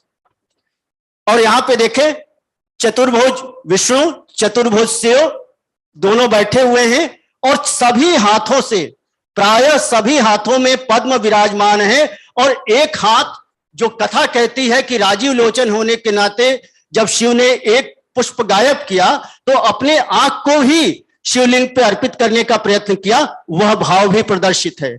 और साथ ही साथ उस कथा का जो मूलांश है, यहाँ पे पार्वती के कहने पे ही ये सारा उपक्रम हो रहा है, और पार्वती भी यहाँ विराजमान है, और कथा का जो मूलांश है चक्र, वह भी यहाँ पर दिखाई पड़ रहा है। यानी कथा के शुरुआत और उसके अंतिम सभी बिंदुओं को एक कथात्मक एक आइकन में समेटने का प्रयास किया है यहां पे।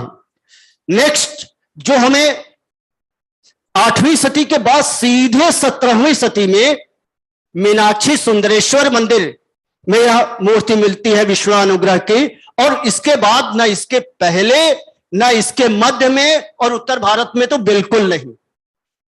ऐसे क्या कारण रहे कि ऐसी कथाएं जो शिव से संबंधित हैं, विष्णु से संबंधित हैं, जिन्हें उत्तर और दक्षिण भारत में समान रूप से अवसर मिला, ये क्या कारण है? इस पे आप विद्वान विचार करें और मुझे भी वो करें। लेकिन इस मूर्ति की एक खास विशेषता है, वो खास विशेषता ये है कि लेने वाला और देने वाला दोनों प्रसन्न वदन है।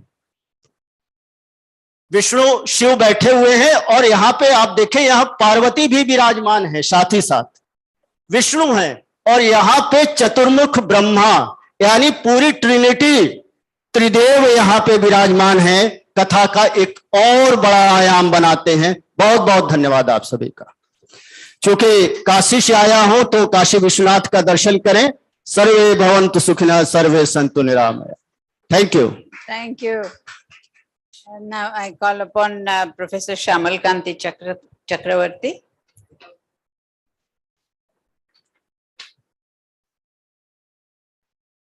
Dr. Chakravarti is an Indologist of wide acclaim and a scholar specializing in art, iconography, epigraphic studies, and museology. He had his debut in the museum world in 1966 and finally shot up to the exalted position of the Director, Indian Museum, 1997 to 2004. He had his UNESCO training in museum method in Japan, and Dr. Chakravarti received special honor from the Instituto Cultural Cabanas, Mexico, for his contribution in the field of museum education in 1986. Said Mustafa Ali Literary Award for the Best Belletrist of the year 1978, and Rashtriya Vikas Jyoti Award for his services to art, culture, and museum science, 1999. He was also awarded the Senior Visiting Fellowship at the National Gallery of Art, Washington, D.C. by the Smithsonian Institute, USA, 2004, and Fellowship in Museology of the Rabindra Bharati University, 2005 to 2006.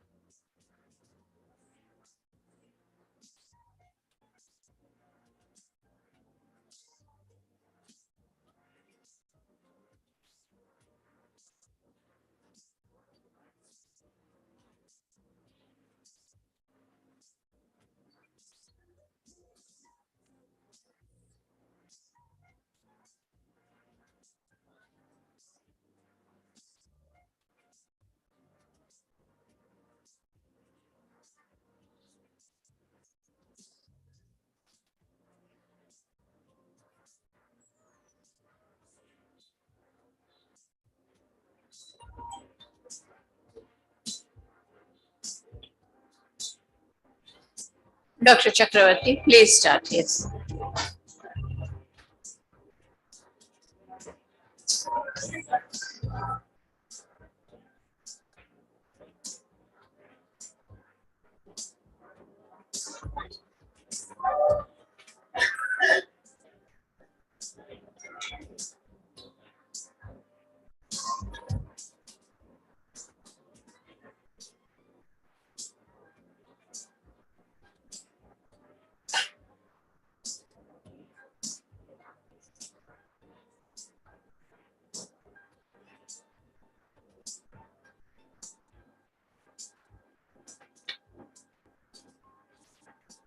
Well, at that fag end of the day, one is feeling tasty, thirsty.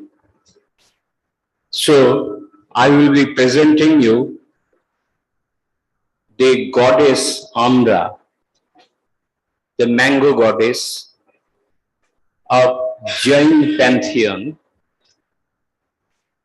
to quench your thirst. the Manjusri Mulokalpa, a Buddhist text of the 8th century, testifies somewhat indirectly to a sort of political and cultural identity of Gauda during the rule of Shashanka. The use of the term Gauda Tantra by the authors of the text is significant. A regional interpretation of the art form started occurring, and the sort of cultural identity of Gauda was slowly but surely in the process of formation. This has been mentioned by Professor Nihar Ranjan Rai. The emergence of new iconography, rather iconographic concepts, was in the offing, featuring a variety of norms. Three such images can be noticed of Jain mother goddess Ambika, alias Amra, sculpted during early medieval epoch. A metal icon of the deity preserved in the National Museum, New Delhi. The stone carving in Bodendra Research Museum, Rajshahi, and Birmingham Art Gallery and museum in UK. So I'll be just showing and narrating the goddess.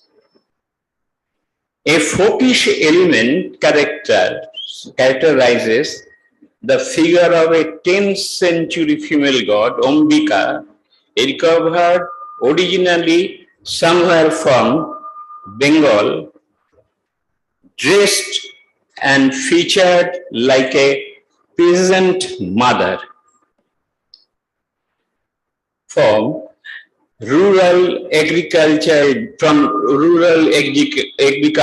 Bengal. The figure stands under a bending and canopying mango tree, heavily laden with fruits and flowers.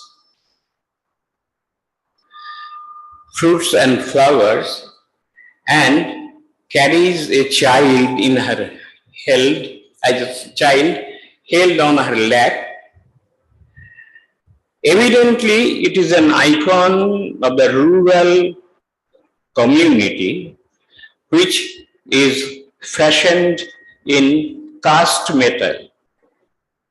The physiognomical form is slender, relatively tall, and very consciously graceful and elegant.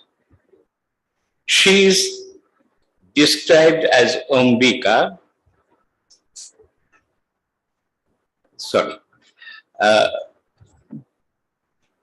She is identified as Ambika, Amra, or Kushmandini, a Jain goddess of Shvetambara description. She is also the Shashano Devi, or protector goddess of the 22nd Tirthankara, Neminatha. Ambika rides a lion and bears a bunch of mangoes, moves a child and a goat, except her symbol, except her symbol, she is holding, she is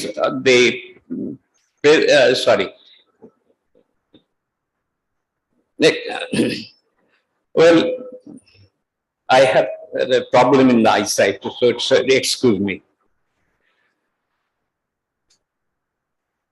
The icon is preserved in the National Museum, New Delhi. She stands in Samavada on a lotus pedestal with her vehicle lion placed at the floor of the tree. Foot of the tree.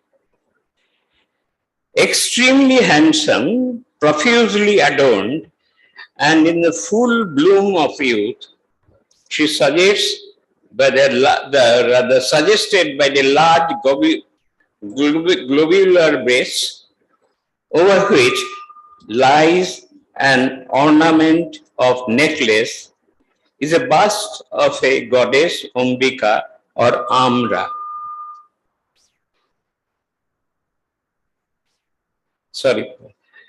She wears a earring, a torque, and uttorio, which partially covers her high bosom. The head of the goddess is framed by the foliages and fruits of mangoes. The image is carved in black chlorite stone and unfortunately broken from the waist. The descriptive catalogue of the Wadendru Research Museum failed to identify the image till we lay our hands for the purpose. The Pratishtha Sara Sangraha,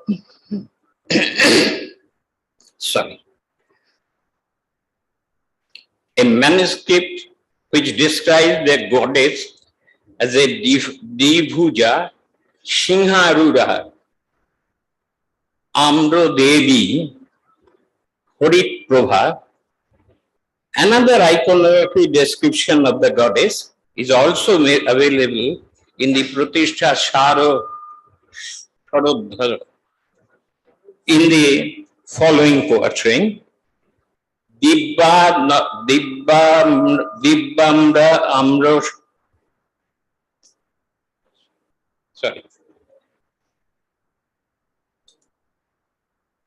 Dibbamro Sapone Siddha Karma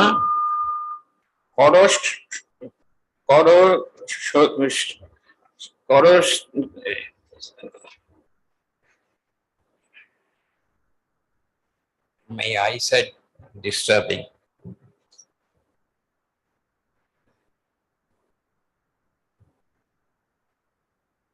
Singhe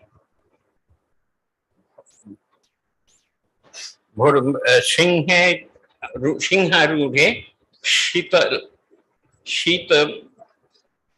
Stitam Horid Amra Horid Amra Durmo Kayam.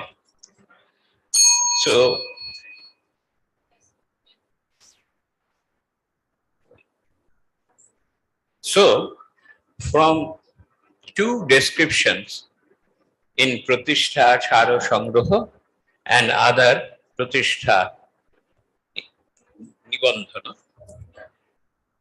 edited by Professor B.C. Bhattacharya, we have this description. Architectural fragment with joined goddess Ambika and child seated on a lion under the fruiting mango tree of North India, 12th century AD, carved in sandstone, is a gift from the Asian art collection of Dr. and Mrs. William T. Price.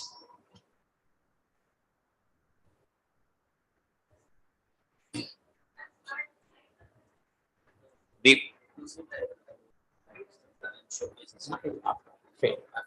lights.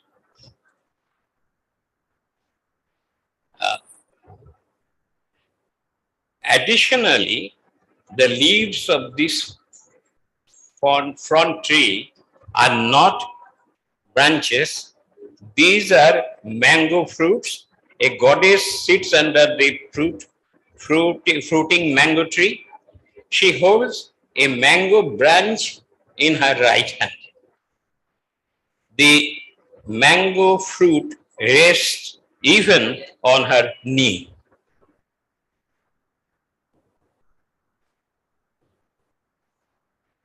She is protector of Neminatha, the 22nd Tirthankara. The beads are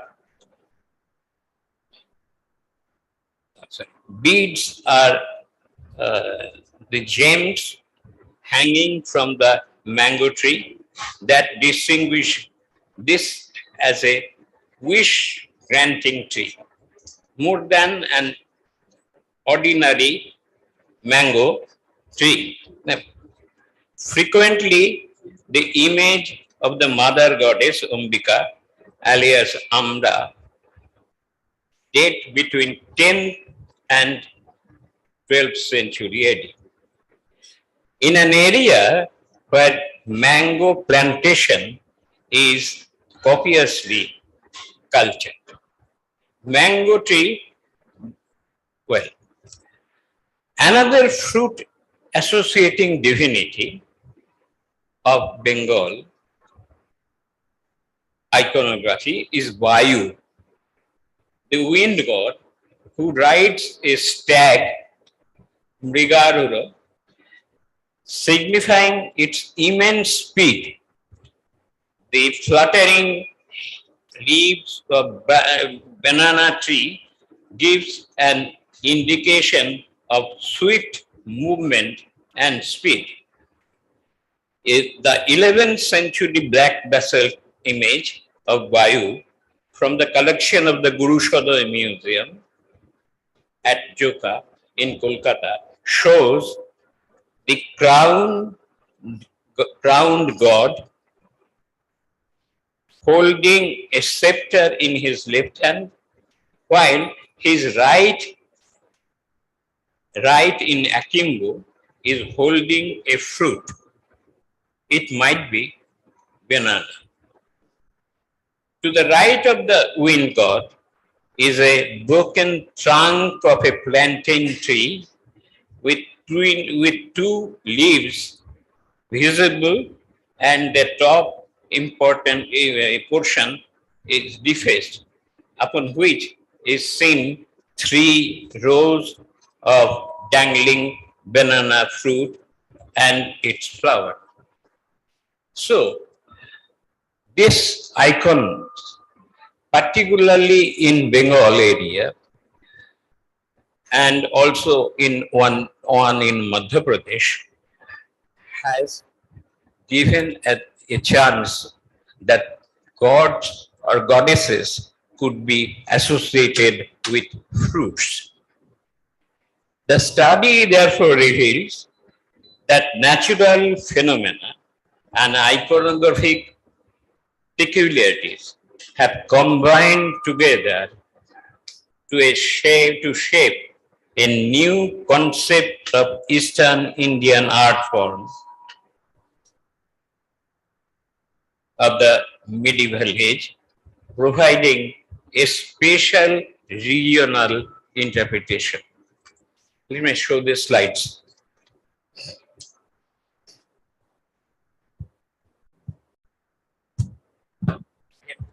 Three, 4 slides. This is the image. Microphones. This is the image of goddess Amra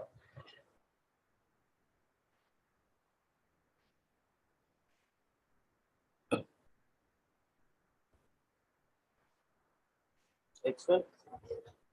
Again. One second. Look at the text.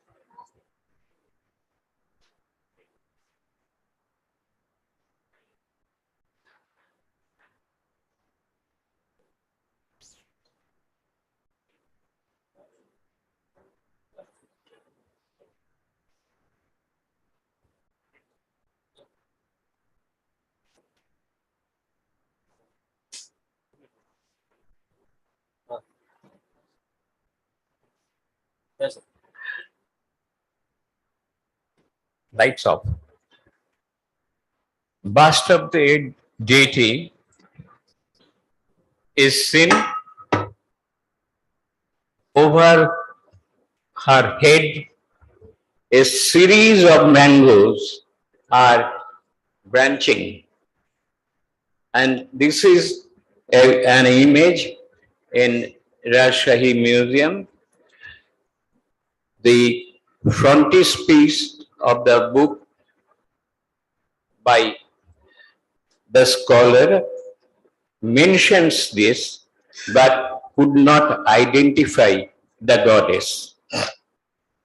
Next. The another view, oh no, not there.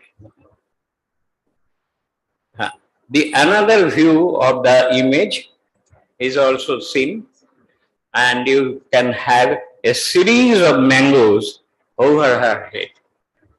Next. This is the Vayu, the wind god, holding a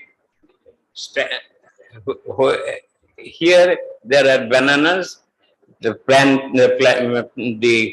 leaves of banana tree, and also a stag showing his speed. Next.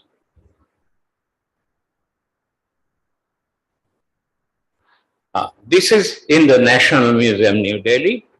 You'll have the child-bearing goddess standing in Somapada, and actually branching over her head is another group of mangoes, and she is associated by two of her satis.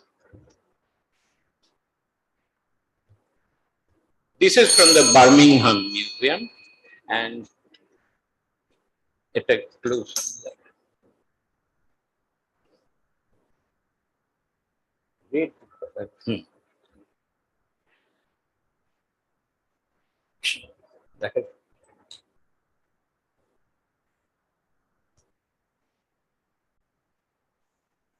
Anyway, this is the associated goddess. Over her, there are many mangoes.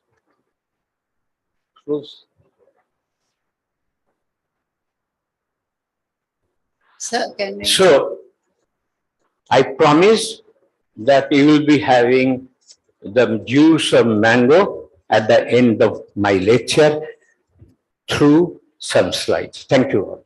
Thank you, sir. So,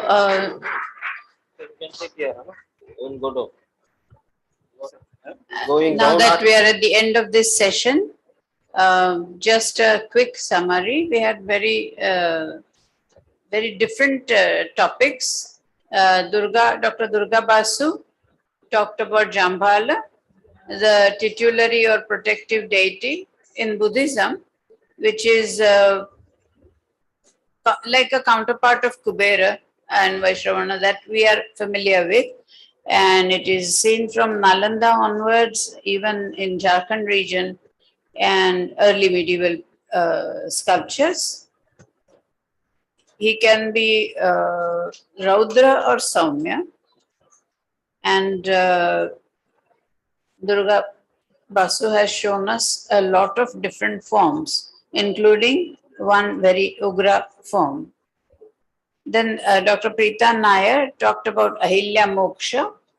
Kerala is definitely exceptional in having wooden sculptures, very intricate wooden sculptures. And she showed many sculptures where the same legend, same myth has been portrayed in different ways. For example, if Ahilya was supposed to be not seen in some sculptures, she is shown with a shroud, and other sculptures, she is shown turning from stone into a human being, and very many different types of depicting the same episode. Then Dr. Keka showed us the sculptural art of Bastar and Dantewada, and pointed out that the art of the Adivasis is very different, and it doesn't fit in our the normal text we consider, but yet it is an art with its own standing, and it deserves a niche in the documentation of sculptural art. Dr. Shanti Swarup Sinha talked about Anugraha Murti, and in his very convincing arguments, he raised as many questions as he provided answers. And he talked about why certain images are there in both north and south, whereas some are only there in Chola period temples and so on. And he also cited some sculptures, 6th, 7th century sculptures, which are 6th, 7th century sculptures, but their written texts appear only much later. So that was another question he raised. How is that? Then Dr. Chakravarti talked about Jain Ambika, Amra, in different, it had with her different features, and starting with the Aboriginal representation of, which looked like a peasant mother. Oh, sorry, a peasant mother. Oh, I've been whispering all this time. So it's okay. It's okay. Anyway, I have covered Durga Basu, I have covered Preeta Nair, and Keka. And I have just finished talking about Shanti Swarup Sinha and his very convincing presentation, which I said raised more questions than answered. But it was very interesting because he did raise some valid questions. And one of the questions which was intriguing was that he says that there are sculptures from 6th and 7th century, but the text, the description in the text appears only later. That is something never come across before. Then Dr. Chakravarti talked about the Jain Ambika goddess and her different forms. She is Amra or Ambika or Kushmandini, and she is the Yakshi of the 22nd Neminatha, Tirthankar Neminatha. And he also mentioned, he talked about the iconography of Vayu with his deer, and this is something very different from Bengal. He says it is shown with banana plants because the fluttering leaves of the banana tree are supposed to convey the speed of the stag or the Vayu. So all in all, we had a very interesting session, and I thank the speakers and the audience. Thank you.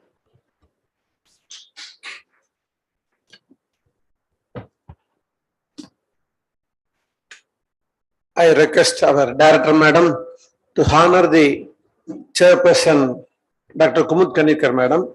And morning we were rushing to lunch, so I beg your pardon, I requested Professor Chudaman Nandagopal madam to be on the stage. She will be also honored by our president madam.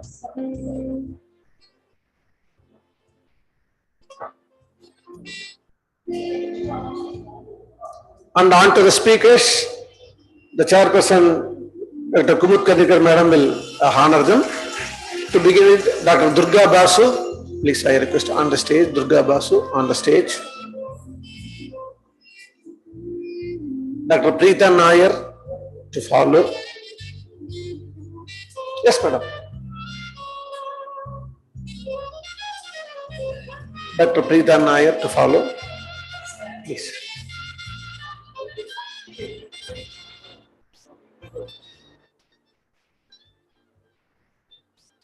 Dr. K.K. Adhikari Banerjee,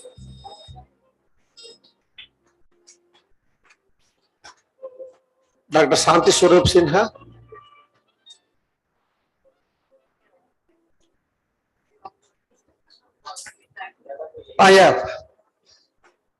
Professor S.K. Chakravarti will come there. Madam will come. When she comes, she will give you the honors. And now we are just resorting for the tea. We'll be here exactly by 4:15. The next session will begin. And I thank the chairperson and the speakers. Chairperson has conducted her minimize the time, and I thank the speakers also for their cooperation. Thank you.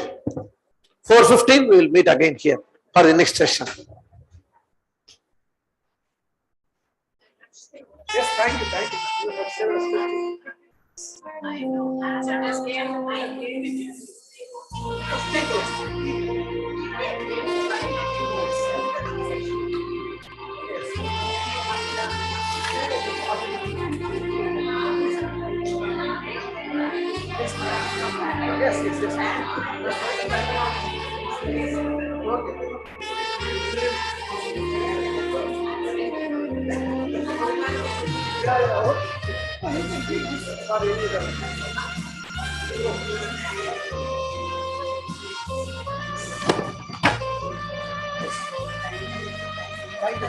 Yeah.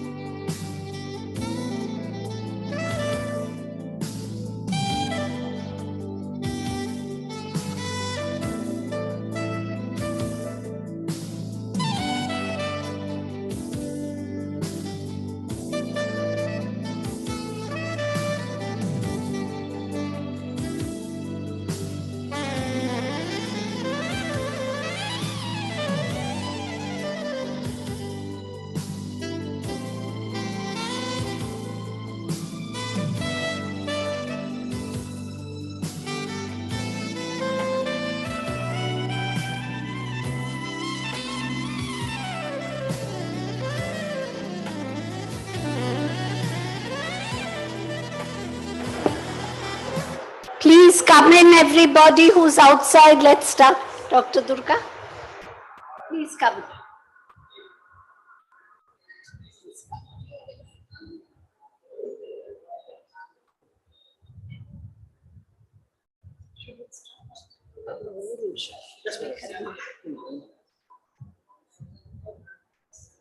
Ladies and gentlemen outside, please come in.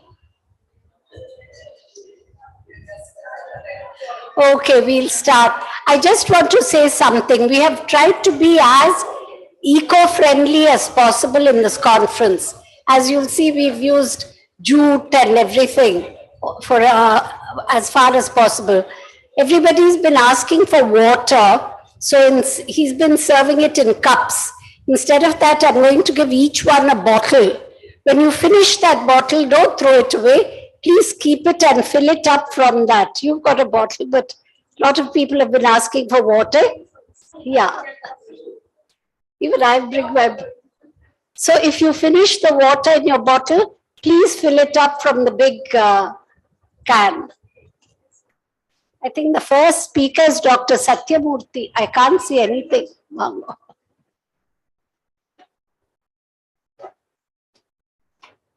We will give the instruction.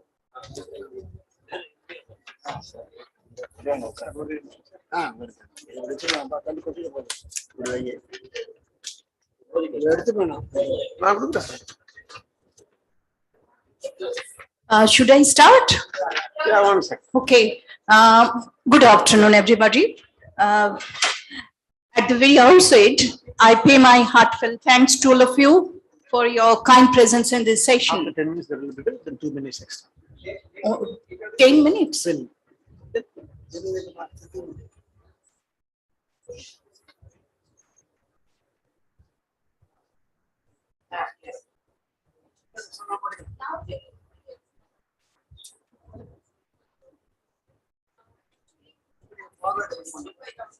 the down arrow box.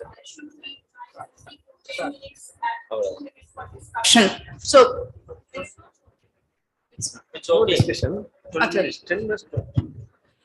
So we can give only 12 minutes. So due to time constraint that we have to finish within time. So please bear with us. Yes, please.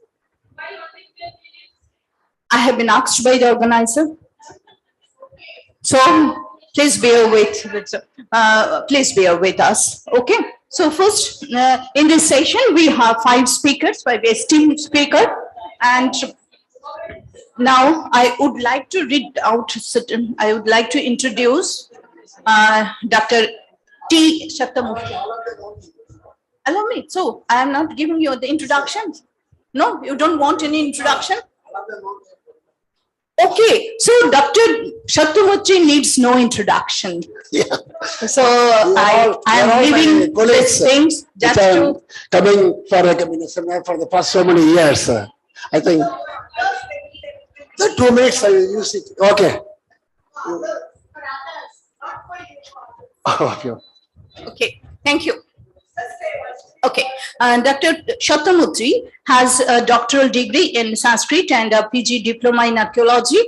He has published more than 100 research papers in various journals and has 36 years of experience in the field of archaeology, including museology, field archaeology, art, architecture, numismatics, and conservation of ancient monuments. He was the head of the Chennai circle of ASI, controlling the centrally protected monuments, and executed many projects like conservation of UNESCO World Heritage Monuments of Mamallapuram, Tanjavur, Gangaikonda Darashuram, and many others. He was also the director of excavations at archaeological sites like Mangadu, Adinachallu, Mamallapuram, and offshore explorations and Kodukallur and Mamallapuram. So I welcome Dr. Murthy. Respectful chairperson, my colleagues and other delegates. Of course, I'm happy to come again and make a presentation here. Especially this hall is very, very precious and also holy for me because Sir C.P.R was my mentor. he gave a special scholarship for me in 1966 to study Sanskrit MA. So after that only I came to archaeology field and I am standing in front of you. Otherwise I would gone to some other field. So at all the time I'm thankful to Nandita, and also this hall is very holy to me. With this small introduction, I'll start my presentation because the time is very short. I want to do more for this Kerala region because it is one of the regions which was not much known outside. Very less publications have come. But the earlier part I'll skip because of the lack of time. I will go directly into this main part. Of course, this very important thing is that is whatever you are seeing today in Kerala or in Kerala art and architecture. It is a mixture of so many things, but anyway, this the seemingly difference between the Vedic traditions and the agamic traditions, and as well as these folk traditions are very dramatically bridged here, which you can see in the later part of the lecture. Of course, I'm skipping all these things, which are all very important art forms. Of course, if you want to know about Tamil and Tamil culture, you have to go to Kerala only, because Kerala has retained most of the Tamil culture even today. Of course, this is one of the art forms that is which is still thriving in Kerala. Of course, for even day-to-day worship or some important worships comes, they write these everything in the floor and worship and remove it. Again, they write it yesterday. This is this freelance most of the worships here.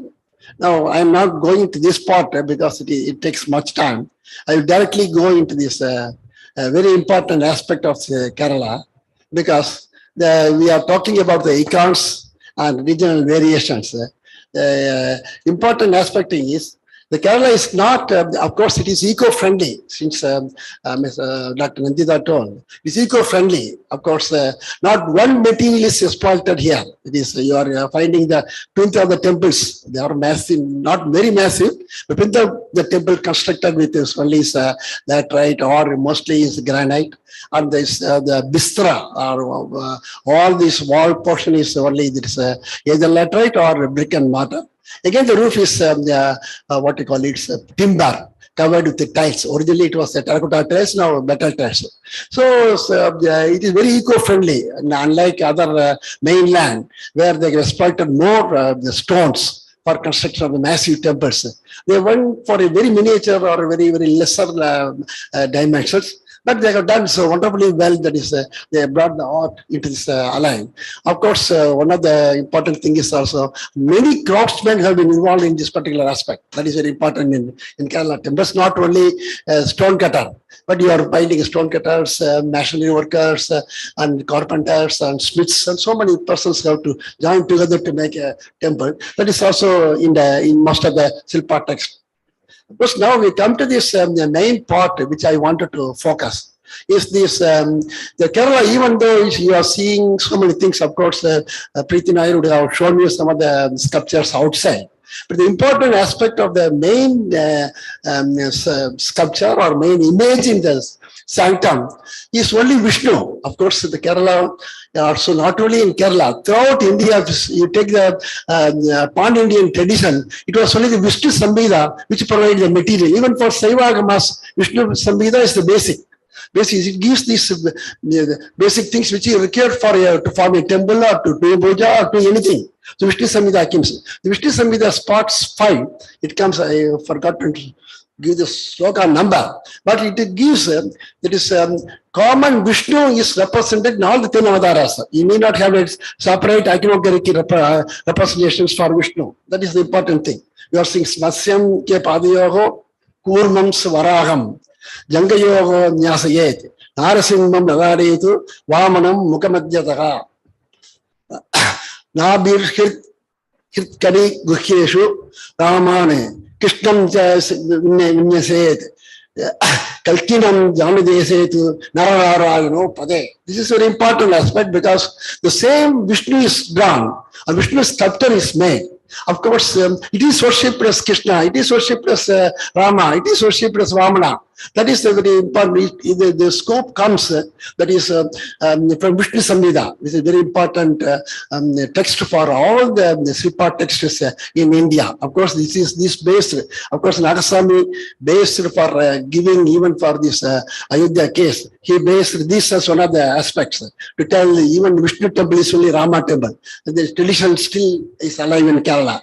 You can see the Vishnu, only that is according to such a concept. Different incorporations are accounted for as follows. Matsya in either, of course, surrounding area, and Kurma in feet, Varaha in knees, Narasimha in forehead, the Vamana in the center of the face, Ramas, all the three Ramas in and Krishna in navel, in heart, waist, and private parts, and Kalki in knee. This is a very important aspect because even the same Vishnu is represented. Of course, if you ask anybody who is doing work, they will say it is only Kalpitam. It is only a Kalpita or it's Sankalpitam. That is, we Sankalpitam as Vishnu is Rama. Of course, even if you go to Guruvayur, that is the famous Krishna temple, the main image is only Vishnu. There it is Sankalpita as Krishna. This is a very important deviations of what we call the original aspect of that is our icons, that is in India. Then it may be classified or diverted. This is the thing.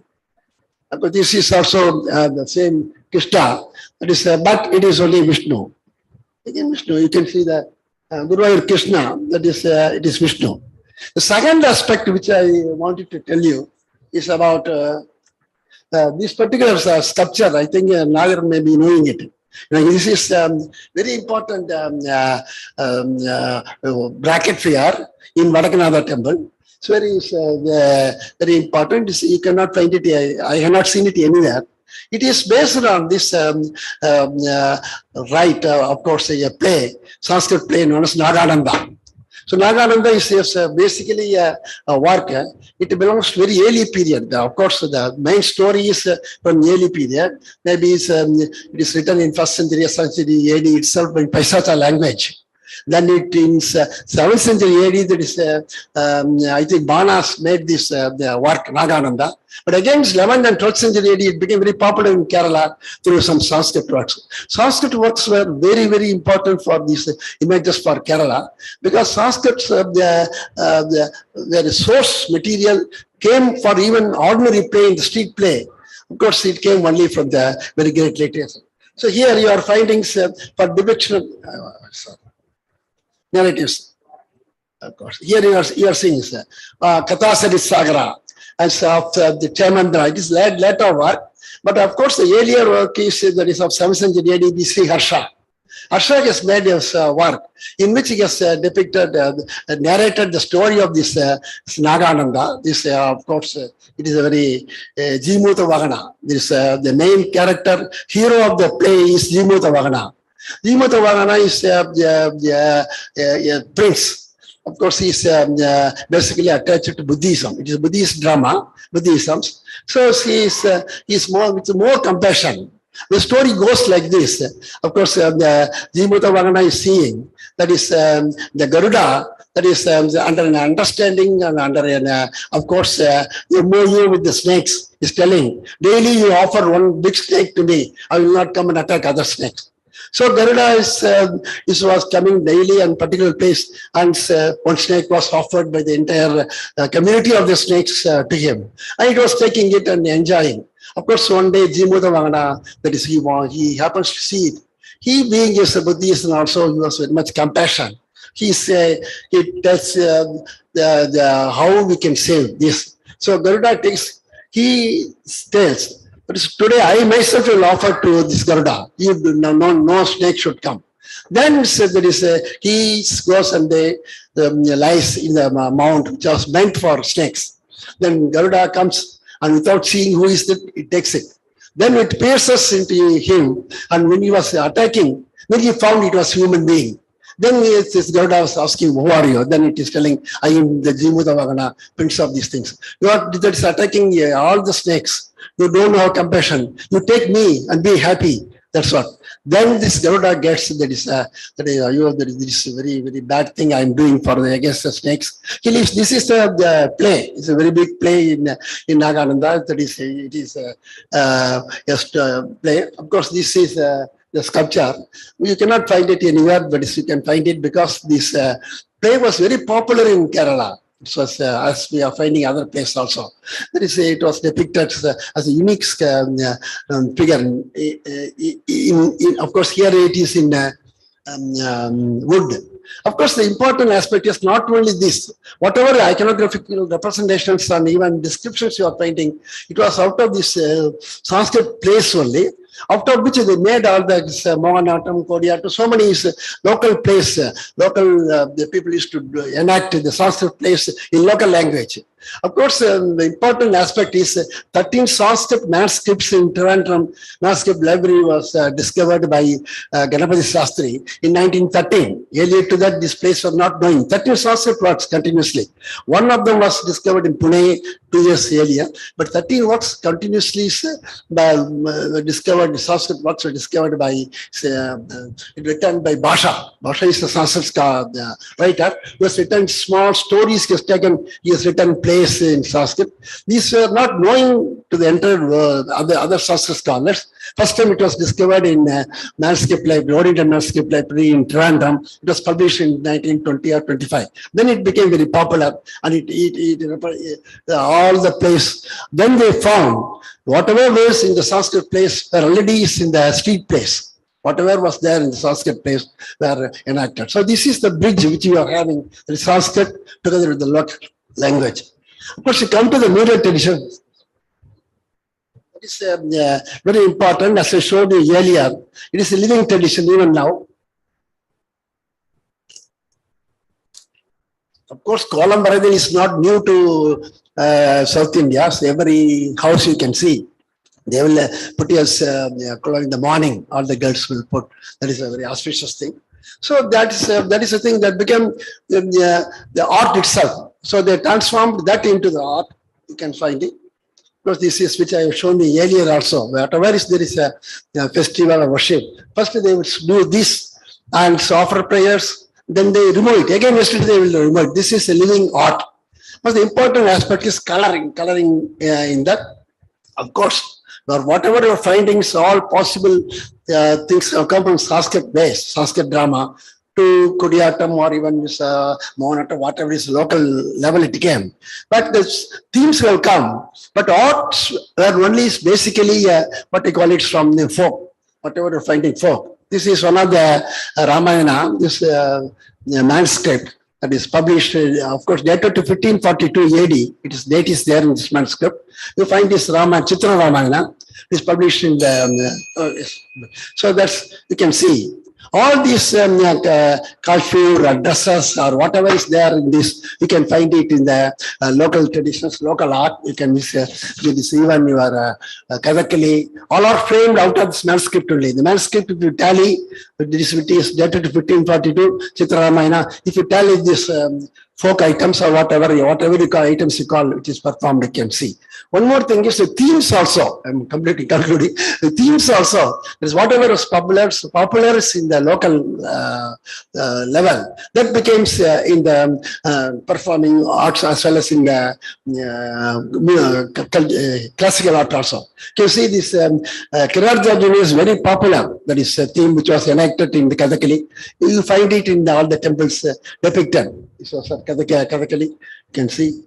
This is the local art known as Otamdullal. All you can take the headgears. It's all you cannot tally it in paintings, in murals, mural traditions.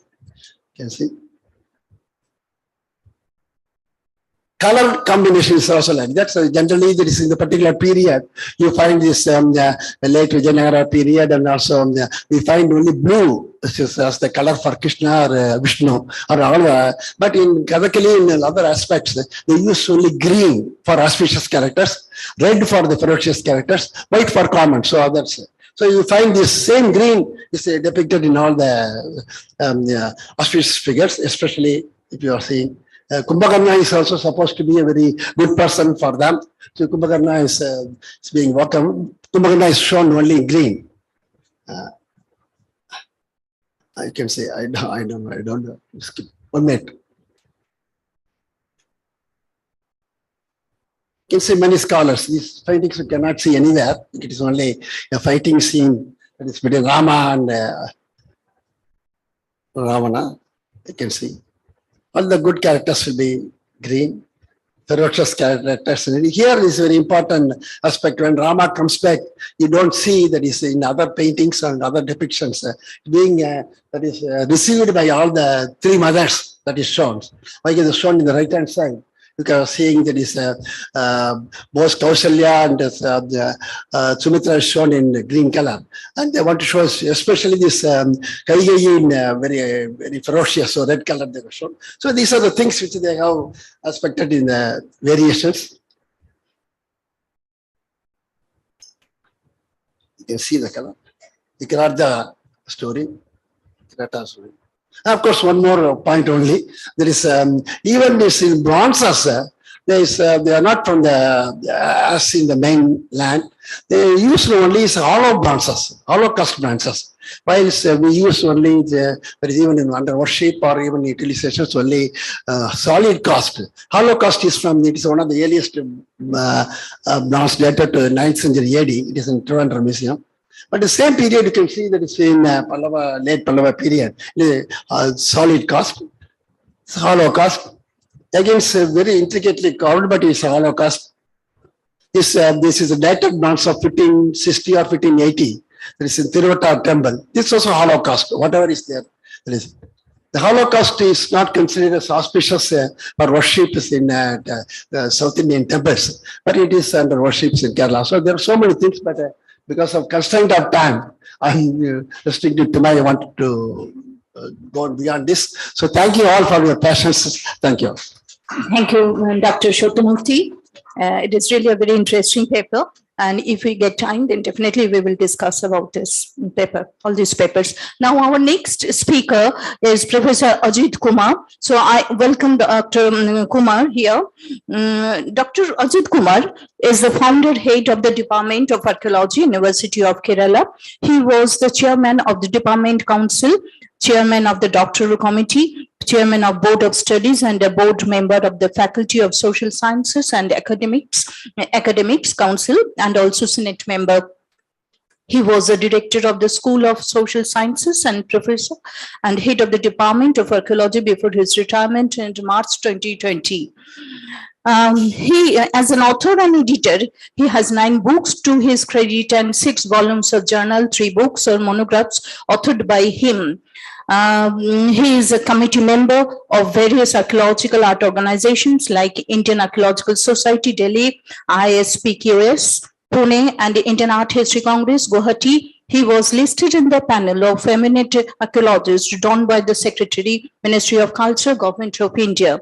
He was bestowed with the Academic Excellence Award 2020 by the University of Kerala. His research proposals has been accorded sanctions for the Tagore Fellowship of the Ministry of Culture 2019 with Archaeological Survey of India as a nodal institution. So I welcome Dr. Kumar for presenting his paper. Respected Chair, good evening, ladies and gentlemen. I go to my presentation directly. My presentation is titled Representation of Ravana in the Art with specific reference to Ellora Caves, Maharashtra. Making a brief sketch of Ravana's ancestry, I move on to the sculptural representations. And Ravana, as you all know, is the main antagonist in the epic Ramayana. And he's narrated with all powerful wishes and also as a rather cruel hero, so that his ultimate death in the hands of Sri Rama could be glorified, justified, venerated, and celebrated as a victory over evil. Ravana, despite his misused strength, arrogance, short temper, had also virtues. It is stated in Ramayana, Puranas, and other literature that Ravana was also well versed with Vedas, its 6 angas, especially Jyotisham or astrology, and he was also an able king, an excellent warrior, and a musician or a veena player.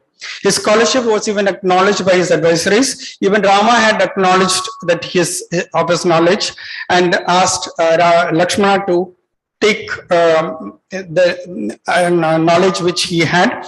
And Ravana is found associated with Shiva, as he was also a great Shiva Bhakta, and his association with Shiva is depicted in various paintings and sculptures throughout India. And in Ellora caves too, you notice that it is this particular affiliation of Shiva with Ravana that finds major representation in art.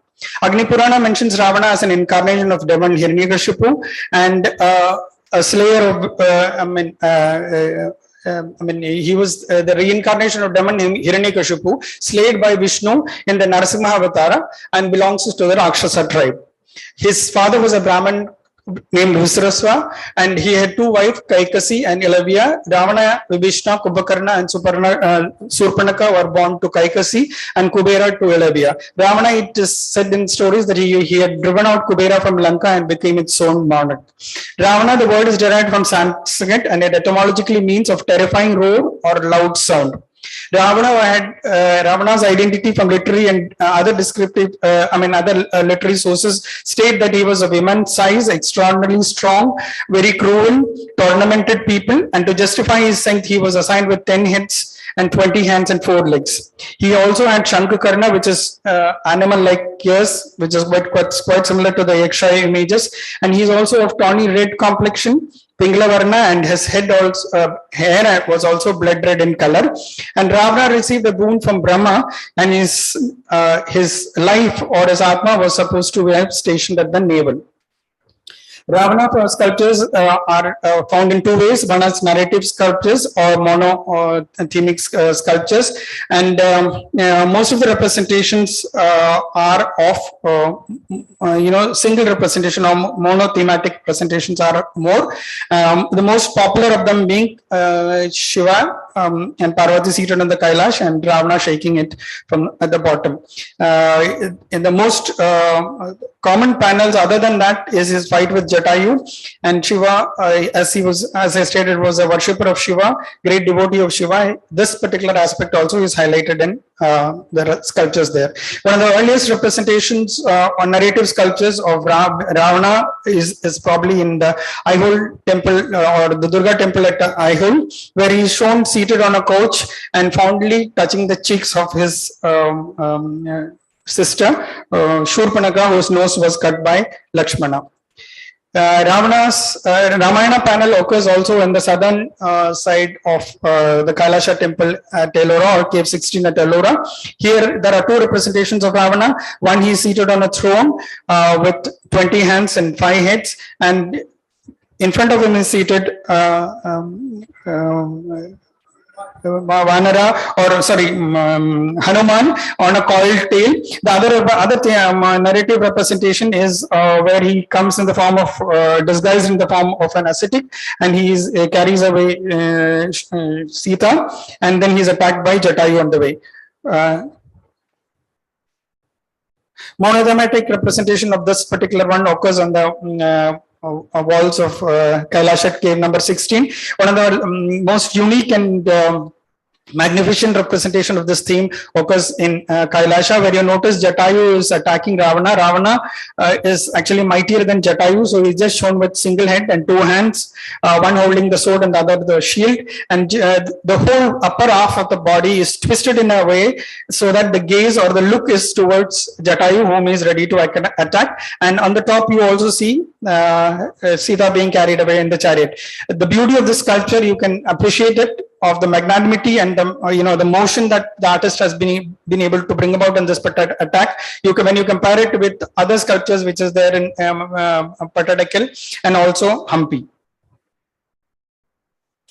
Ravana is a great devotee of Shiva. As I said, he and his mother were great devotees of Shiva. And Ravana, it is said that had offered 9 heads to Shiva, and while cutting the 10th one, Shiva appeared in person, and it is said that he was blessed with it. This is a representation of Shiva cutting his head and offering it to the Shivalinga.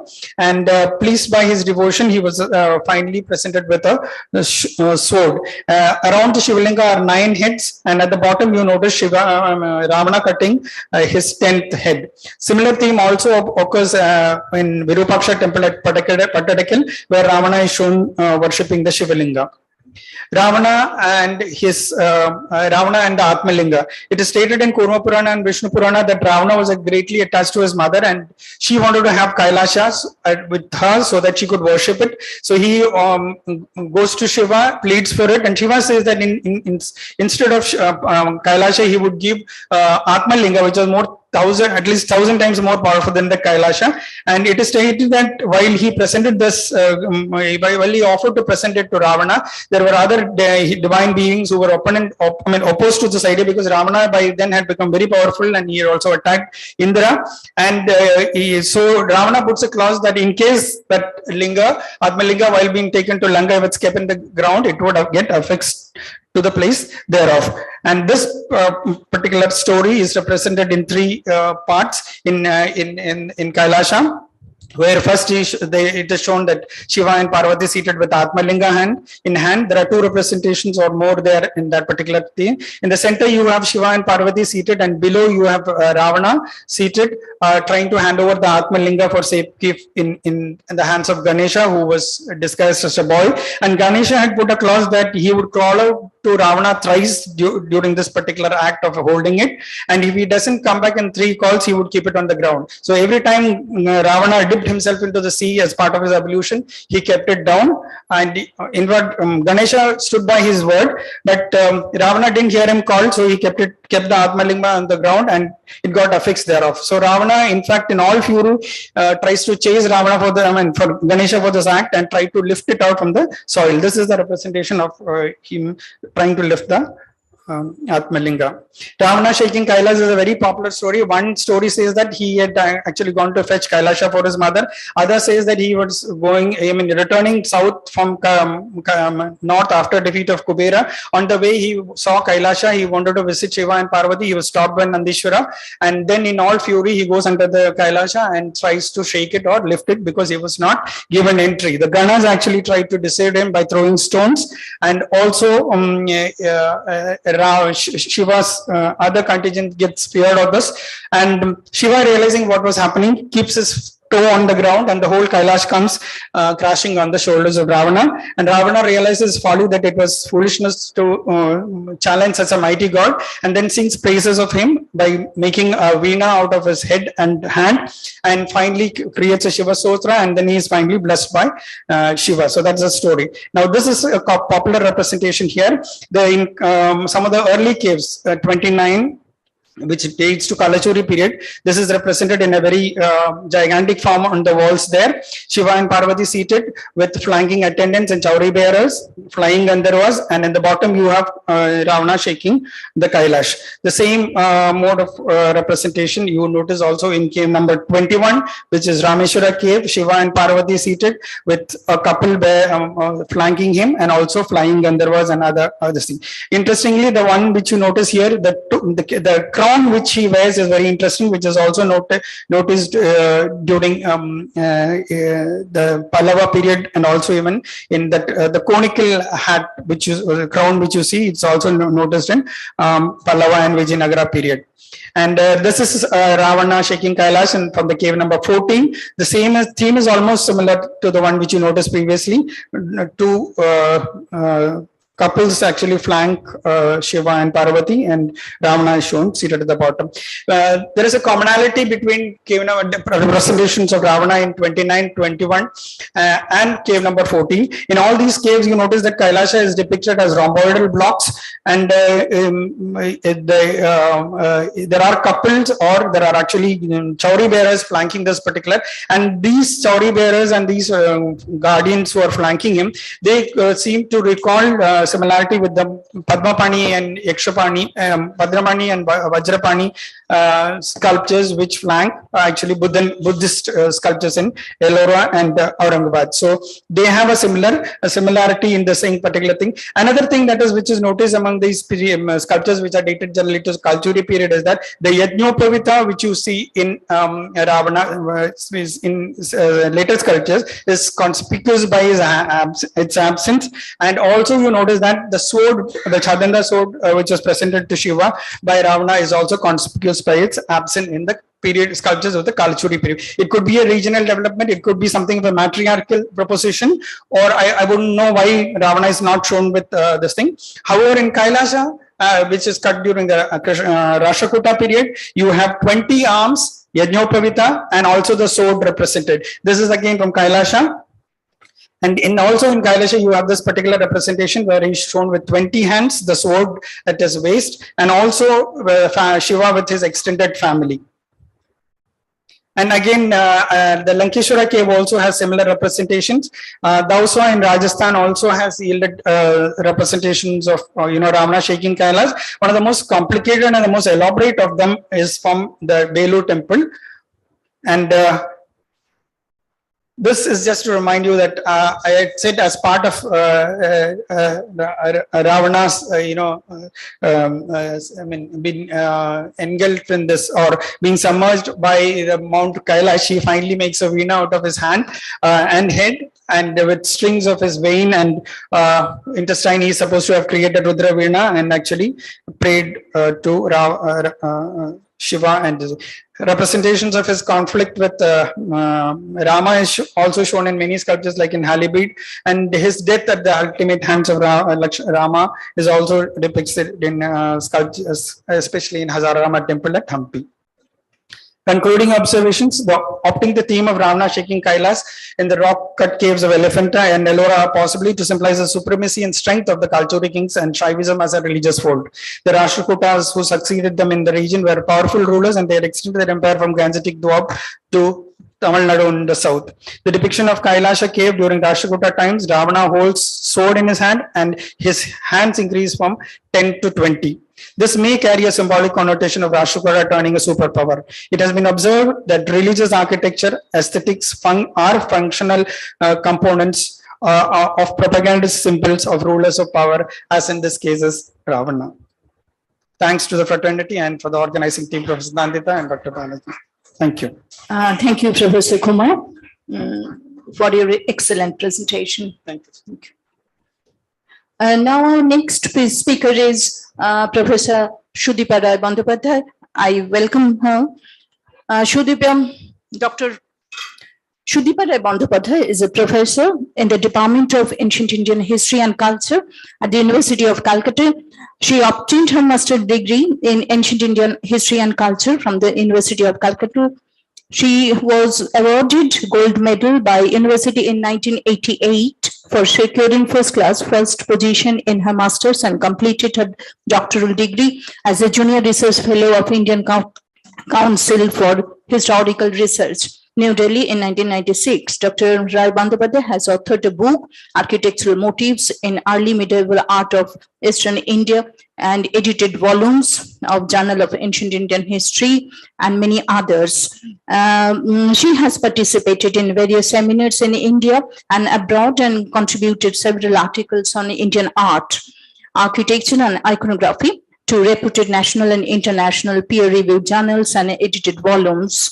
In 2015, the International Center for Study of Bengal Art, Dhaka, Bangladesh, awarded her honorary fellowship for her research contribution on Bengal art. Dr.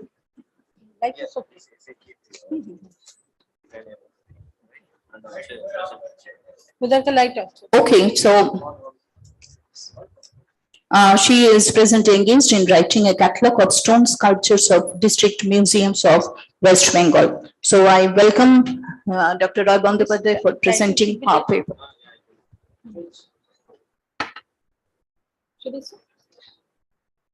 Thank you. Respected Chair and other delegates present in the audience.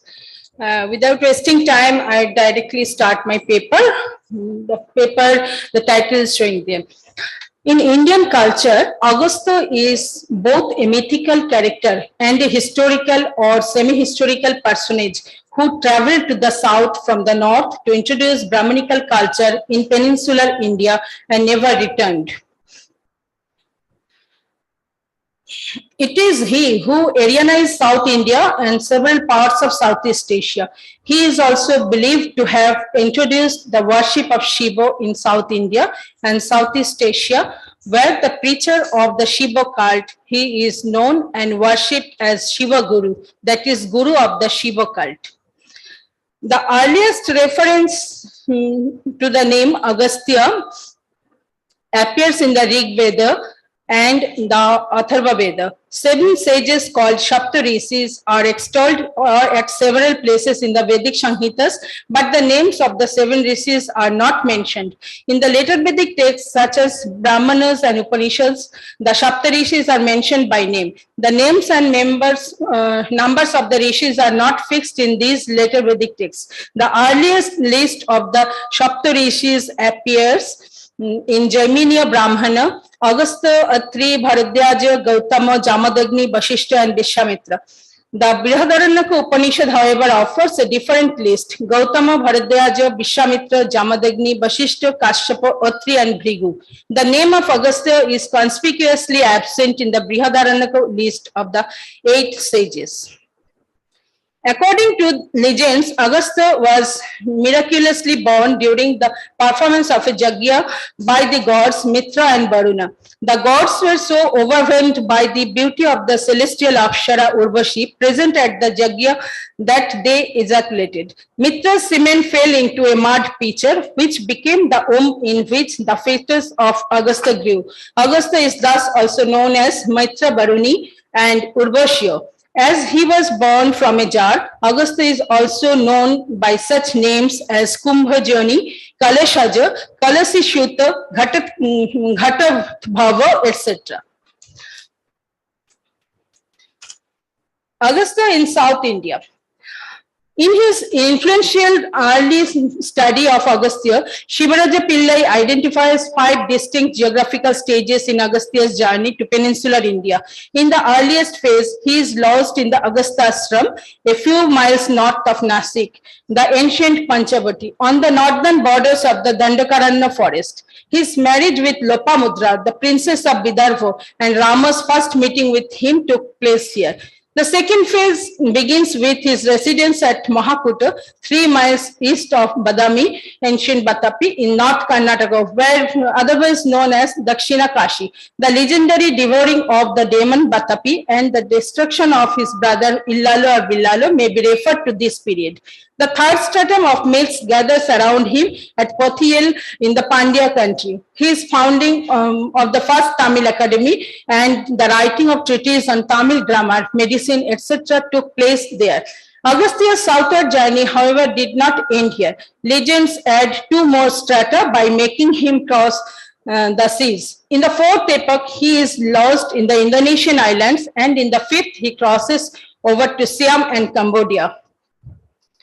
In Indian art, Agastya is worshipped mainly in the form of Agastya Muni or Siddha Agastya, as he is called in the south. Though the iconography of Agastya has changed over time, he is generally depicted as a short-statured, elderly personality. He has a heavy stick or umbrella in his hand and wears a dhoti. He has chappals on his feet, rings in his ears, and a light beard on his face. He has a broad forehead and wears a moustache, and his long and curly hair descends up to the shoulders. There is also an X or dragon-like object at his waist. Agastya images can be seen in both standing and seated postures. He has long flowing beards, thin hair, jaggapabita, 3 asterisks and across the forehead, stick or umbrella in his hand or on his lap. In his seated images, he is usually seen either in Jigashana or Maharaja Lilasana or Bama Lalitasana postures. In the Mahakuta temple complex, there is a seated figure of Agastya in bas-relief.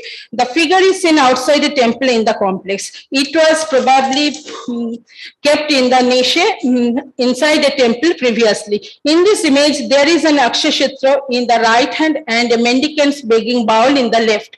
The Agastya images of the early Chalukyan period have moustaches. Late Chalukyan period images have long beards and the figures of plump and obese. Agastya images are always invariably dwarfish. In the post-Chalukyan period, all the Agastya images have long beards or ovis and hold a kamandalu-like vessel and akshamala in the hands. An axe or dagger-like weapon can also be seen at the waist. It seems that they were used for animal sacrifice. Brahmins, the Manu Sanhita says, often took up weapons for making sacrificial offerings during yajnas. It specifically cites Agastya as an example. So I'm showing you all the figures of Agastya as can be seen from the South India. After that, I will try to show you the figures which we can see in the Southeast Asia. So this is Agastya with Lopamudra, and separately Agastya is worshipped alone. And this is in the Chennai T Nagar temple. Now I will show epigraph sculptures and literature attest to the popularity of the Agastya cult in Java and Cambodia. An inscription in a Javanese temple says, Kalashaja, having founded the god's house called Bhadraloko, may all his descendants obtained in his house a resting place, may be achieve their wishes. There are other inscriptional references also. So I want to show you some slides of Java. There are lots of images in Java. It is number of images in Java is popular than Cambodia. So I am not discussing all the details about it because of time constraint, because I have to discuss the main thing that is in the Nepal region and in Bengal. That's why all are from Indonesia and Java. Now I want to go to the Nepal. Many images and inscriptions found in Nepal testify to the popularity of the Agastya cult in this region. According to historical records, King Jayakshamala entrusted the functions of the Pashupatinath temple to south of India Brahmins. From this, Bolan conjectures that Agastya worship may have been introduced in Nepal by priests from South India. Among the many images of Agastya found from Nepal, one late 15th century bronze image, previously known, identified as Jogadakshinamurti, is of particular iconographic interest. It is not the Jogadakshinamurti, it was wrongly identified before. The entire piece is a little more than 4 inches tall, and the sage alone is 3.5 inches tall. Here the sage is forearmed and seated with crossed ankles, his knees elevated and supported by a Jyogapatta. Interestingly, unlike in other images, the sage's face is youthful here. He has a short pointed beard and the forehead bears a vertical third eye. The hair is pulled up on top of the head and tied in 8 loops. The pierced earlobes are traced, but without earrings. Lines of the eyes and brows are incised. He wears a necklace, waistbands, armbands, and jaggapabidu over his left shoulder. There is another interesting Nepali specimen is the depiction of Agastya on a painted cloth, that is Pauva. An inscription below the Pauva dates it 1416 C. As in bronze image, the sage depicted as youthful hair and a pointed beard and the same hair arrangement. His legs are crossed in Utkatikasana. Here too, he holds the rosary in his upper right hand and makes the teaching gesture with the lower right hand. The upper left hand holds a small trident and the abraded lower left hand holds the kamandalu. The main figure is the painting was also first thought to be Jagadakshinamurti Shiva, but has since been identified as Agastya by Pratapaditya Pal. Now I want to show you some slides of Eastern India and Bengal. After that, I will conclude my topic. In a monograph published in the Census of India 1961, mention may be made of the worship of Agastya among the Conch traders, Shankhabaniks of Bengal. As in the north and south of India, the worship of Agastya in Eastern India also has a very antiquity. His worship is prevalent in Bengal even today, though most people of the region are unaware of this. One reason for this could be that Agastya worship is limited only to the conch trading community of Bengal, and that too on one specific day of the year, the last day, that is Sankranti of the Bengali month of Vajra, that is August. On this day, along with the worship of serpent goddess Manasha, Conch traders worship Agastya Muni. Agastya is worshipped both in the anthropomorphic form and in the symbolic form of a jar, that is Ghatta Puja, because of his birth from a jar. Kalashaja, Kalasi Shuta, Ghatadbhav, etc. are some of the Agastya's other names. He is, however, not worshipped in both forms simultaneously. Conch traders live in different parts of West Bengal. At present, they are mostly concentrated in Barakpur, in North 24 Parganas district, Shankhanagar in Nadia district, and in several villages in Bankura district. These traders traditionally procured their raw materials from South India and Sri Lanka. The connection of Bengal conch traders with peninsular India is, just a minute.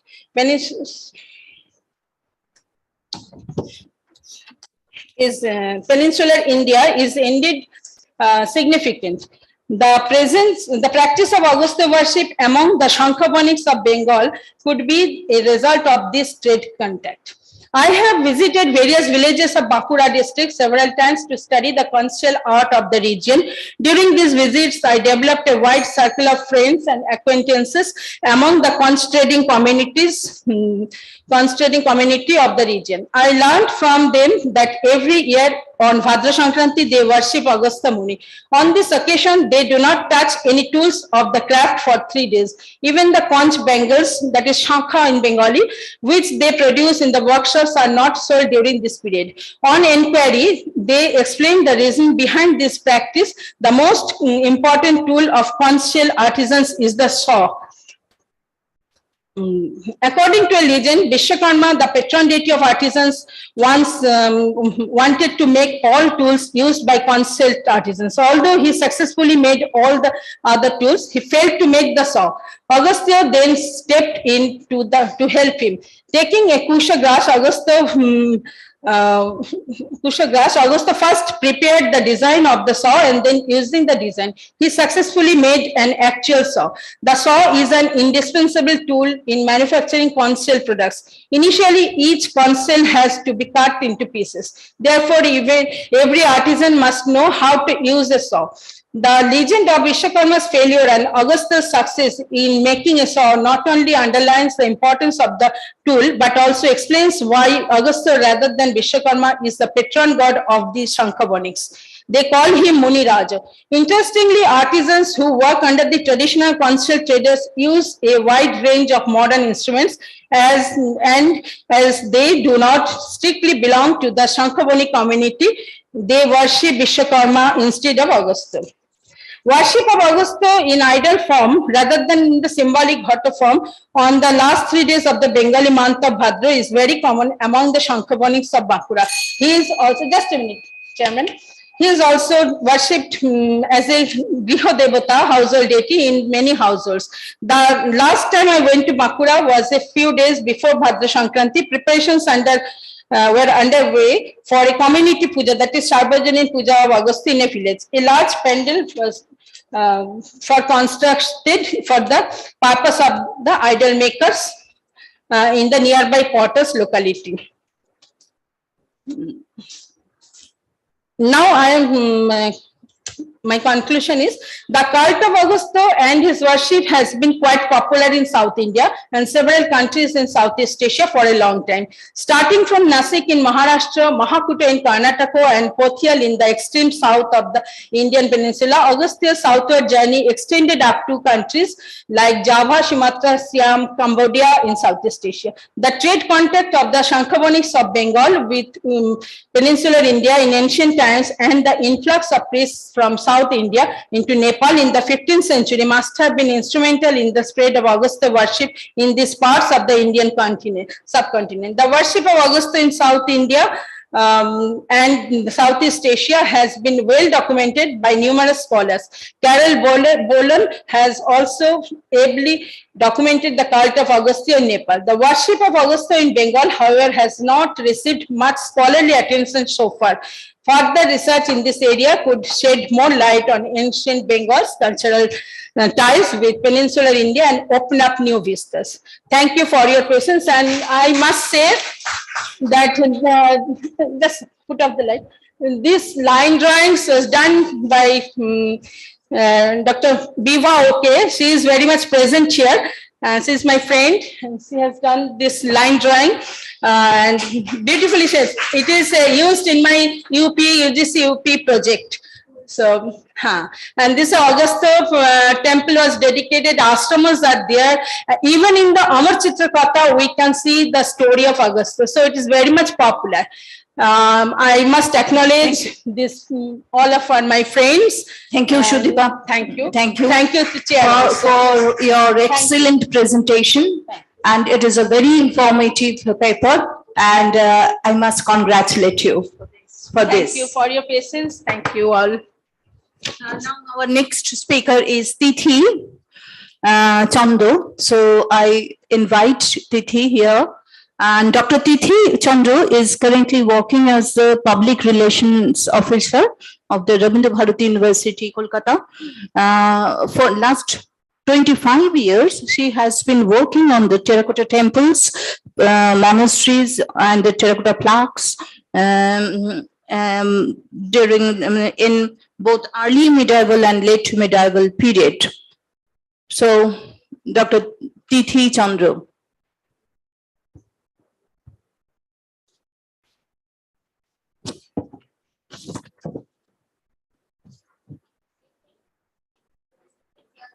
Other delegates, I would straight go to my paper at first.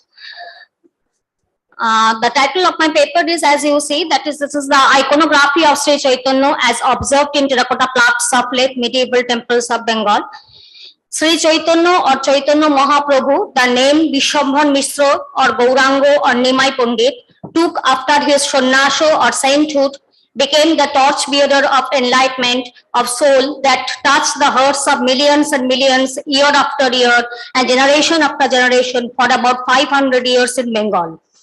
Gaudiya Vaishnavism, the religion that propounded by Sri Chaitanya, was actually a new variant of Vaishnavism in Bengal, centering around Radha Krishna cult in the background of Sultanate rule in 15th to 16th century CE, where the chief theme is bhakti or respect or purely love in each and every form on earth, from eternal to real life or real life to eternal, vice versa. This concept of unconditional love showed the way to eradicate untouchability, class division, and embrace humanism.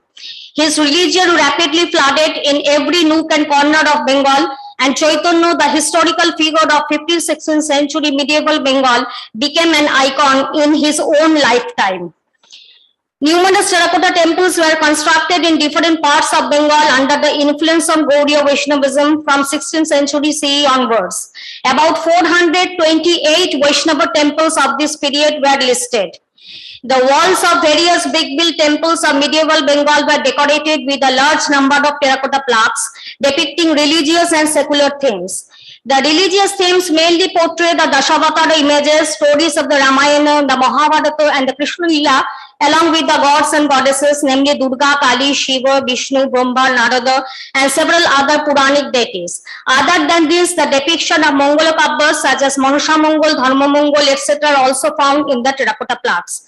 Depiction of Chaitanya Mahaprabhu and his activities were also well documented in the terracotta plaques of Bengal temples. It is interesting to note that representation of Chaitanya and his followers are only found in the terracotta temples of late 18th and 19th century CE.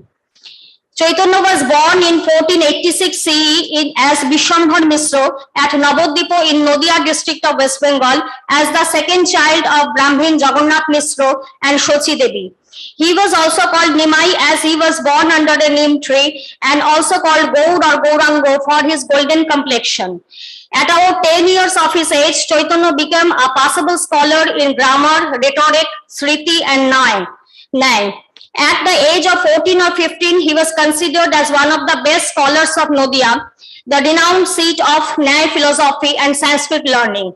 It was at the age of 16 and 17 that he traveled to Gaya with a host of his friends, and there he took his spiritual initiation from Ishwar Puri, a Vaishnava Sannyasi and a disciple of the renowned Madhavendra Puri.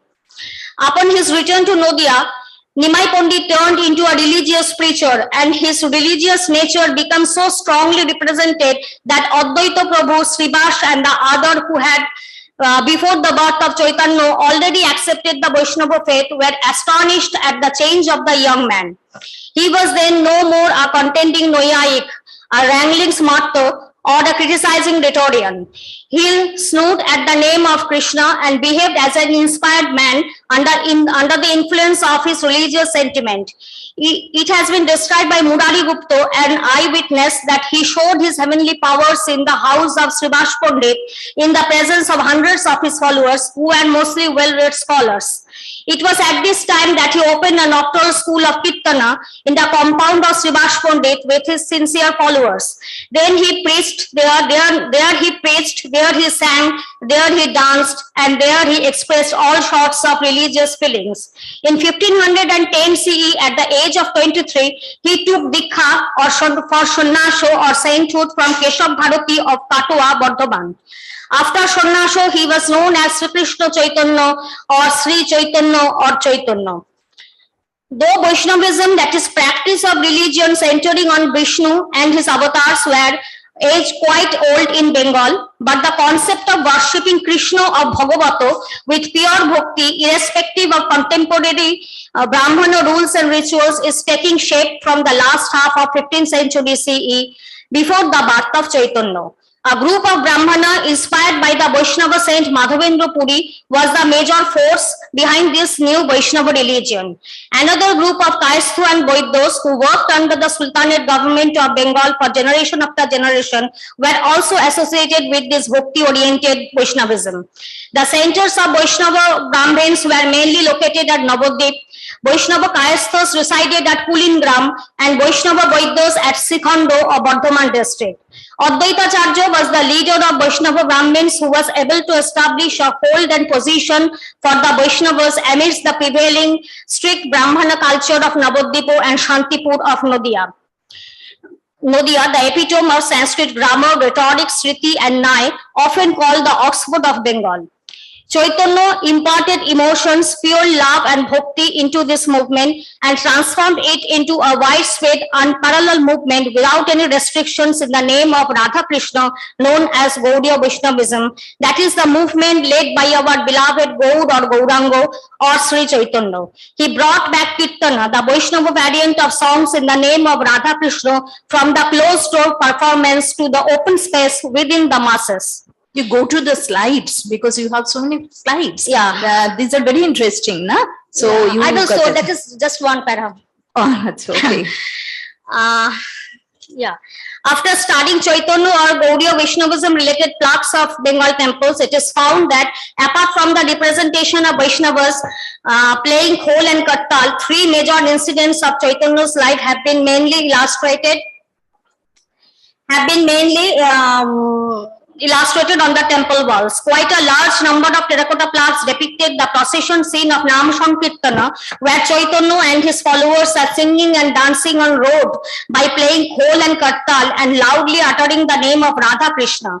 Several representations of Sarabhuj, where Chaitanya took the form of the six-armed god in the house of Sarvabhauma Bhattacharya at Puri, are found in terracotta plaques even in the temple of remote areas. Representation of Kaji Dalan, an important incident in the life of Chaitanya, has also been found in terracotta plaques of Bengal temples. Studying the plaques, it appears that incident of Chaitanya's life after his Sannyaso or sainthood have been depicted here, and among three incidents, Nam Sankirtan was the most popular one. This is the plaque of Nam Sankirtan. We have several. In each and every temples, we have found that is the procession scene where Krishna, Chaitanya and his followers are doing Nam Sankirtana with playing Khol and Kattal and dancing in ecstasy. And even some of the plaques, we have also seen that some of the followers are becoming unconscious while uttering and dancing the name of Chaitanya, Radha Krishna. They are becoming unconscious and some people are holding them. So this is, at first I will see these plaques. This is the plaque of 1790 at Hooghly. This is of 1806 at Hadal Narayanpur. This is a beautiful temple. decorated with these plaques, and this plaque is very interesting. It is because while it is carving the inner feeling of the dancing and the love for the god, it is depicted in every carving of this plaque. That is the, just see the dancing pose of Chaitanya where he is dancing. The legs are twisted and the hands are, it is very beautiful plaque of showing that is the dancing mood. Yeah. There is also that they are embracing while uttering the names of God during the processions. The Vaishnavas are embracing each other. This is also a zone of Nagar Sankirtan. Chaitanya started a new concept of public relations among the masses in the name of Nam Sankirtana, that is the uttering the name of God Radha Krishna while singing and dancing in a procession on the road. Khol and Kattal were two musical instruments used in this Nam Sankirtana. While singing and dancing in the name of God, Chaitanya and his followers often became unconscious in bhakti or ecstasy for their love for God. The spectators and passers-by were also influenced by these processions, and they used to join the processions willfully. These processions of the Vaishnavas were highly interesting among the contemporary common people as well as among the upper class also, as there is no restriction of birth, place, color, status, social structure and any other issues to join the procession. The only required essence is the love and bhakti towards the God. Since these processions turned into a social movement and numerous wounded souls flocked towards this new religion. Whole Bengal flooded in this new religion. Soon in the streets of the capital and other cities of contemporary Bengal, Nam Sankirtan used to take place, and then a new terminology appeared, that is Nagar Sankirtan, the procession of Gaudiya Vaishnavas in the city on Nagar. After Chaitanya left for Puri, Advaita Charya and Nityananda gave the leadership to the Vaishnavas of Bengal. Advaita Charya was orthodox in nature and old in age. The continuity of the concept of equality and fraternity in Gaudiya Vaishnava religion for a long period was actually the credit of Nityananda. Contribution of Nityananda in the spread of Gaudiya Vaishnavism was mostly parallel with Chaitanya. People still fondly uttered the dual name of Chaitanya Nityananda or Gaur Nitai as a single icon. In Bengal, worship of this dual icon, Gaur Nitai, has been started even before the disappearance of Chaitanya. Just go through this slide very Okay. quickly. Yeah. Just a quick survey. Here the three central figures that is identified, one is Chaitanya, Advaita and Nityananda, and others are the followers. This is on the metal engraving on a rotha. There is also the representation of Nagar Sankirtan and Nam Sankirtan is found. The true central figure can be identified as a Chaitanya and Nityananda. This is Kaji Dalam.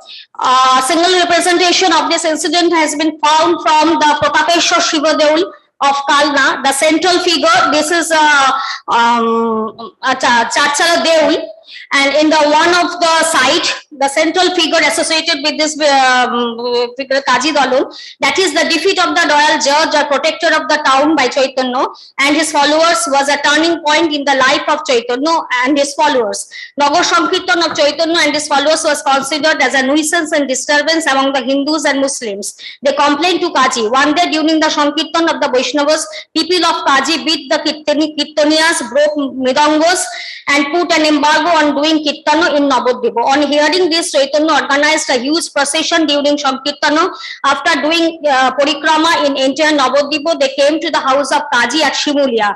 Kaji hid himself within his house. Followers of Chaitanya attacked the house of Kaji, started to demolish it. At the assurance of Chaitanya, Kaji came out of the house, and after a fruitful discussion with Chaitanya, he lifted the embargo on Kirtana. The beautiful scene of this, that in the second tier you can see that is the Nagar Sankirtan with this whole and Kirtan. The procession is going on, and in the upper stairs, one interesting point is that as it is the incident of the 15th and 16th century, but when it is depicted on the temple walls and it is the court the Kaji, that is, he is an administrator of the city, while depicting that the European feature of the house, architecture, is depicted. So this is your last slide? No. How many slides? Okay. So, yes. And another form is that the Shadabhujo, that Chaitanya took in front of Raja Pratapurudra Dev of Odisha at Puri in the house of Sarvabhauma Bhattacharya. It is the composite form of three, that is Rama, Krishna and Chaitanya. Ram is identified with his bow and arrow, and Krishna with his flute, and the Chaitanya with his kamandulu and dando.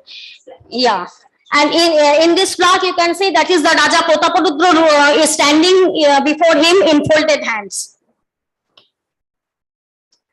This is also Shadabhuj, and it is very interesting that this icon, it is found in each and every temple, even the remotest corner of Bengal, we have found this icon. Though the incident has been occurred in Odisha, but Shadabhuj is very much popular in Bengal, and in each and every temple we found it. Yes. Shadabhuj. Shada means 6. Sada. Shada means 6. 6-handed. DA. It should be DA. Yeah, wrong. Darshan wrong. DA. Yes, sir. Okay, this is in the painting. There you can see the skin color of 3 gods has been different. Yeah. And this is only the Vaishnavas. They are playing khol and kattars in different forms. This is. Thank you. Thank you, Didi. Now our last speaker is Dr. Shungita Shukla. And Dr. Shungita Shukla is an associate professor in the Department of Ancient Indian History and Archaeology at the Navazukunda Mahavidyalaya in Lucknow. I welcome Dr. Shukla, but again I request you that complete your paper within 12 minutes. So.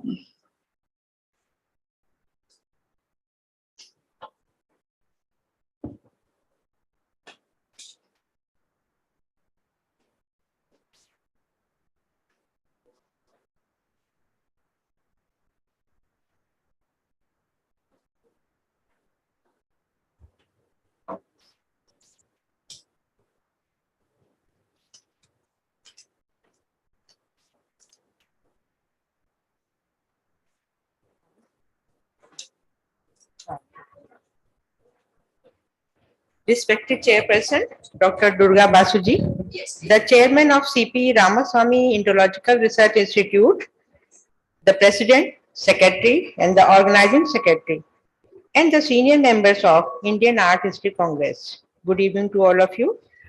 Dear annual delegates of IASC, greetings of the day. I, Dr. Sangeeta Shukla, is here to highlight the intangible heritage of Indian culture manifested beautifully in the art with its special reference to Sanchi. The concept of coexistence and well-being of all creatures well knitted, not only in the ancient literature, as we know, Sarve Bhavanti Sukhna, Sarve Santu Niramya, Sarve Bhadrani Pashyantu, Ma Kasyat Dukh Bhav Bhavet, but also in its art too. When we talk about Sanchi, the art of the stupa of Sanchi holds its own special place in the history of Indian art. The subject matter of the art displayed in this center is the ancient beliefs of Buddhism and the marking of the biography, but the craftsman is more inclined to the elegant marking of nature. Artist's infatuation with its multiple marking is further evident from the example of the pylons of Sanchi. These are the pictures. Nature is beautifully depicted with the man. Various illustration of the beautiful and delicate imagination of creepers with lotus, that is Padmalata, and Jatak stories are visible. Many such illustrations are found in the figures displayed in the Mauryan and Shunga art of ancient India, from which one can get an introduction to the attitudes and ideals of the then society towards nature. Apart from the state-dependent art, examples of association with nature are also found in the examples of Mauryan folk art. Many such stone statues of Mother Goddess have been found in whose outer circle the coordinated decoration of various trees, animals, birds and human worshippers, etc. have been given a prominent place. These examples of Mauryan craftsmanship are symbols of the cultural upliftment of the then society, where the craftsmen were trying to observe the various elements of nature closely and mark them in the most beautiful form with utmost ductility and sentimentality. It is a sign of connection.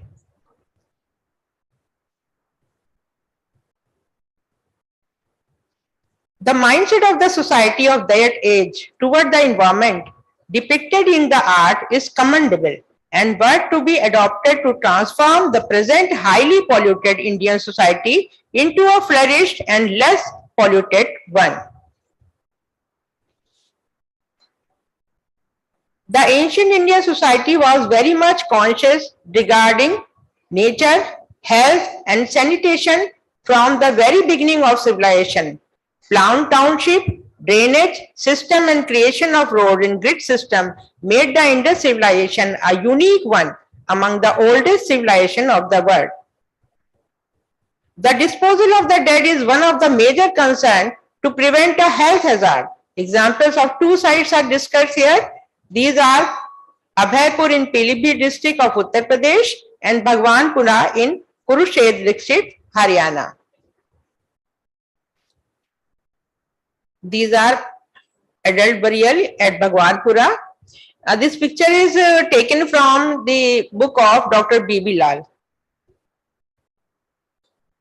Sanitation was taken good care of inside the houses.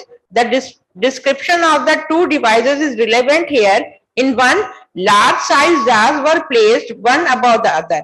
Their bottoms were broken so that the silage could easily pass down. In the other, deep vertical pits were lined with terracotta rings and silage was passed down through these ring wells. In one example, as many as 11 rings were observed made of terracotta. The rings measured about 60 centimeter in diameter, 15 centimeter in height and 5 centimeter in thickness.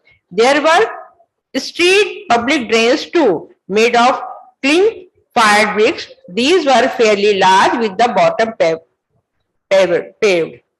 These are, though the river was close by and thus water could be fetched from it, some of the houses had their own wells. These were also lined with terracotta rings so that the sides may not collapse. In one case, as many as 47 rings were counted without reaching the bottom. This picture is also from Professor B.B. Lal's book. Thus, the site of Dr. B.B. Lal has discussed a site that is near Shishupalgarh. The site of Shishupalgarh near Bhubaneswar in Odisha was never reoccupied after it was abandoned around 3rd or 4th century BC. In 1948, when Dr. B.B. Lal excavated Shishupalgarh, there were very little encroachment and he was able to get a good idea of the early historic settlement. It is surrounded by a fortification wall which forms a square on plan, each arm measuring a little over 1 kilometer. This is the description of that fort in detail. Illustrations of Rigved verify that the Vedic society was neither nomadic nor even in a mere rural stage, as has been assumed by many. It had long passed those stages and was dealing with kings and kingdoms. It had organized administrative machinery, had 45 towns, along with high health and sanitation norms.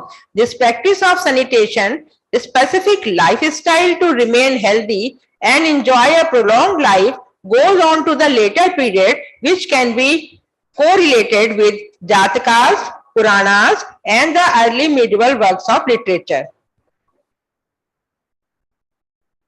Now I am illustrating a point, that is construction of forts. On all the 4 quarters of the boundaries of the kingdom, defensive fortifications against an enemy in war shall be constructed on grounds best fitted for the purposes. A water fortification, such as an island in the midst of a river or a plain surrounded by low grounds, a mountainous Kautilya's Arthashastra 67 fortifications, such as a rocky tract or a cave, a desert, such as a wild tract devoid of water and overgrown with thickets growing in barren sod, or a forest fortification full of wet-tailed water and thickets. Of these, water and mountain fortification are best suited to defend populous centers, and desert and forest fortification are habitation in wilderness. This picture is of Shishupal Garh. This is also from Professor B.B. Lal's book, and I am highlighting this, that the Shishupal Garh का जो palace fort का जो plan है, ये हमें कौटिल्य के अर्थशास्त्र में ही हुबहू ऐसा ही मिलता है. Buildings within the fort. The description is now from the Kautilya. Kautilya writes in Arthashastra, demarcation of the ground inside the fort shall be made first by opening 3 royal roads from west to east and 3 from south to north. And coincidentally, you will see after that long period, the rule is followed by the public. The fort shall contain 12 gates provided with both a land and water way kept secret. There will be 12 gates and 2 will be hidden. So these are the gates. 1, 2, 3, 4, 8.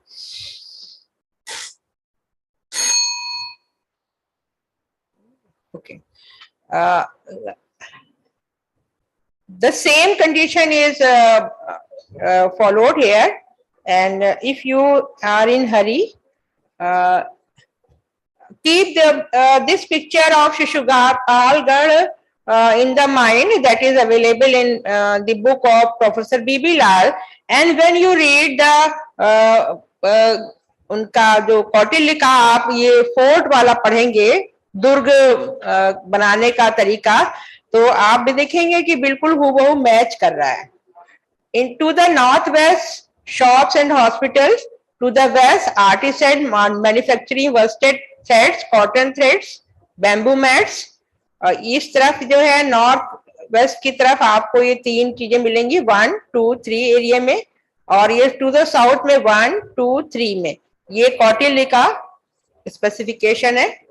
इसके बाद ये आपका आता है to north east, इधर 1, 2 और 3 में ये डिपिक्शन है.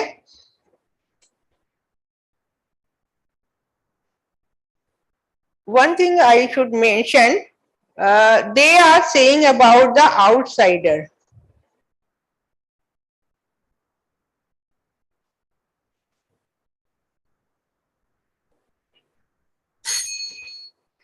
But one line I have to mention.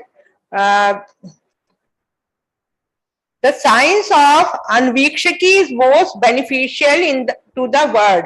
Kautilya has used this word, anvikshaki, keeps the mind steady and firm in weal and woe alike, and bestows excellence of foresight, speech and action.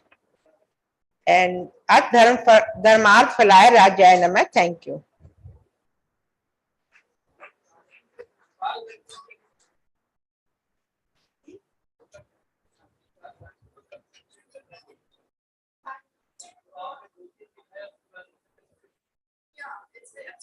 What is the connection between these two things?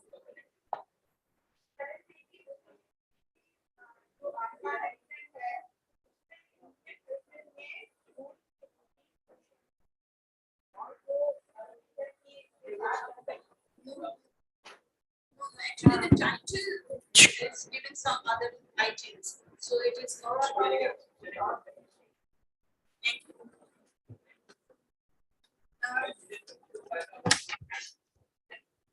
Thank you. My heartiest thanks to all our speakers in these sessions. And I think all these papers are self-explanatory. Though I have taken some notes, but I can say a few lines on that particular, but I don't think it is necessary to summing up this entire thing. So do you think that it is necessary? I congratulate all our speakers. Now, first of all, just one line for each speakers. Perhaps I do not justice to these papers by making all these remarks that only a few lines are lying. Actually, Dr. Shodhumatri, thank you for your very, very interesting paper. And now, first of all, you have mentioned the icons and their variations in Kerala, and especially as we all know that the Vishnu is the prime and the major deity in Kerala. And now, first of all, it's very interesting to find that you have explained the religious, some structures are eco-friendly. Mostly in Kerala, we find the eco-friendly structures. And you have shown us how the Sanskrit literature, the epic literature, epics and other literature had been transformed to art form and sculptures and even in the paintings. So it is very interesting. Thank you, Dr. Murthy. And now next, Dr. Ajit Kumar, and he has wonderfully described Ravan's various qualities, his character, physical features, his valor, his strength through the depictions of the Ellora temples, Kailashnath temples. And now the Shudipa, excellently you have presented your paper. It is a very new subject and very informative. Thank you, Shudipa. And the Dr. Tithi Chandra, you have shown us some of the very interesting terracotta plaques. And as you know, the Bengal is famous for this terracotta plaques. And so many plaques on the Chaitanya's and Chaitanya's movement. And the last one, the elements of environmental concern in the art of stupas of Sanchi. Actually, the scholar began with the main topic, that is absolutely the floral. Once we are expecting that she would explain more about the flora of that particular, because it is very interesting. And if you compare it, if you turn all these floras with the that biological science names, so it would be much better because it is a little bit confused. So anyways, it happens. So thank you. And I congratulate all our speakers and all our participants for listening and for just having a patient hearing. Thank you. Thank you.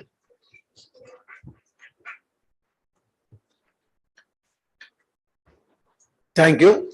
I request our chairperson, Dr. Durga Das, to honor the speakers. To begin with Dr. D. Satyamurthy. Okay,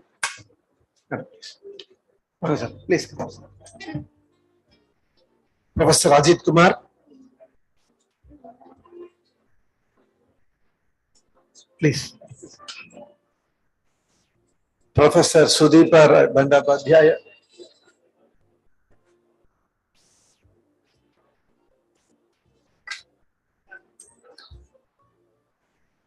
Dr. T.D. Chanda and Dr. Sangeeta Shukla, madam.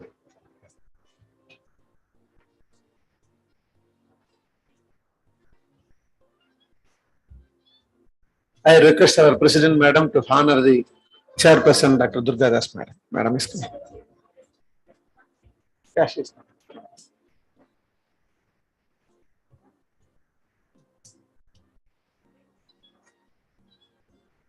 Oh.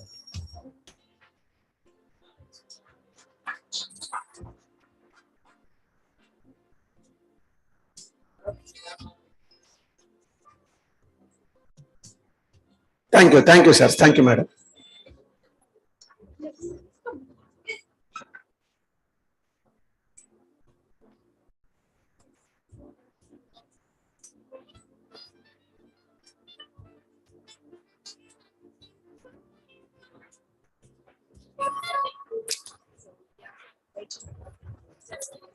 A special lecture to conclude this day's program, academic program actually. Professor KD Bajpai Memorial Lecture here. Our chairperson is the director of our C.P. Ramaswamy Institute of Indological Research, Dr. Nandita Krishna Madam. And the lecture is on reframing the Philadelphia Museum of Art, South Indian Temple Hall by Dr. Darley Mason, the Stella Kramarish Curator of Indian and Himalayan Art and Head of the Department of South Asian Art, Philadelphia Museum of Art.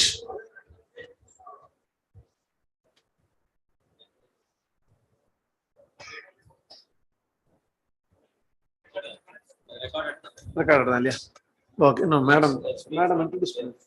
Madam introduce me. Madam best one, introduce me. I'm going to introduce me.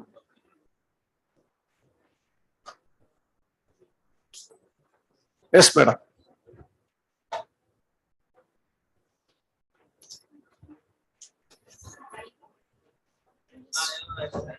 Lights வேண்டாம். இந்த light போடுங்க. இந்த light போடுங்க.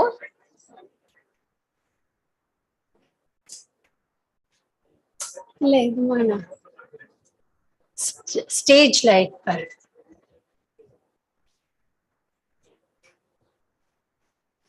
God, okay.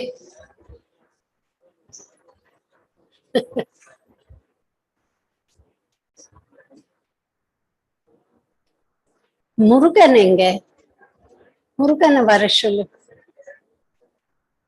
Good evening, ladies and gentlemen. We are having the Professor KD Bajpai Memorial Lecture. This has come to us as a video because of the time problem between the US and India. So, Dr. Dariel Mason, the Stella Kramarish Curator of Indian and Himalayan Art and the head of the Department of South Asian Art, Philadelphia Museum of Art, is going to speak now on reframing the Philadelphia Museum of Art's South Indian Temple Hall. Dariel Mason has been the Stella Kramarish Curator of Indian and Himalayan Art and head of the Department of South Asian Art at the Philadelphia Museum of Art since 1996 and is adjunct professor at the University of Pennsylvania, both in Philadelphia, USA. She was lead curator on the 2016 transformation of Philadelphia's South Asian galleries and then consulting curator for South and Southeast Asia, as well as the Islamic world and the Himalayas for the 2020 full reconceptualization of the Seattle, Washington Art Museum's Asian Art Museum.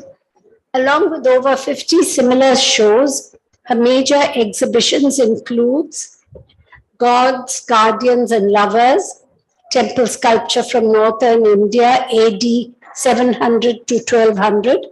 She co-organized this for the Asia Society Museum, New York with Vishaka Desai in 1993. For the Philadelphia Museum of Art, major shows have been Intimate Worlds, Indian Paintings from the Alvin O. Belloc Collection, 2001, Kantha, the Embroidered Quilts of Bengal from the Jill and Sheldon Bonowitz and the Stella Kramarish Collections, 2009, for which she received the prestigious Alfred H. Bard Jr. Award from the College Art Association, and Pulkari, the Embroidered Textiles of Punjab. Dr. Mason received her PhD from the University of Pennsylvania with the focus on the 9th to 11th century sculpture and architecture of temples in northern Gujarat and southern Rajasthan. From 1990, she was assistant curator for South and Southeast Asian, Himalayan and Islamic art at the Museum of Fine Arts, Boston, USA. Her publications and lectures span 2 millennia and include work on sculpture, architecture, textiles, folk, and contemporary art, collecting, and museums. Her latest book is a monograph titled Storied Stone, Reframing the Philadelphia Museum of Art's South Indian Temple Art. I have been there, and frankly, the whole place is one big temple, the whole hall. It weaves together years of archival and field work to illuminate the sole example of historical Indian stone temple architecture publicly displayed outside of the subcontinent. We have also printed her lecture, so in case you want to follow it when it comes out, it's available in your bag.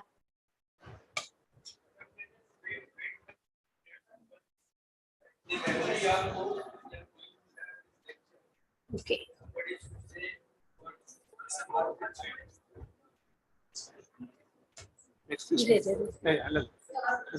Cultural programme ಇರುತ್ತೆ ನಾಳೆ 9:20 ಒಂದು Somebody please come up and say a few words about Professor KD Bajpai, in whose memory this lecture has been organized. Please.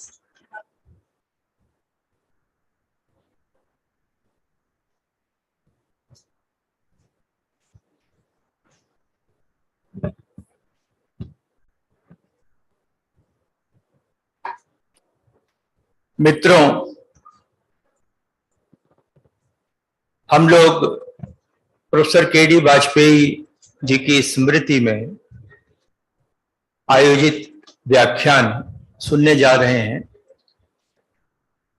और ये हम सब का कर्तव्य बनता है कि जिनकी स्मृति में व्याख्यान होने जा रहा है और जो इंस्ट्रूमेंटल रहे हैं इन द वेरी एस्टेब्लिशमेंट और even the founding the Indian Artistic Congress, उनके बारे में कुछ जाना जाए। वैसे तो professor KD Vajpeyi ji was a name as a great scholar of Indology, almost all the areas of Indology, be it political history, be it social history, be it coins, inscriptions, Sanskrit art.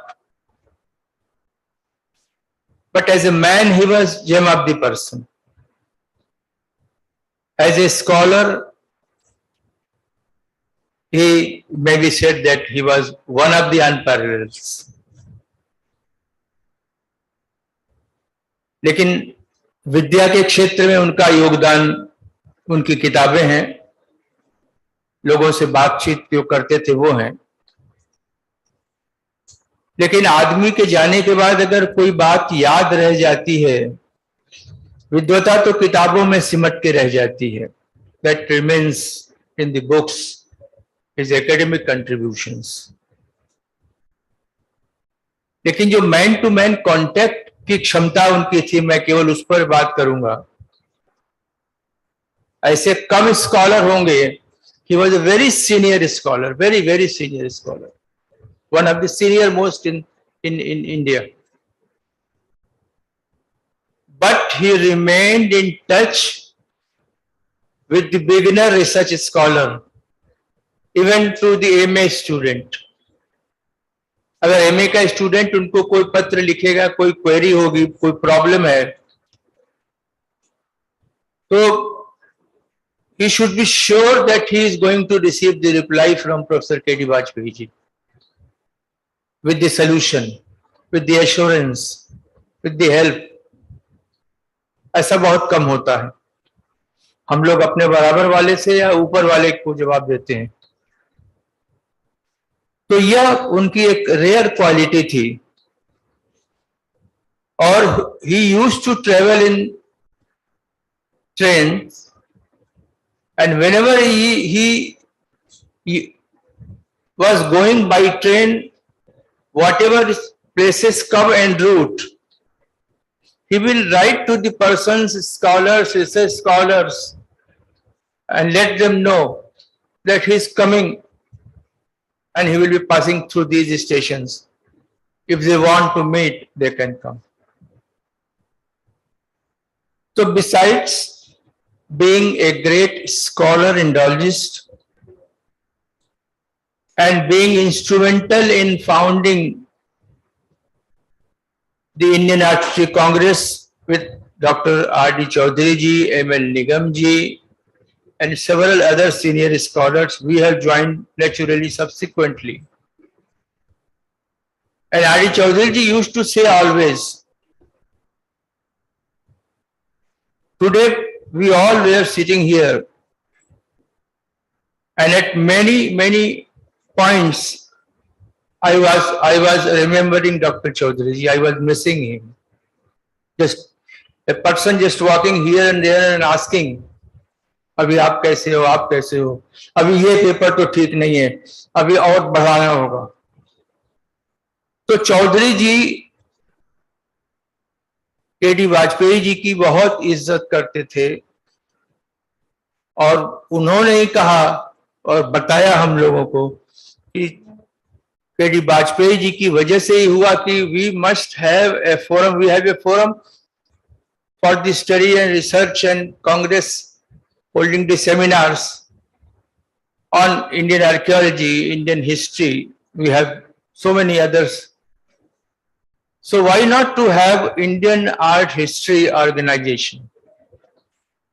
So this thought was very fruitful, and we must not forget that because of this only we are here and we regularly come to this place. And this place has become a point where from we encourage the young scholars. And young and senior scholars come together. So interaction is there. We were talking of the interaction. So interaction is there. So young scholar is benefited, and through seminars we know several new things, new ideas. So today, really, we remember with deep sense of respect, gratitude to Dr. Professor KD Bajpai ji. He was a scholar par excellence as well as a man par excellence. मैं उन्हें उनकी स्मृति को प्रणाम करता हूँ.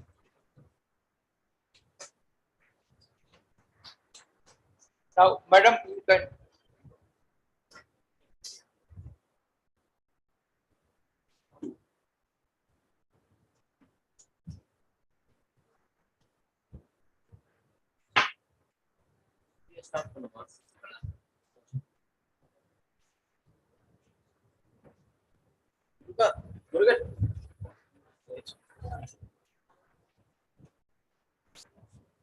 I'm honored to be finally presenting the Professor KD Bajpai Memorial Lecture for the Indian Art History Congress. And I thank Professor D.S. Sameshkar, Dr. Nandita Krishna, and all of those who have worked so very hard to realize this event against all odds. I so wish I were there with you in Chennai, not only because I see only gray and leafless trees out my window, but also because of the rich scholarly interactions this conference will generate.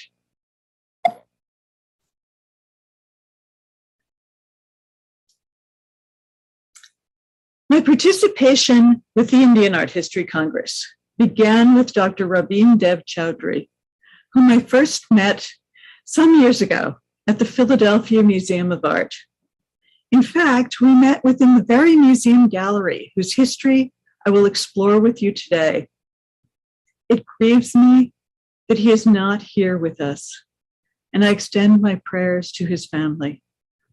He touched many, and I will always remember his insights and the joyful discussions that we shared. I dedicate this talk to his memory. In 1911, in Philadelphia, a major industrial city in the eastern United States, a marriage occurred. The bride was Adeline Pepper Gibson, daughter of one of the city's wealthiest families. The groom was Theodore Marshall, a recent graduate of the University of Pennsylvania. Soon after, the couple departed for a 2-year honeymoon around the world. They traveled first to South America, then across the Pacific to Japan, and eventually arrived in Kolkata. Like their British counterparts, They spent a few months aboard a houseboat in Kashmir, this one fitted out with a borrowed piano for Adeline's evening recitals. They then continued by train to Delhi, Agra, Mumbai, Varanasi, as well as to lesser visited spots like Sanchi, where they met up with the ASI's Sir John Marshall. Finally, they headed south. They spent some time exploring Chennai and then continued to Madurai in March of 1913.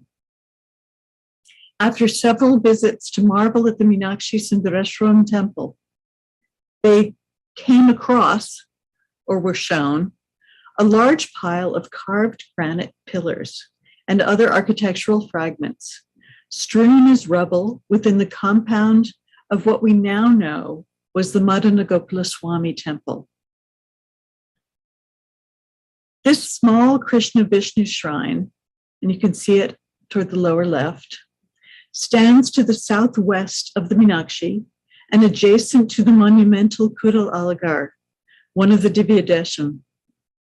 Adeline's privately held diary does not seem to be rich in details, but does provide a basic narrative of their purchase of the blocks from the temple trustees, their inspection by the archaeological department, and the means by which they shipped the pieces to Sri Lanka and then on to the US.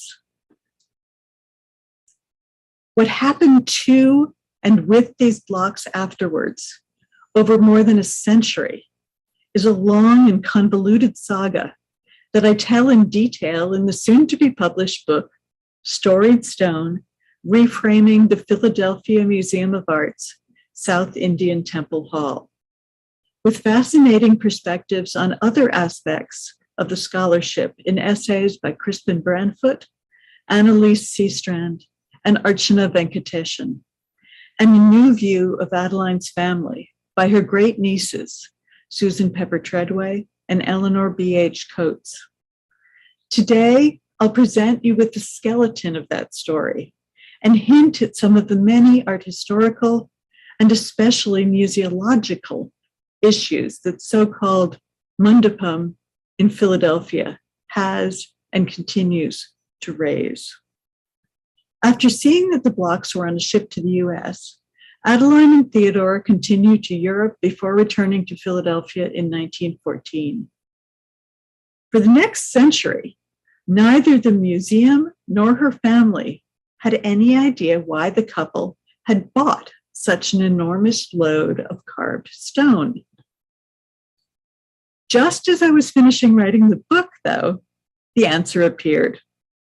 We know now that not only had the couple intended for the Madurai carvings to be integrated into a great country house that they were planning to build, but also where they meant to put the pieces.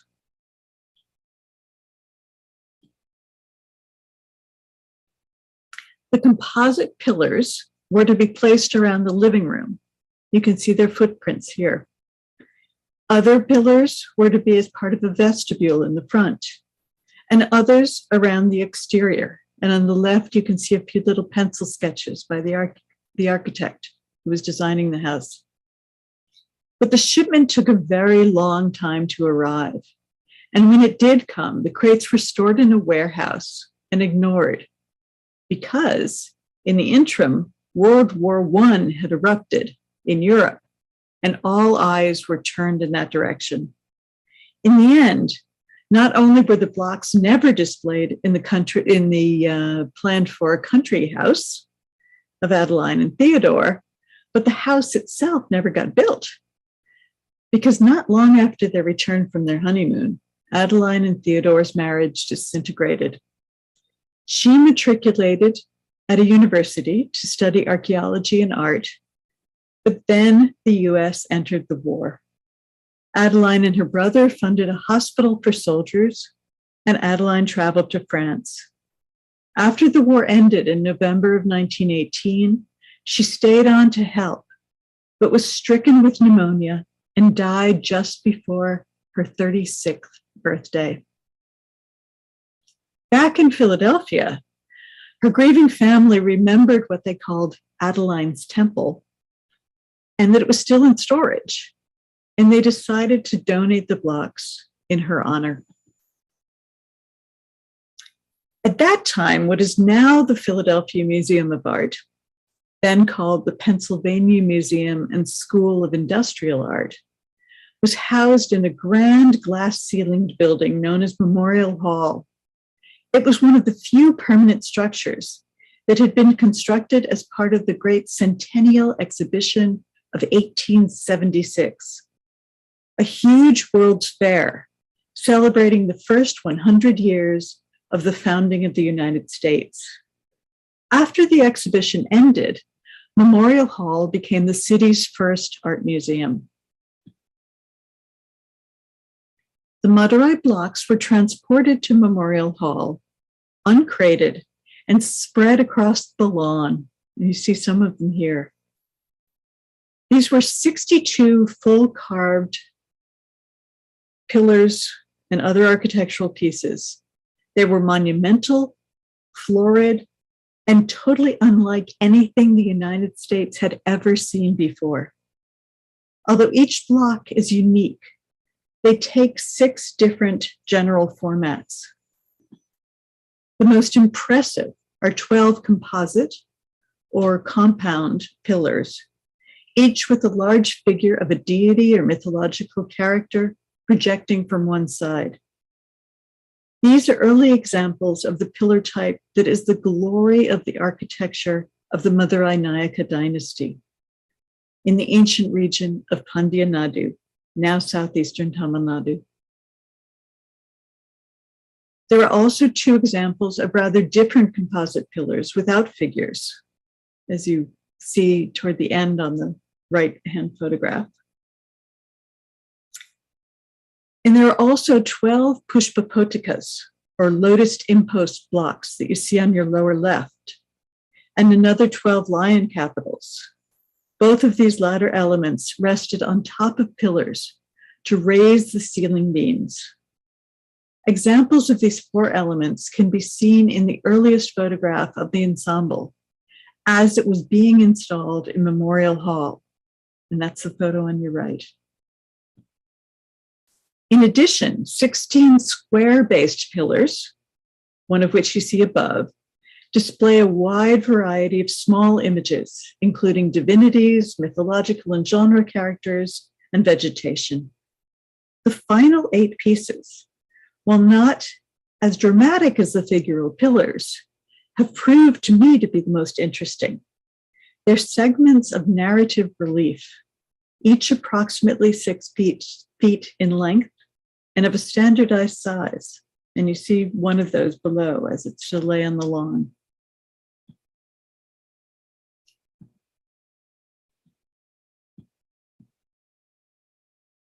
Distinctive scenes like the battle for the kingship of Kishkinda. And you see here the monkeys fighting and the battle in the middle and Rama shooting from the left. Scenes like this make it clear from early on that these depict at least part of a Ramayana cycle.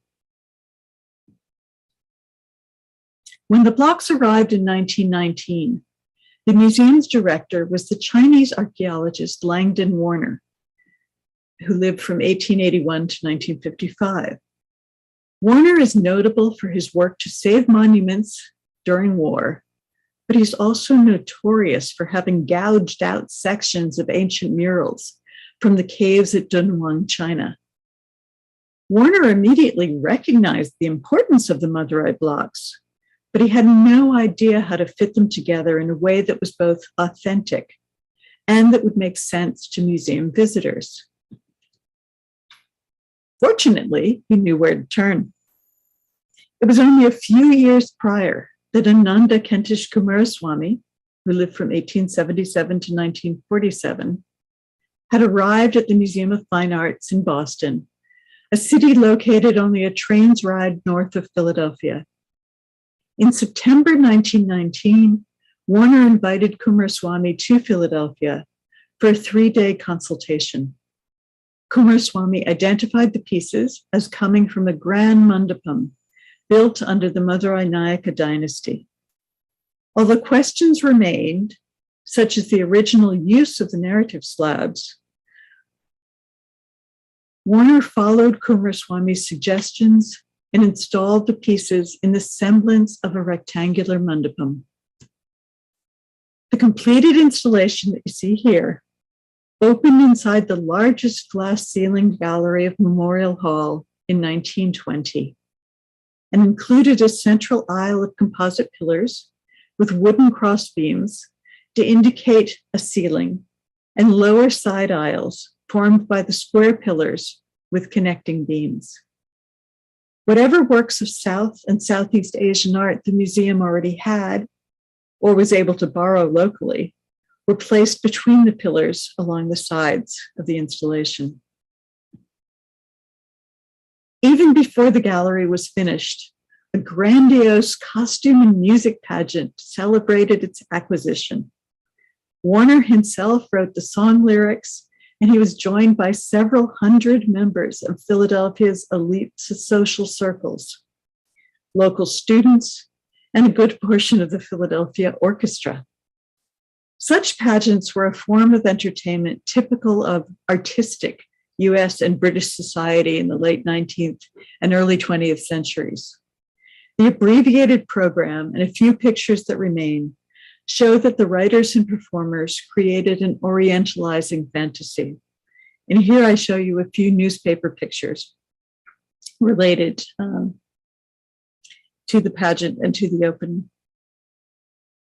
They blithely blended Hindu deities, Tirumala Nayaka's history, sort of, Chinese dancing girls, a Rajasthani merchant caravan, and even a live greyhound dog, which they put in because they couldn't manage to find a living elephant. The story was framed by a prophecy proclaimed by the high priest of the Central American Maya people, who foretells that the gods of India will come to our shores. But the Maya will not meet them, for it will only occur after the white man has spread civilization westward across the Americas. In other words, exterminated indigenous people on our continent. A disturbing subtext, sadly typical of its historical moment.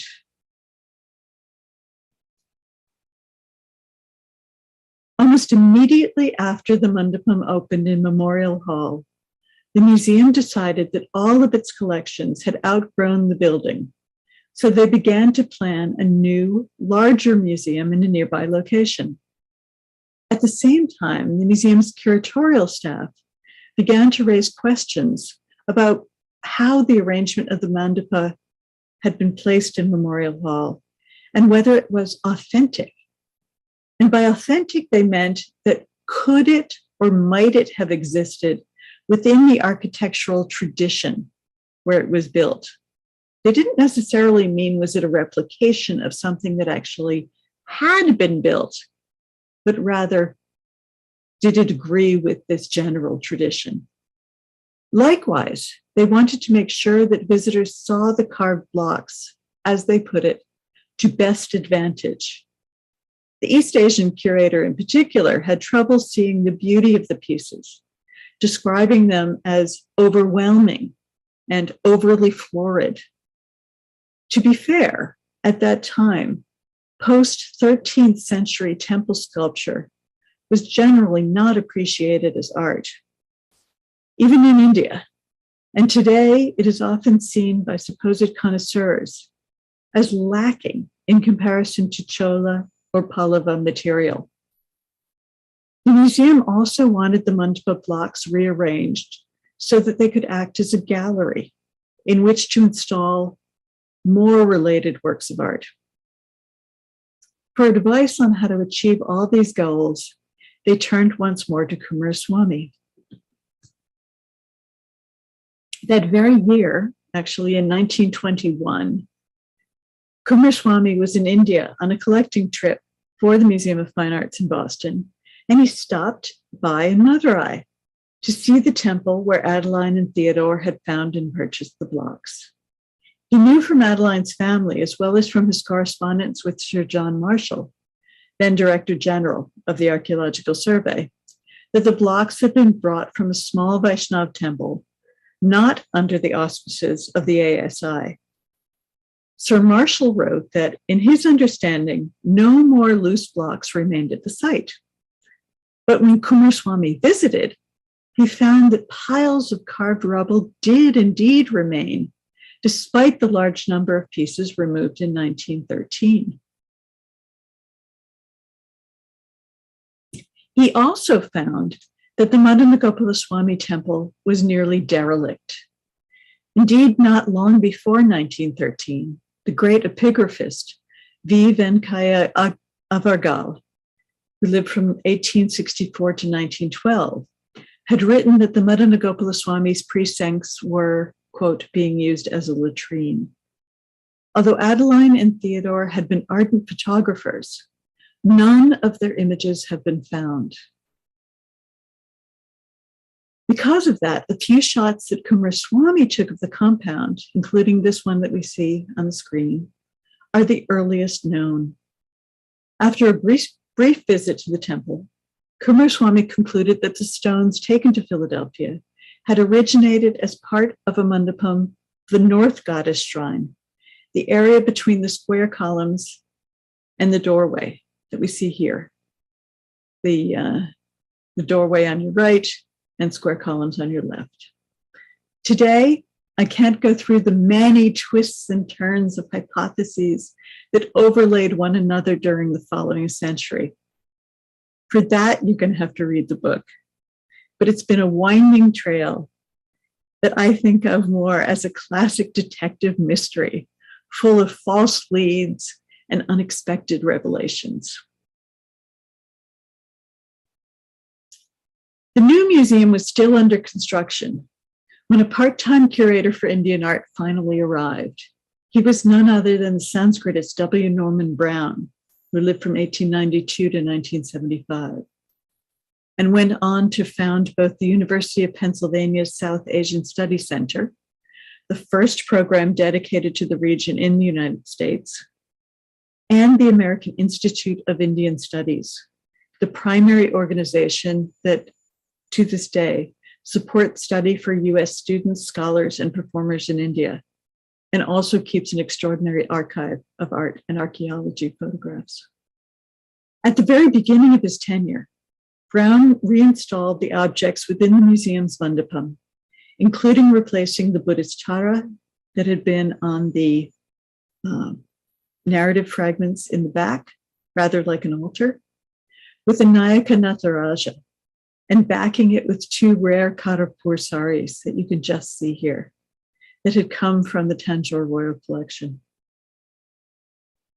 While on a research sabbatical to India in 1934, at the request of then museum director Fisk Kimball, Brown also stopped at the Madanagopala, just as had Coomaraswamy. He was accompanied by the epigraphist and art historian T.G. Aravamutan, who lived from 1890 to 1970 and was then working with the Government Museum in Madras, along with an unidentified architectural draftsman who must have been instrumental in creating this relatively accurate plan of the site. In the team's very few days at the site, they discovered a surprising number of things. First, they found that the blocks in Philadelphia could not have come from inside the Madanagopala compound, nor from the North Goddess Shrine, because, as remains evident today, that North Shrine was originally identical to the still standing South Shrine, and that South Shrine does not have figural pillars. Aravamutan and Brown then received information that convinced them that the majority of the carved stones had not even originated at the Madanagopala at all, but rather had been parts of the much larger Kudal Aligarh. In Brown's report to the museum and his subsequent book, published in 1940, he concluded that when the southern goddess shrine in the Kudal Aligarh, the Lakshmi shrine, which is now called the Maduravali Tayu, had been rebuilt in so-called modern or Madura style in the early 16th century, the Nayaka fabric had been removed from the site and dumped as refuse within the prakara of the Madanagopala Swami temple. So in other words, the 16th century goddess shrine at the Kudalalagar had been knocked down at some point and all of its pieces dumped into the nearby compound. And on the photograph on your right, you can see how close these two compounds are. The Gopuram and the little bit of the top of the Vimana in the back outside of the wall is the Kudalalagar. The shrine on your right inside the wall is the south goddess shrine of the Madanagopala Swami. Here you can also see the close placement of the two temples. If you look toward your lower left, you see the Madanagopala Swami with one red star, and just to the lower left of that, the Kudalalagar. You can also see where the Meenakshi is in relation to these. And I have huge thanks to give for much of piecing this together, but also for use of his plan to Professor Crispin Brandfoot of the School of African and Oriental Studies in London, who had made this wonderful plan and written about the Kudalalagar and shows where the Madanavali Tayar stands, as well as you can see my own shot of the new interior, the rebuilt interior. It is, of course, a much more extensive than what you see here and a much more extensive story.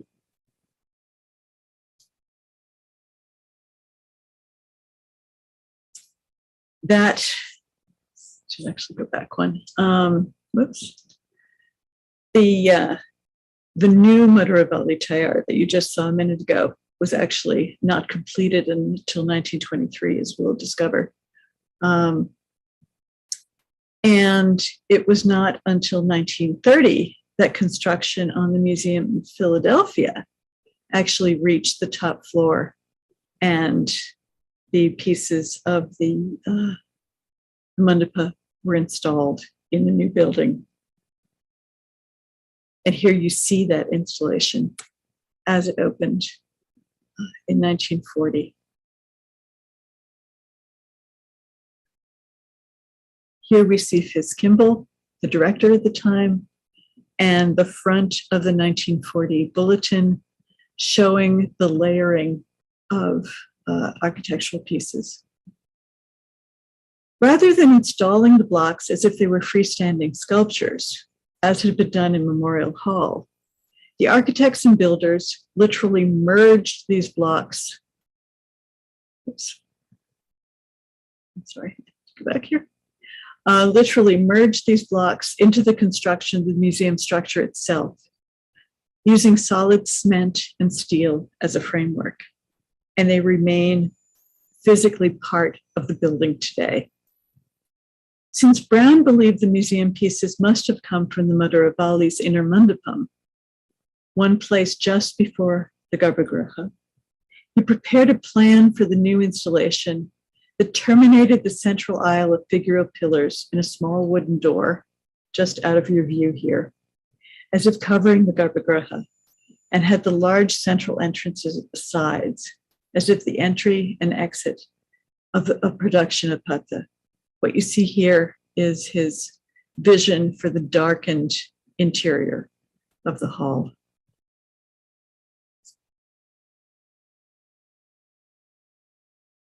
He lit it very, very dimly, and he wrote, "It should be roofed to give greater variation of light and shade, so that something may be reproduced of the original Indian contrast between the brilliant outdoor sunshine and the cool, darkened interior with its subdued tones and subtle revelation of sculpture and recesses. It will then give an idea, though necessarily on a small scale, of the elaborate yet dignified and reposeful interior of a typical Hindu shrine." As mentioned, the mandapa reopened in 1940 as part of an elaborate flow of historical architectural spaces and ensembles. This flow was envisioned by the museum director and architect, Sidney Fisk Kimball, who lived from 1888 to 1955.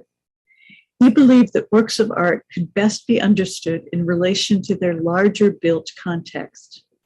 But Kimball's background and training as an architect skewed him decidedly toward a perspective where the Greco-Roman classical art, the European origins, were perceived as the height of human achievement. Asia not only came as a footnote at the end of the museum's southern pavilion, as you see in this photograph on your left, but placement of the trabeated temple hall, in other words, post and beam architecture,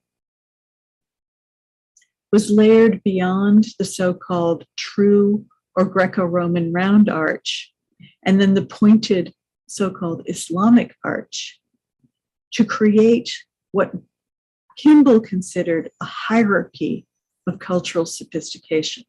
Remember, this was in the 1930s and 40s. This hierarchy was an artifact of the Eurocentric colonial worldview, and it is presented as inseparably embedded in the museum's fabric, physical and conceptual to this day. Yet, I argue, the architectural juxtaposition upon which the museum was designed in the 1920s and 30s are worth recognizing as an artifact of their own time and place, as much as a part of our global cultural history as an individual object or early historic ensemble. And here you can see how that vista looks today after its renovation in 2016.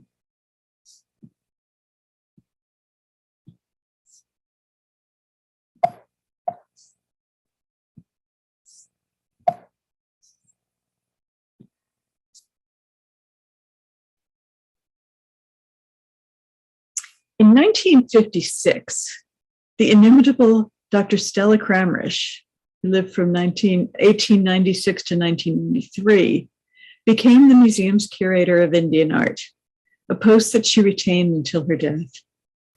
Kramrisch did a huge amount for the museum's South Asian collection, including personally donating over 1,000 objects. But she only changed the mandapam in very small ways, although they are key. She painted the walls that had been white a deep brown. She turned off brown's low side lighting, and she hung a small temple lamp in front of the fake Garbhagriha doorway. These changes emphasized the hall as embedded deep within a large temple and close to the radiating power of the divine. And you see her installation on the left. Although I had given tours of the mandapam as a student at the University of Pennsylvania and had come back to the museum as curator in 1996, my part of the story really begins when I visited Madurai, and especially the Madana Swami and Kudal Aligarh temples, for one day in 2004, and then for a slightly longer stay in 2007. At that time, there were still many pillars and crowning elements lying about the site, although in the decade and a half since, the temple has become much wealthier and has been able to renovate extensively, including incorporating the majority of these loose pieces into newly built halls. On my very first visit, the biggest surprise was when I noticed that the exterior of the closed hall of the Madana Swami's central Krishna Vishnu shrine included 2 rows, one in the north and one in the south, of narrative fragments. And you can see them here if you look just above the moldings. These matched in height, style, and format the 8 Ramayana slabs in the museum. I show you here a photo from 2007, since in 2004 they were shaded by a woven awning in preparation for a festival, so my photographs are all spotty. When I came back to Philadelphia, I took my photographs of the fragments in Madurai, shuffled them around with photographs of the ones in Philadelphia like a jigsaw puzzle. I soon discovered that together, the group created a nearly complete visual rendition of the Ramayana.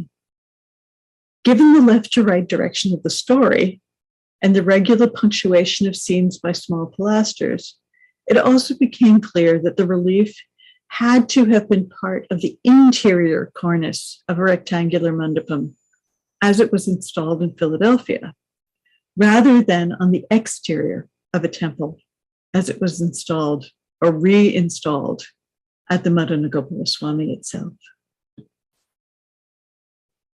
When I next had the chance to revisit Madurai, I traveled to a number of Nayaka temples across Tamilnadu, aiming to understand the range of options that architects had at the time for placing such figural cornices and for how they were to be configured.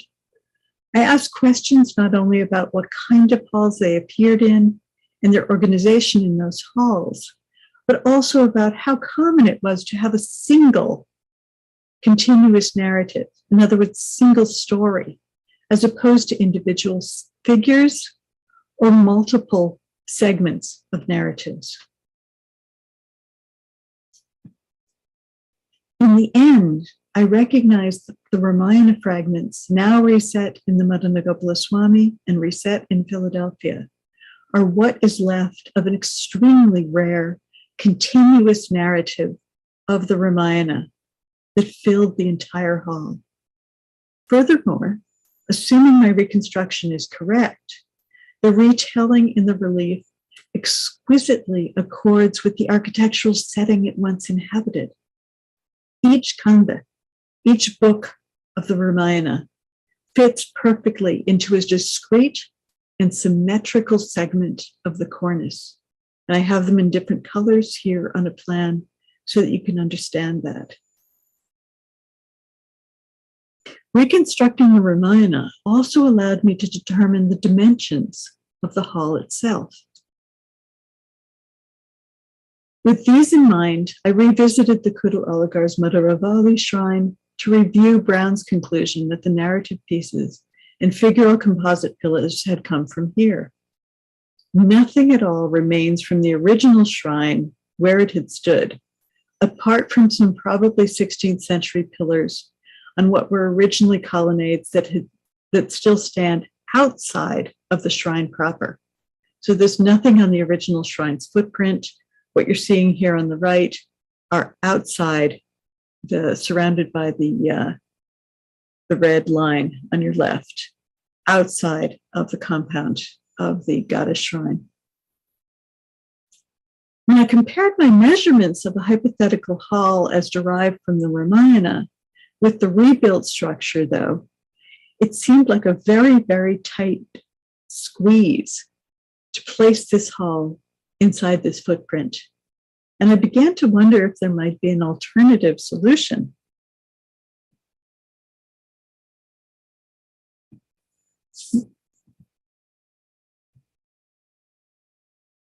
Looking at other Madurai Nayaka shrines, it was clear that there are instances when festival mandapams stand outside or between Gopuram, such as the Kalyan Mandapa at the Aligarh Kareel, which is not far from Madurai, and you're looking at it here from the outside and on your right from the inside.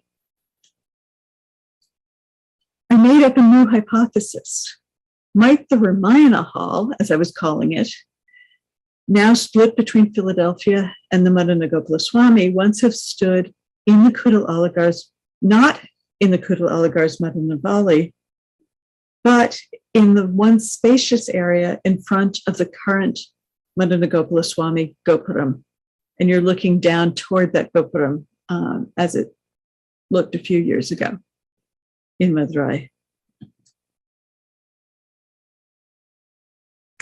But such is the benefit of revisiting your evidence again and again and again.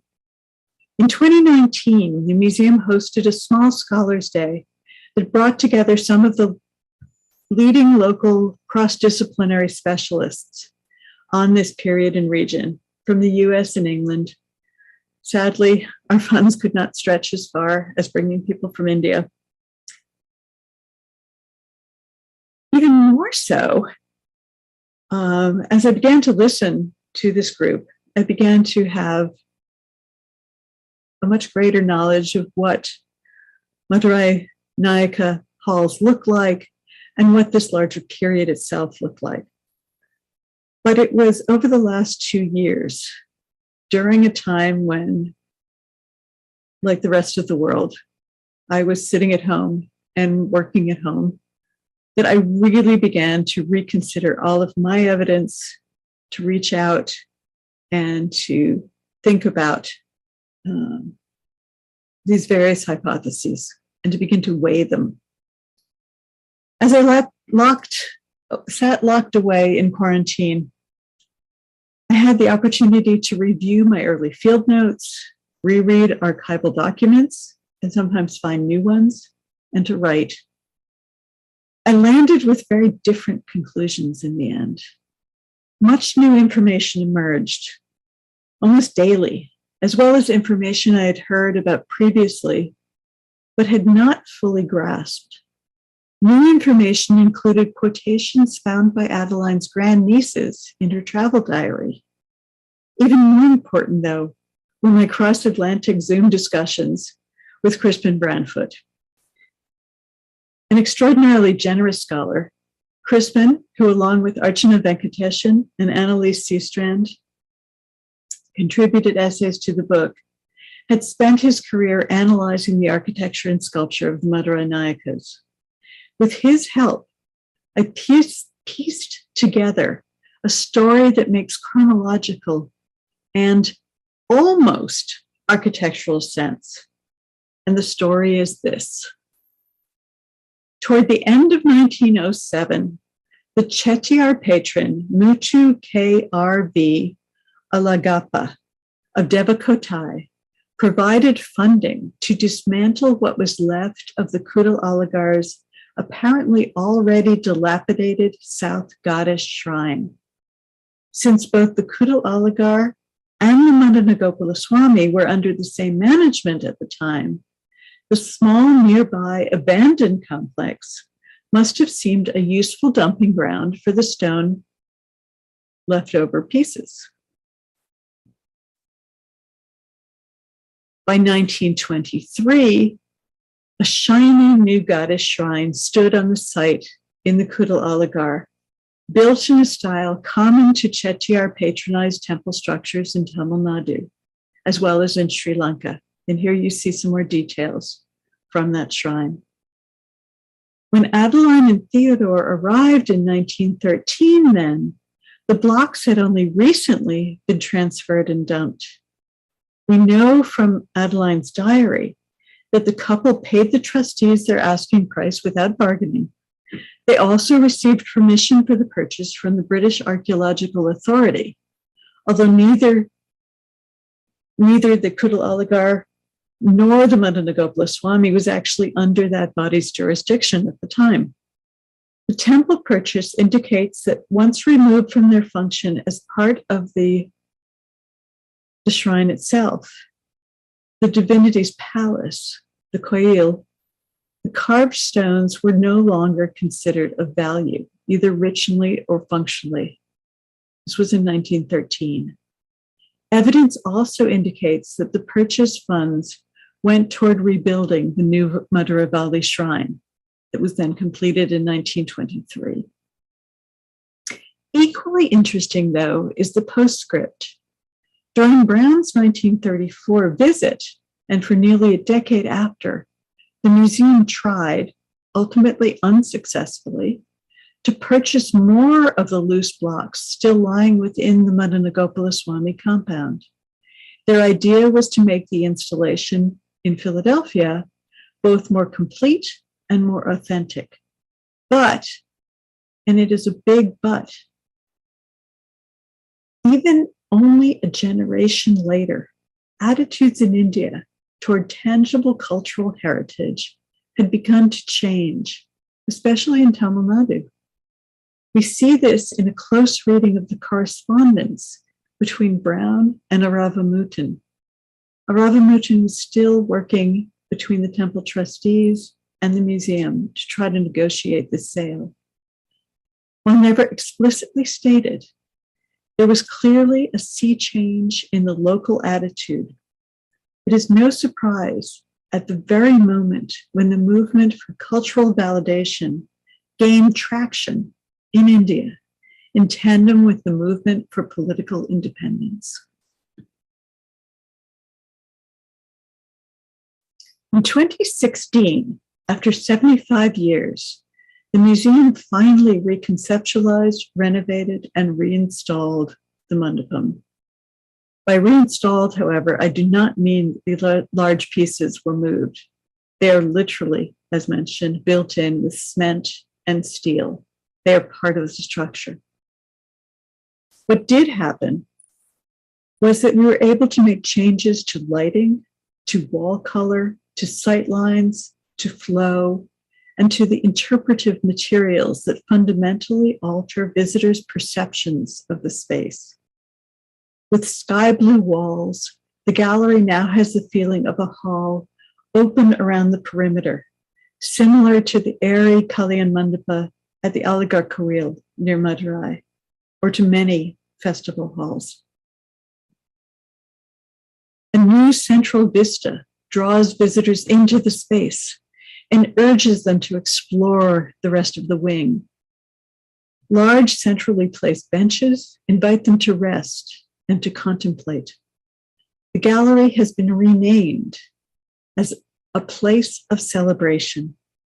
The attitude of the many visitors who come in is very different from their response to the dark iterations that came before. As we learned from a formal visitor study of the installation back in several years earlier, in 2013 and 2014, the majority of visitors at that point would glance into the cave-like space, turn around, and walk into another part of the museum.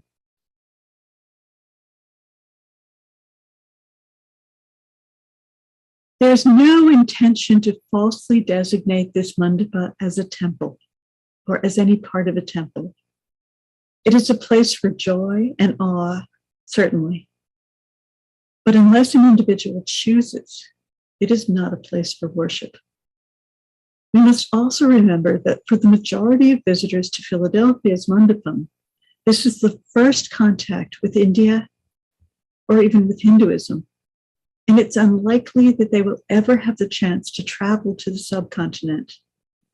At the same time, the population of NRIs and Indian Americans in the greater Philadelphia region, even more than in the US in general, has skyrocketed over the past decades. If a school child is not of South Asian heritage themselves, they will undoubtedly have a classmate who is. The voices of South Asians as staff, as patrons, as community advisors was crucial in decisions on how the mandapam and all the related galleries were interpreted. One element in particular that we all worked hard to overcome was the perception by visitors that the mandapam is only related to the ancient past. In fact, the early dark and empty installations were often mistaken for an Egyptian tomb. We heard that for years, and in fact, it's been talked about that way for a century. We used a variety of elements to help visitors experience the space as being about the present as much as about the past. Perhaps the most popular is a beautiful video loop of what I think of as a day in the life of the Madanagopala Swami temple. Filmed by the Chennai-based Media Combine, it not only allows people to see the variety of activities in an active mandapam, but viscerally, it fills the gallery with ambient sounds, from the chirping of birds in the early morning to the loud notes of the Nagaswaram, the excited voices heard during festivals and weddings, and the chanting of a priest as he performs a festival in front of a group here with the image of Narasimha. Now, some of what I have said may sound like an advertisement for having this ensemble of carved blocks from a Madurai Nayaka goddess shrine in a museum in Philadelphia. But like any history, it's far more complex than that. This is a century-old case study, as I detail in the book. And it asks us to recognize nuance, to find and untangle for ourselves the thick weave of history in a world engaged in re-examining hierarchies inherited from a colonial past. Reframing Philadelphia's South Indian Temple Hall is about discovering the in-between, the many shades of gray, the questions that have no easy answers. By sweeping back the curtain that covers decisions made within a single museum and about a single object, I've tried to prod us all to reconsider agency and intentionality. Can we step back from the abyss of polemic? Can close looking and close reading help us reject a black or white vision of the world? Reframing Philadelphia's South Indian Mandapam is about more than how societies interpret, alter, use, and even own sacred objects and structures. It's about the stories we tell ourselves and the stories we choose to share with one another, and how those stories are shared.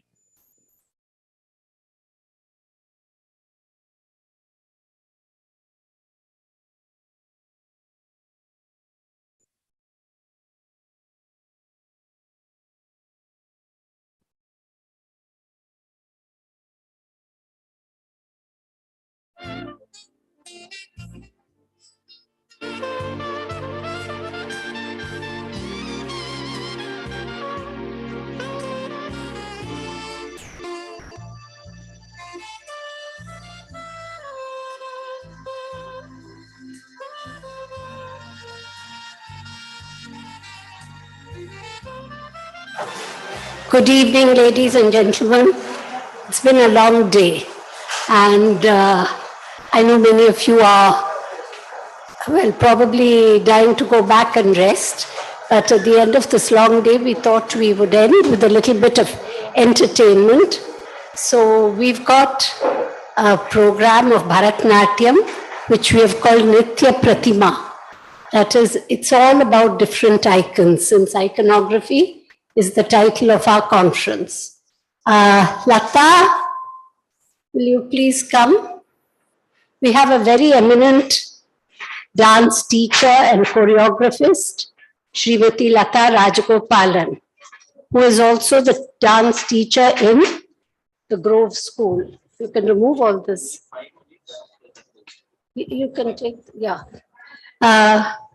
She was trained in Bharatanatyam by her mother, Srimati Madhuri Balram, and in Carnatic music by Sri V.P. Rangachari. She has also trained in Natvangam under the legendary Bhagavatulu Sri Sitarama Sharma of Kalakshetra. She's a Bharatanatyam teacher at the Grove School, and she has also taught at Saraswati Kendra. She has been teaching Bharatanatyam at Shraddhanjali, her own dance school, for the past 25 years. Her disciples have won prizes, acclaim, and brought great credit to their guru and their dance school and themselves through their performances. Her dance productions include Lavakusha, Krishnam Bande Jagat Puram, Ramayana, Kannagi, Dashavataram, Skanda Vaibhavam, Pallaki Seva Prabandham, Sambhavani Yuge Yuge, and Meenakshi Kalyanam. She has been awarded the titles of Nartana Shiromani by the Salangayoli Trust and Natyaka Chudamani by the Jnana Mukunda Priya. So I look forward to Nritya Pratima by the students of Srimati Lata Rajagopalan.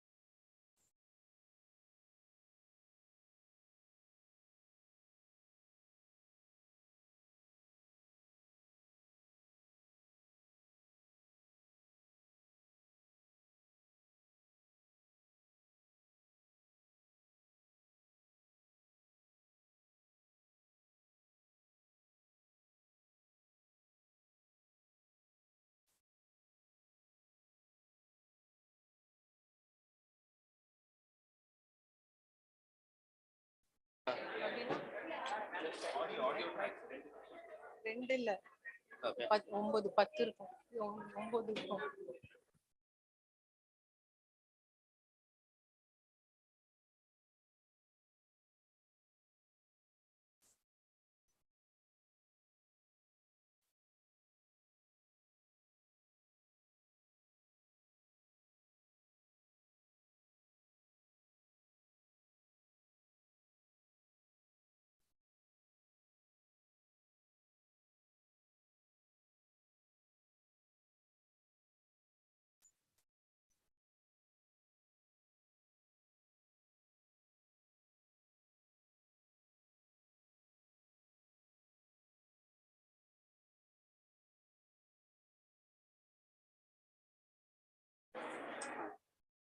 Mic open.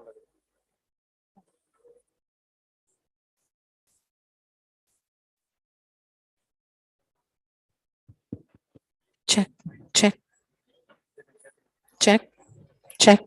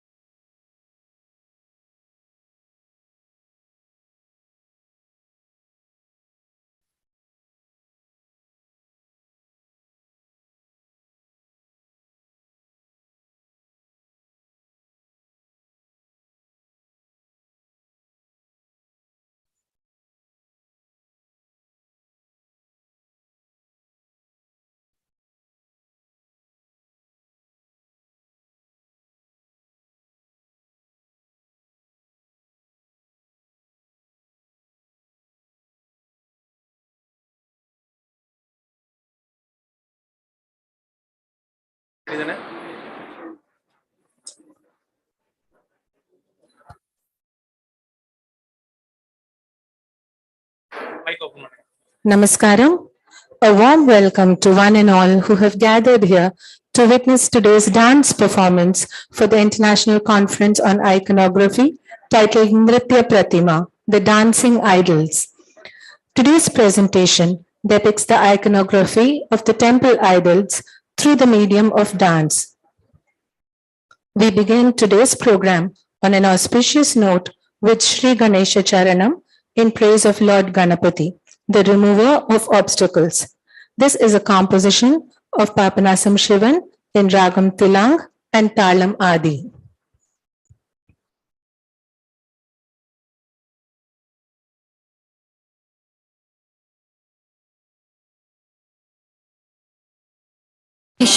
Charanam Shri Ganesha Charanam Gajanana Shri Ganesha Charanam Gajanana Shri Ganesha Charanam Gajanana Deva Munivar Panibu Daya Kare Shri Ganesha Charanam Gajanana Deva Munivar Panibu Daya Kare Shri Ganesha Charanam Gajanana Deva Munivar Panibu Daya Kare Shri Ganesha Charanam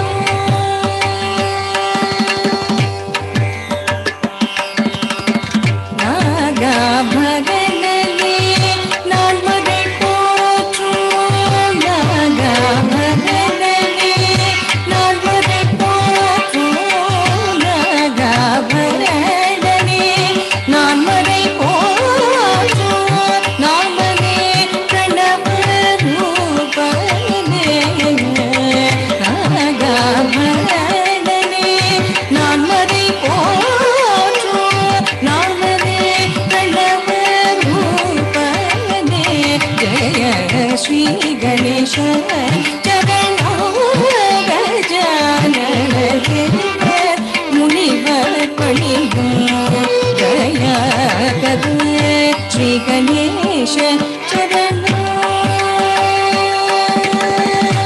Adanambum Ramadasa Varadane Mudaka Piyane Gauri Sutane Padanam Ramadasa Varadane Modaka Priyane Gauri Sutane Adideva Ullaru Nilaye Adideva Ullaru Nilaye Adideva Ullaru Nilaye Vedanu Madu Se Kodi Undo Vedanu Madu Se Kodi Undo Shri Ganesha Charanam Gajanana Deva Munivar Panibu Daya Kare Shri Ganesha Charanam Charanam Charanam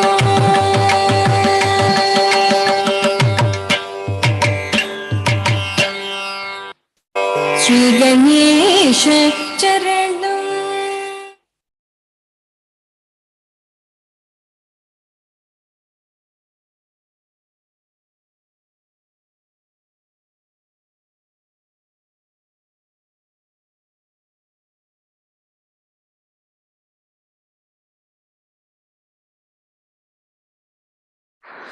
Lord Muruga is the beautiful Tamil deity with the spear and the rooster flag.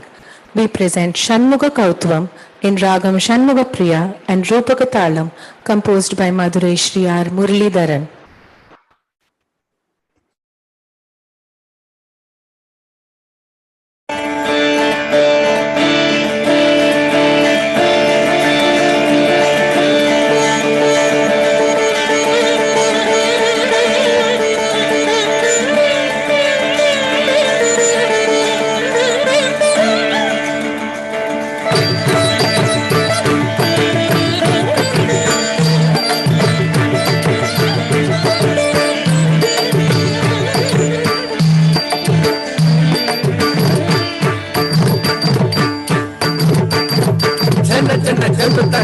tam tanatam tagadarigadaka kirra kitta kinna takka takati tagatum tagadarigadaka tum tatum tatum takitta jannutam dimitam tagadarigadaka jamta jamta jamta kitta dimitam kittatam tagadarigadaka janna janna kirra kitta jamtari jamtari kitta taka janna janna janna kirra kitta taka jamtari jamtari kitta taka tagarattari tatum tagadam tadigidatum tagadarigidatum tagadigu tadigidatum tagarattari tatum tagadam tadigidatum tagadarigidatum tagadigu tadigidatum tagarattari tatum tagadam tadigidatum tagadarigidatum tagadigu tadigidatum சுற்றி வருகுது வருகுது வருகுது வருகுது வேல் முற்றும் வினையது விலகுது விலகுது விலகுது பார் கற்ற தமிழது இனியது இனியது இனியது நான் முற்ற பயனது பெருகுது மனமது உருகுது சுற்றி வருகுது வருகுது வருகுது வருகுது வேல் முற்றும் வினையது விலகுது விலகுது விலகுது பார் கற்ற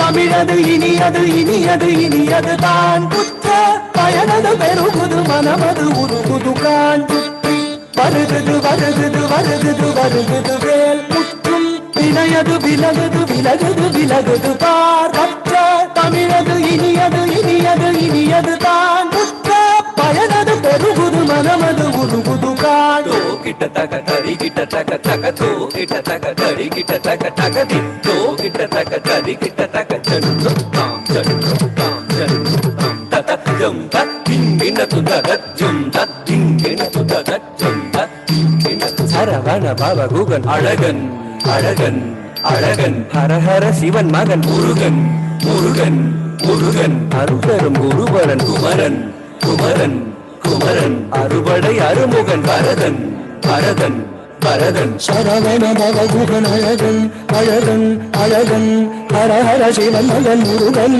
முருகன் முருகன் அருங்கரும் குருபரன் குமரன் குமரன் குமரன் அறுபடை அருமுகன் வரதன் பரதன் பரதன் சரவண பவகுகன் அழகன் அழகன் அழகன் ஹரஹர சிவன் மகன் முருகன் முருகன் முருகன் அருங்கரும் குருபரன் குமரன் குமரன் குமரன் அறுபடை அருமுகன் வரதன் வரதன் வரதன் தாம் தாம் தக தகம் திங் திங் தக தகம் தும் தும் தக தகும் நம் நம் தக ததி தகிட்டதாம் தகிட்டதாம் தகிட்டதாம் தகதரிகிடதும் தகதாம் தகதாம் தகதாம் தகதரிகிடதும் தத்தாம் தத்தாம் தத்தாம் தகதரிகிடதும் முருகா முருகா முருகா முருகா மலராறு தனிலாறு மகவாக மலர்ந்திருந்தவன் குமரா குமரா குமரா குமாரா கல்லேறி விளையாடி திருவாக தவழ்ந்துயர்ந்தவன் மலையாறு தனி சேவ கொடியேந்தி மகிழ்ந்த மந்தவன் மறையோதும் அடியாரை மனதேந்தி உகந்தருதவன் மலராறு தனிலாறு மகவாக மலர்ந்திருந்தவன் மயிலேறி விளையாடி திருவாக தவழ்ந்துயர்ந்தவன் மலையாறு தனி சேவ கொடியேந்தி மகிழ்ந்த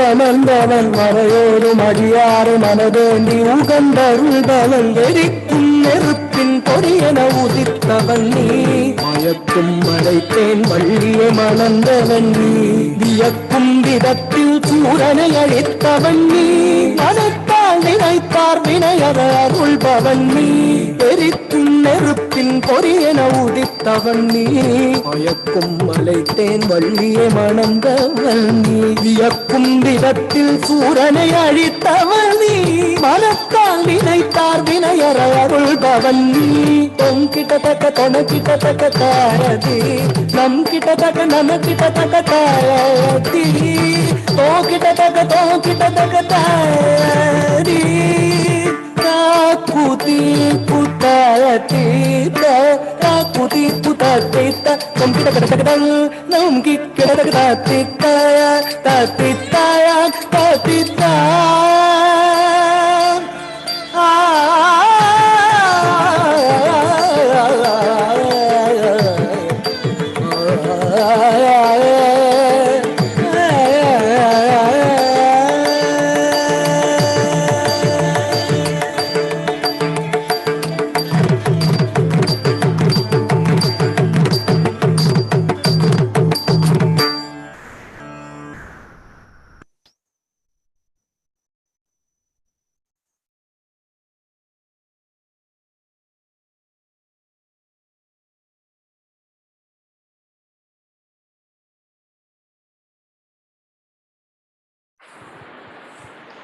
That was Gautami Venkateshulu performing Shanmuga Kautvam. Sai Kirtana of Grove School presented the opening item Shri Ganesha Charanam. Moving on to the next item. Kamakshi, the lotus-eyed goddess of Kanchipuram, is portrayed in the composition Kanchadalaya Dakshi by Muthuswami Dikshitar in Ragam Kamala Manohari and Talam Adi. This item will be presented by M.S. Abhirami.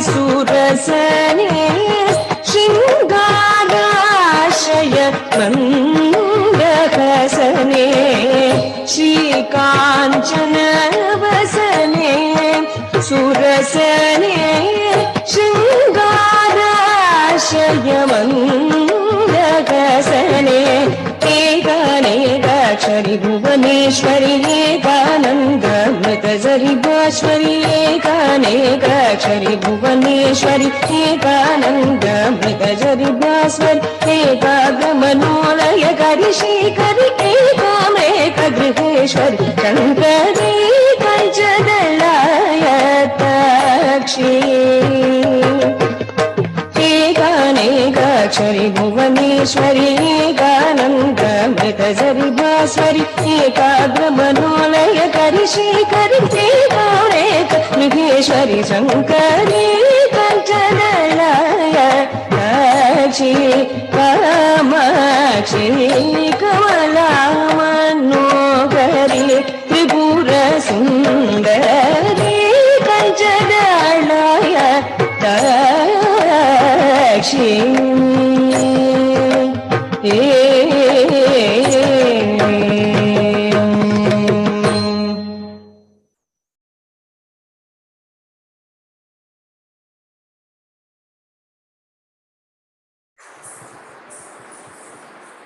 The next song is in praise of the dancing Lord Nataraja. His Tandavam is portrayed in this composition, Anandam Pungum Inbat Tandavam, a composition of Madurai Sri R. Muralidharan in Ragamalika and Adi Talam. This will be performed by Shrija Lakshmi of Grove School.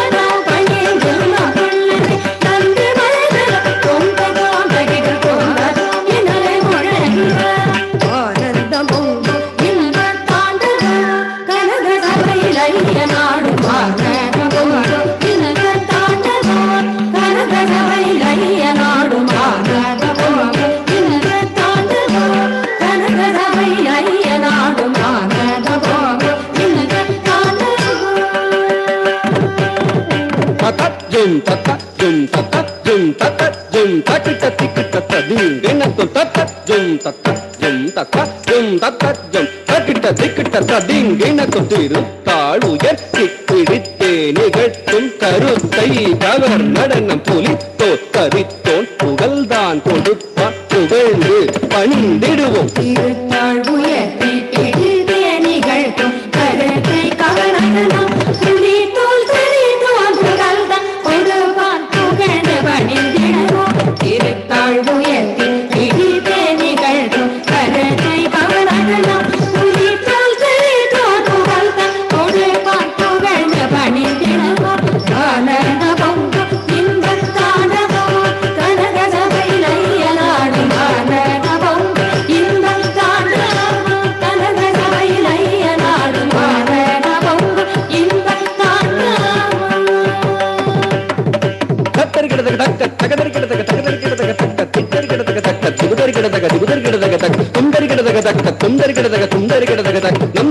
ತಕ್ಕ ನಮ್ದರಿ ಗಿಡತಕ ನಮ್ದರಿ ಗಿಡತಕ ತಕ್ಕ ಏರಿ ಕಾಣಲ್ಲದು ತಿಗು ತಿಗು ತಿಗು ಬೇನ ಬೀಡಿ ಬೋರಿ ಬಾರ bore ತಿರಿ ದೂರ ಮರು ಏರಿತ್ತು ಬಿರಿ ತಡೆಯದೆ ವಿರಿತ್ತು ಬಿನ್ನೂಲವು ಮರಿಸಿರ ಮರು ಮಗಿಂದು ಅಂದವನು ಗಣಲದು ತಿಗು ತಿಗು ತಿಗು ಬೇನ ಬೀಡಿ ಬೋರಿ ಬಾರ bore ತಿರಿ ದೂರ ಮರು ಏರಿತ್ತು ಬಿರಿ ತಡೆಯದೆ ವಿರಿತ್ತು ಬಿನ್ನೂಲವು ಮರಿಸಿರ ಮರು ಮಗಿಂದು ಅಂದವನು ಗಣಲದು ತಿಗು ತಿಗು ತಿಗು ಬೇನ ಬೀಡಿ ಬೋರಿ ಬಾರ ಬೋರು ತಿರಿ ದೂರ ಮರು ಏರಿತ್ತು ಬಿರಿ ತಡೆಯದೆ ವಿರಿತ್ತು ಬಿನ್ನೂಲವು ಮರಿಸಿರ ಮರು ಮಗಿಂದು ಅಂದವನು ಆನಂದ ಪುಂಗ ಇಂಬತ್ತಾಡವೋ ಕಣಕ ಸಭೆಯಲ್ಲಿ ಅಯ್ಯನಾಡು ಆನಂದ ಪುಂಗ ಇಂಬತ್ತಾಡವೋ ಕಣಕ ಸಭೆಯಲ್ಲಿ ಅಯ್ಯನಾಡು ಆನಂದ ಪುಂಗ ಇಂಬತ್ತಾಡವೋ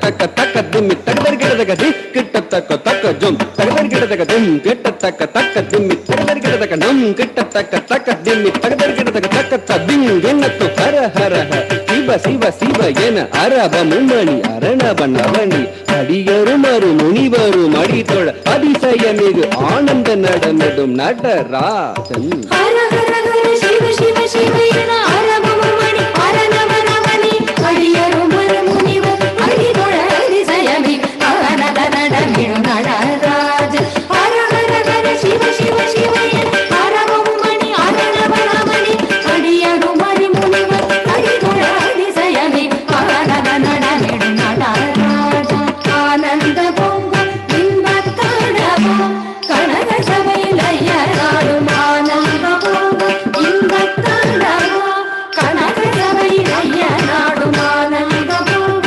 ಇಂಬತ್ತಾಡವೋ ಹರಿ ತಗದರಿ ಗಿಡದುಂ ತಣ ತಗದರಿ ಗಿಡದುಂ ಜುಣು ತಗದರಿ ಗಿಡದುಂ ತಗದಿಗೆ ನದಿ ಗಿಡದುಂ ತಗಿ ತಗದರಿ ಗಿಡದುಂ ತಣ ತಗದರಿ ಗಿಡದುಂ ಜುಣು ತಗದರಿ ಗಿಡದುಂ ತಗದಿಗೆ ನದಿ ಗಿಡದುಂ வலக்கை தன்னி கை தாங்கி நடக்கை தீக்கும் திருநடனம் இடக்கை தன்னில் நிலுக்கை தாங்கி இடுக்கண் தீக்கும் களி நடனம் ಕೈ ತನ್ನಿಲ್ ಕೈ ತಾಗಿ ಮನತೀರ್ಪು ತಿರುನಡಮ ಇಡಕ್ಕೈ ತನ್ನಿ ನಿರುಕೈ ತಾಗಿ ಇಡುಕಣ್ ತೀರ್ಪು ಕಳಿ ನಡೆದು ಕೈ ತನ್ನಿಲ್ ಕೈ ತಾಗಿ ಮನತೀರ್ಪು ತಿರುನಡಮ ಇಡಕ್ಕೈ ತನ್ನಿ ನಿರುಕೈ ತಾಗಿ ಇಡುಕಣ್ ತೀರ್ಪು ಕಳಿ ನಡೆದು ಆನಂದ ಪೂಜೆ ಇಂಬತ್ತಾಡವೋ ಕನಕ ಸಭೆಯಲ್ಲಿ ಅಯ್ಯನಾಡು ಆನಂದ ಪೂಜೆ ಇಂಬತ್ತಾಡವೋ ಕನಕ ಸಭೆಯಲ್ಲಿ ಅಯ್ಯನಾಡು ಆನಂದ ಪೂಜೆ ಇಂಬತ್ತಾಡವೋ ಇಂಬತ್ತಾಡವೋ ಇಂಬತ್ತಾಡವೋ ತಾಡವೋ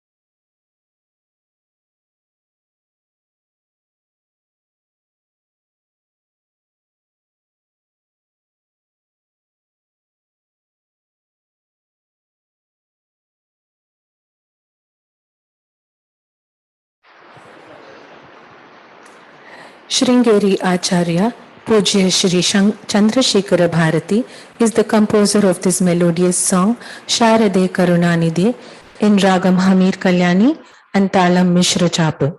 The performer is Pavitra Srinivasan.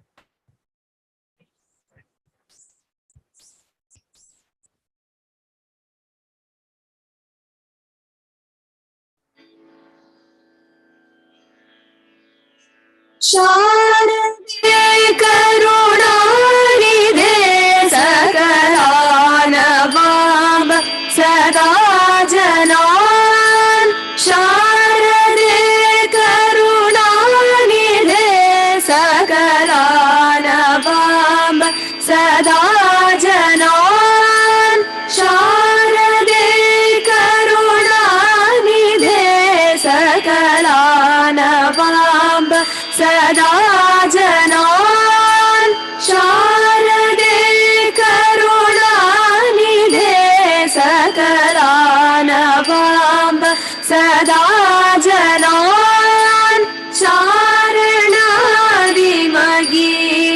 वैभव पूरिताखिल दीप्तते शारदे करुणानिधे सकलानवाम्ब सदा जनान्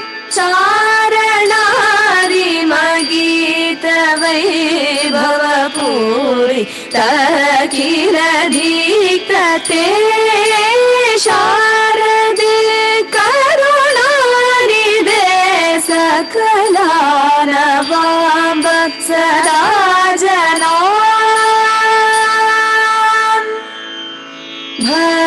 धर्मभूषण भूषिते वररत्नमौळि विराजिते धर्मभूषण भूषिते वररत्नमौळि विराजिते शर्मदायिनि कर्ममोचनि निर्मलं कुरु मानसं शारदे करुणानिधे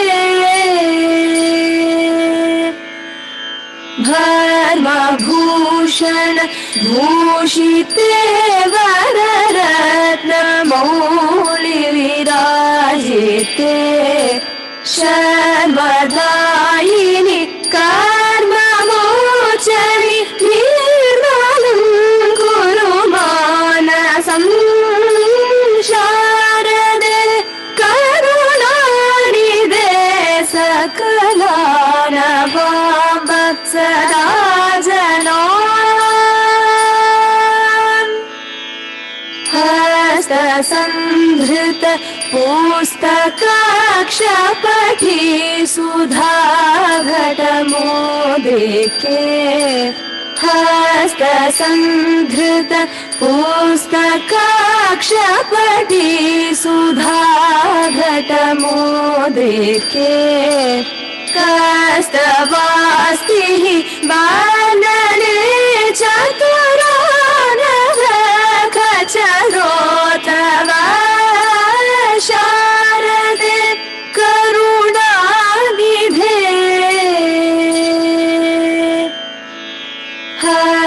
हस्तसंधृत पुस्तकाक्षपठी सुधाघटमोदिके कस्तवास्तिः वानने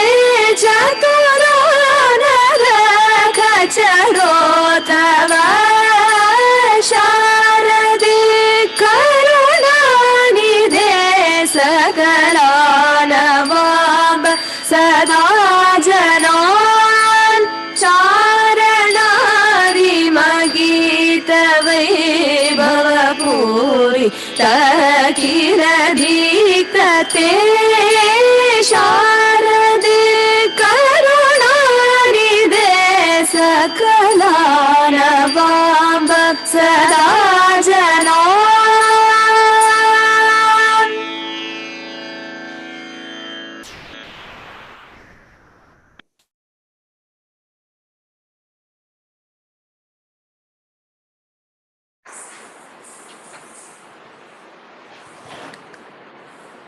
Srinivasa Tiruvenkatamudayan is a composition by Papanasam Shivan in praise of Venkatachalapati of Tirupati in Ragam Hamsadwani and Talam Adi. This song will be performed by Shanaz Alima of Grove School.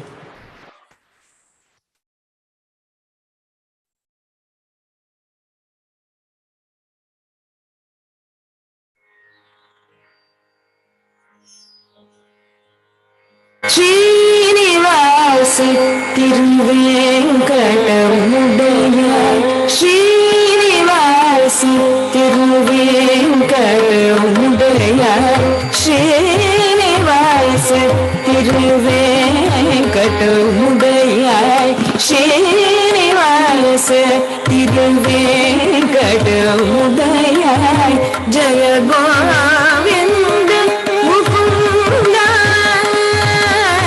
Srinivasa Tiruvenkatamudayan Jaya Govinda Mukunda Srinivasa Tiruvenkadamudaya Jaya Govinda Mukunda Ananda Srinivasa Tiruvenkadamudaya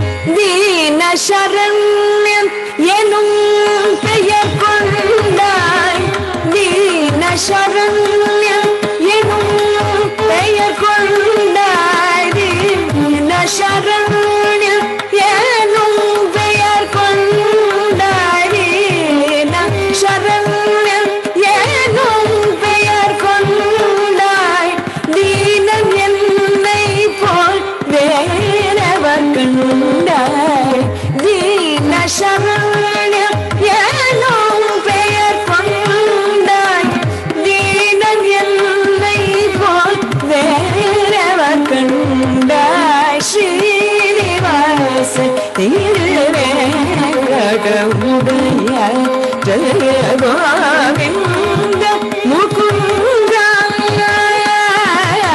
Srinivasa திருவேங்கடமுடைய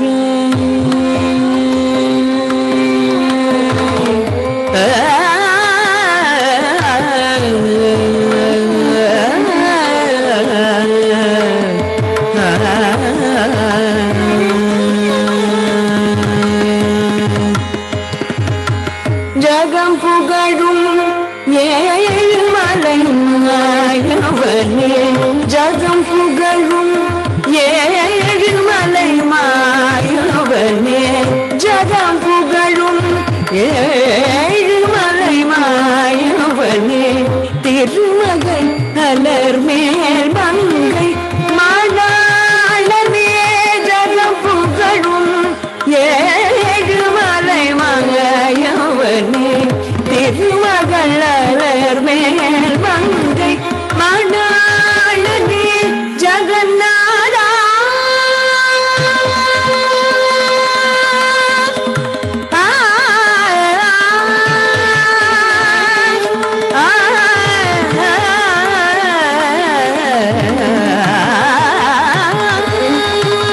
ஜகநாதா சங்க சக்கரதரனே ஜகநாதா சங்க சக்கரதரனே திருவடி கபயம் கபயமையா ஜகநாதா சங்க சக்கரதரனே திருவடி கபயம் கபயமையா ஜய ஸ்ரீனிவாச திருவேங்கடமுடைய ஜய கோவிந்த முகுந்த ஸ்ரீனிவாச திருவேங்கடம் உடைய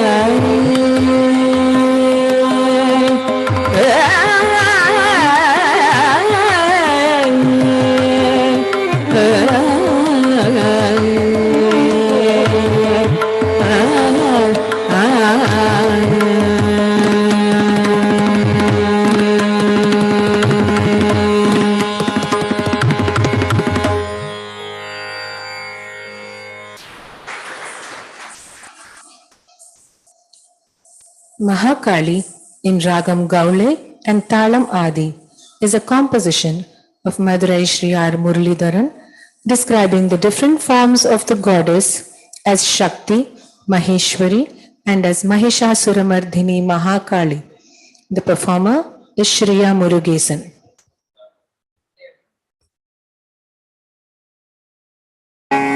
Akila Bhuvanamum Katidum Ambike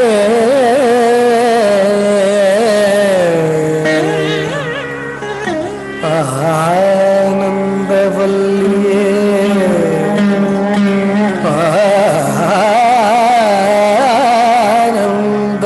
வள்ளியே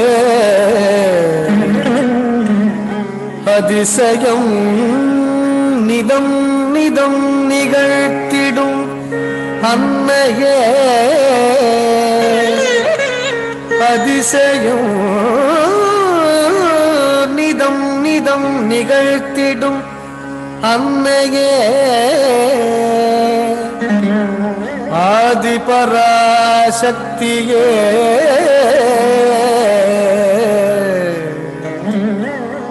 ஆதி பராசக்தியே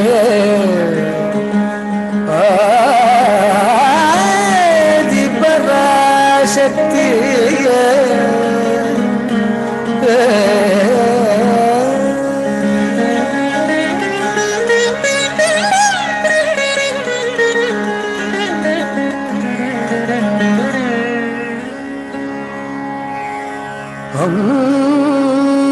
பலவாணனின் அகமது நிறைந்தவளே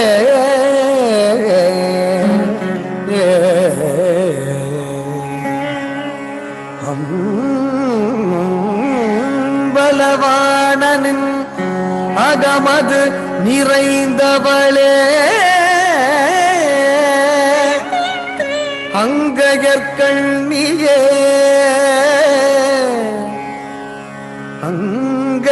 அங்கயற்கண்ணியே ஆகமமானவளே ஆகமமானவளே அரும் பெரும் கருணை புரிந்து என்னை ஆதரித்தருள் தரும் அம்மா அம்மா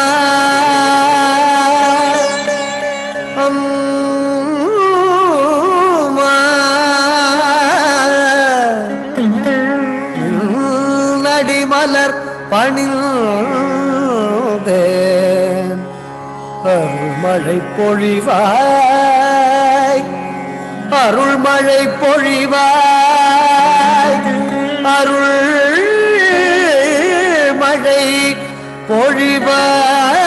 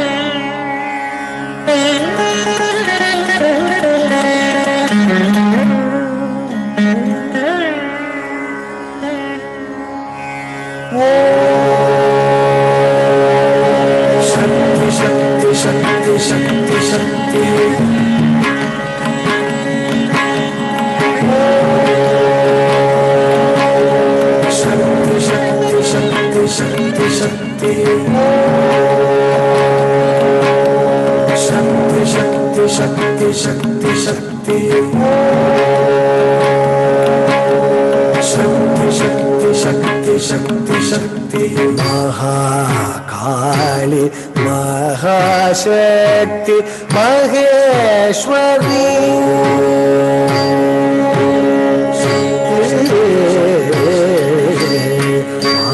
महाकाली महाशक्ति महेश्वरी महिषासुर मर्दिनी महाकाली महाशक्ति महेश्वरी महिषासुर मर्दिनी महाकाली महाशक्ति महेश्वरी महिषासुर मर्दिनी महाकाली महाशक्ति महेश्वरी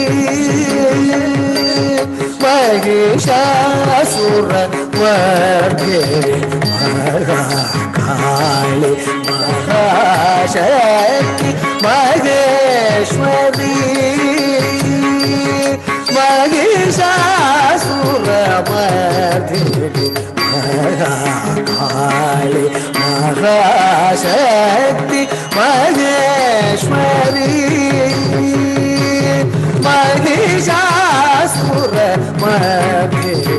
மதியது தெளிவுற மனமது ஒளியுற அதிசய சுகமுற அருள்மழை பொழிவாய் மகாசக்தி மகேஸ்வரி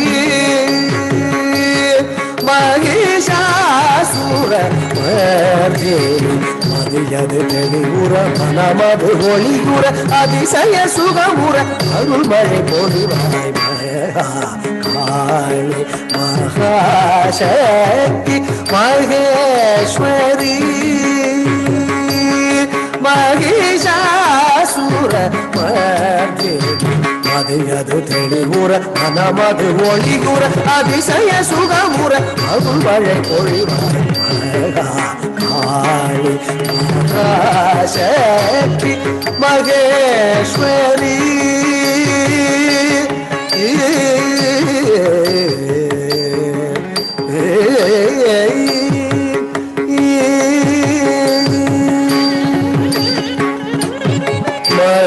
மகாதேவன் மகள் தேவி மங்கள ரூபிணி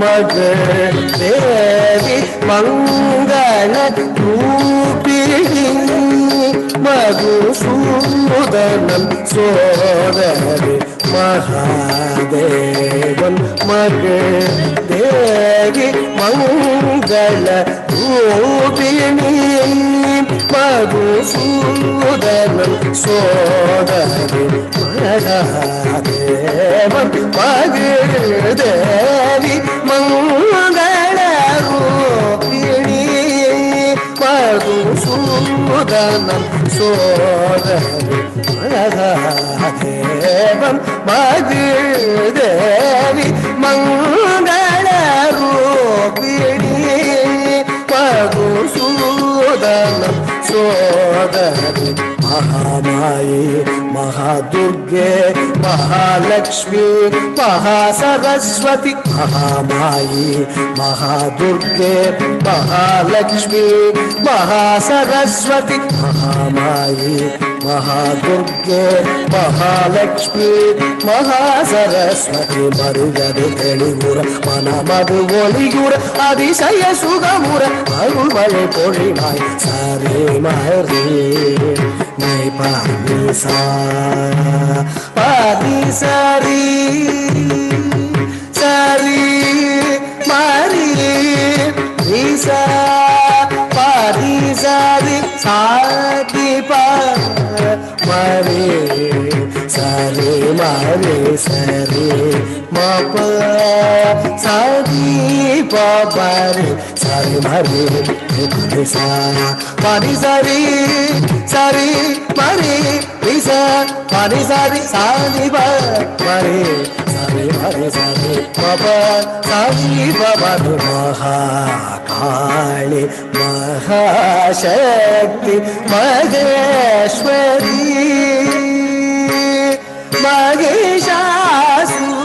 மகிஷாசுரமர்தினி மதியது தெளிவுற மனமது ஒளிகுற அதிசய சுகமுற அருள்மழை பொழிவாய் காளி மகாசக்தி மகேஸ்வரி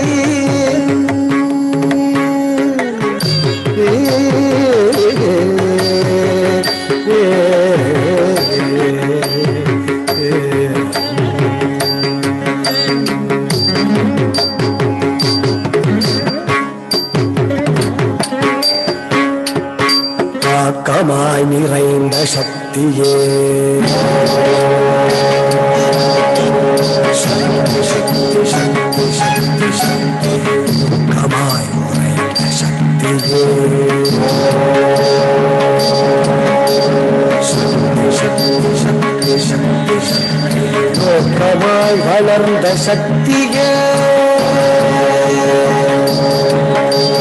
சக்தி சக்தி சக்தி சக்தி சக்தி கதவு பவனவாசினி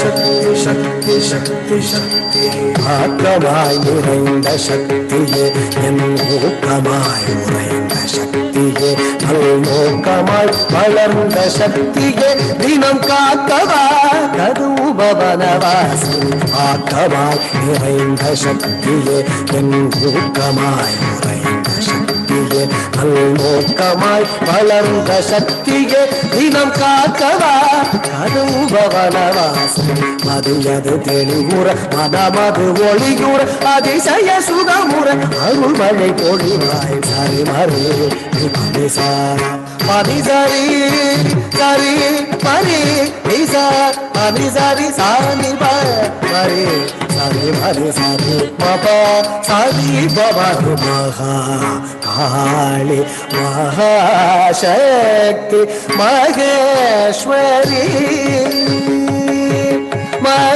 மகிஷாசுர மர்தினி மதியது தெளிவுற மனமது ஒளியுற அதிசய சுகமுற அருள்மழை பொழிவாய் காளி மகாசக்தி மகேஸ்வரி மகிஷாசுர மர்தினி மதியது தெளிவுற மனமது ஒளியுற அதிசய சுகமுற அருள்மழை பொழிவாய் காளி மகாசக்தி மகேஸ்வரி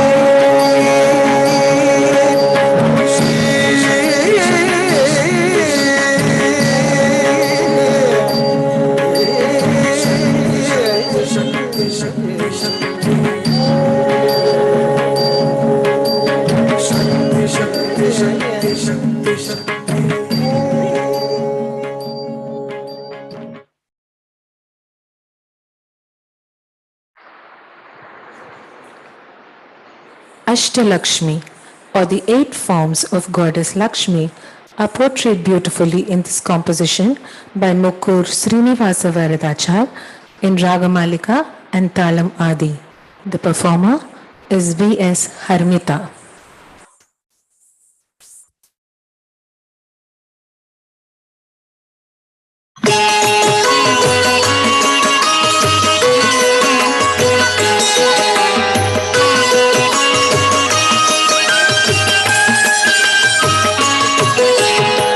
सुमनस वंदित सुंदरी माधवी चंद्र सहोदरी हे ममये मुनिगण मंडित मोक्ष प्रदायिनी मंजुल भाषिनी वेदनुते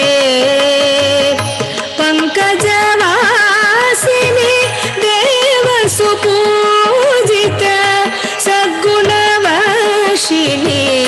शांतियुते जय जय हे मधुसूदन कामिनी आदिलक्ष्मी सदा पालय माम्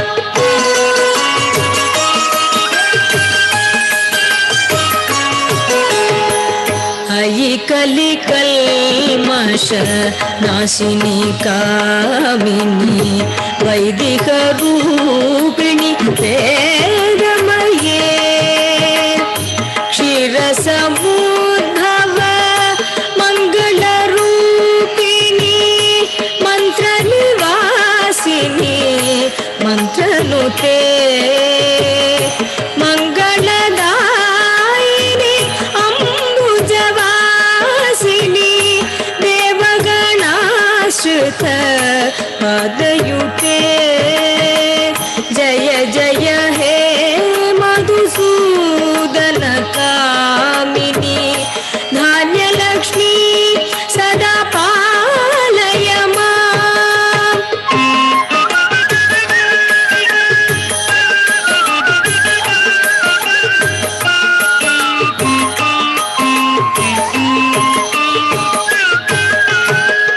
जय वरवर्णिनी वैष्णवी भागवी मंत्र स्वरूपी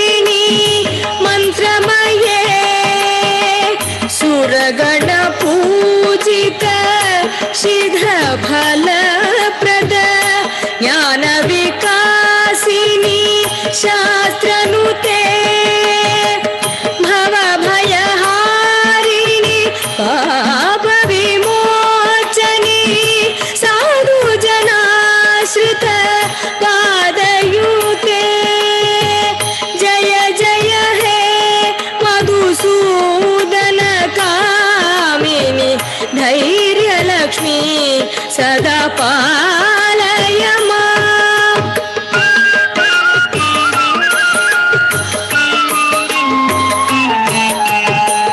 Jaya Jaya Durgati Nashini Kamini Sarva Palaprada Shastramaye Ratha Gaja Turaga Padadi Samavrita Parijana Mandita Lokanute Harihara Brahma Supujita Sevita Tapanivarini Padayute Jaya Jaya He Madhusudana Kamini Gajalakshmi Rupena Palayama.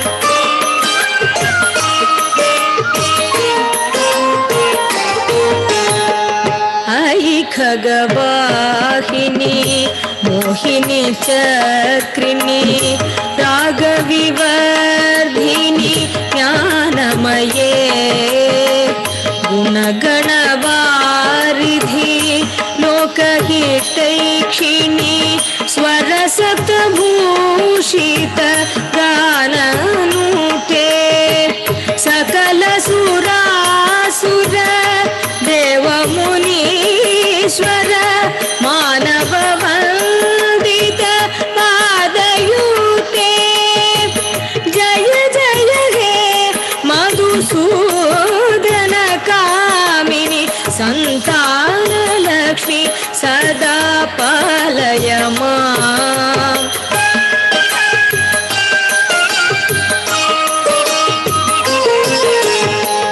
Jaya Kamalasani Sadgati Dayini Jnana Vikasini Ganamaye Anudina Marchita Kunguma Dusara Bhushita Vasita Vadyanute Kanakadhara Stuti Vaibhavavandita Shankara Desika Manyapate Jaya Jaya He Madhusudana Kamini Vijayalakshmi Sarapalayama.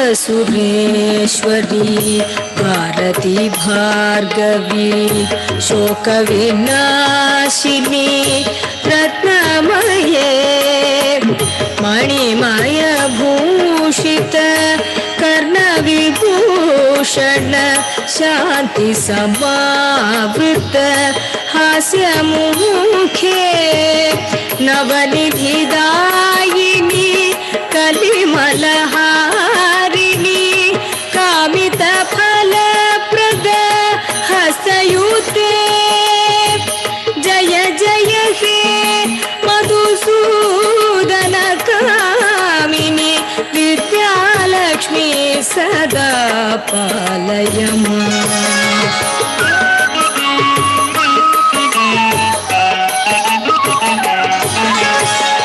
Dhimi dhimi din dhimi din dhimi din dhimi bundu bhinadha sukunamaye Ghuma ghuma gum ghuma gum guma gum ghuma Shankhani dada suvadyanute Veda Purana Itihasa Supujita Vaidika Marga Pradarshayute Jaya Jaya He Madhusudana Kamini Dhanalakshmi Rupena Palayama. Jaya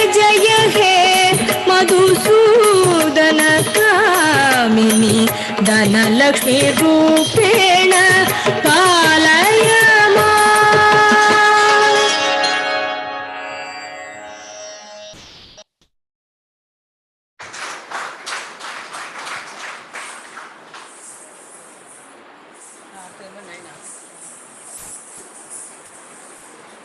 The last performance of today's program is in praise of Lord Ardhanarishwara, the combined and inseparable form of Shiva and Shakti, a composition of Muthuswami Dikshitar in Kumadakriya Ragam and Aditalam.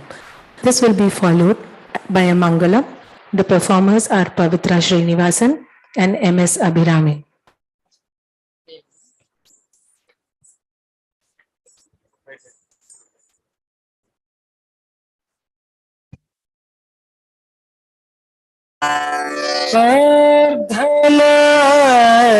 अर्धनारीश्वरम्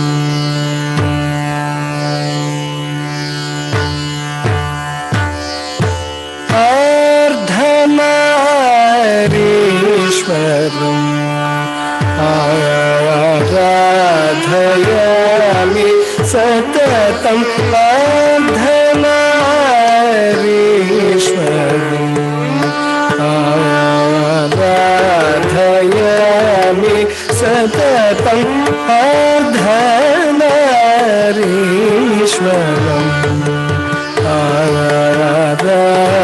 आराधयामि सततम् अर्धनारीश्वरम्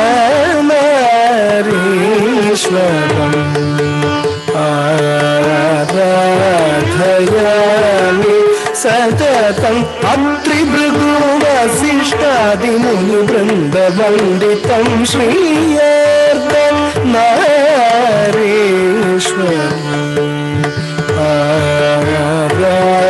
आराधयामि सततम् अत्रिभृगुवसिष्ठादिमुनिवृन्दवन्दितं श्रीयर्धनारीश्वरम्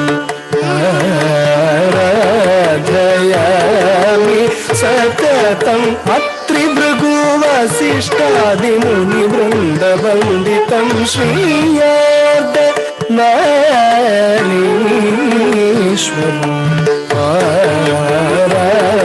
आराधयामि सततम् अत्रिभृगुवसिष्ठादिमुनिवृन्दवन्दितं श्रीयर्धनारीश्वरम्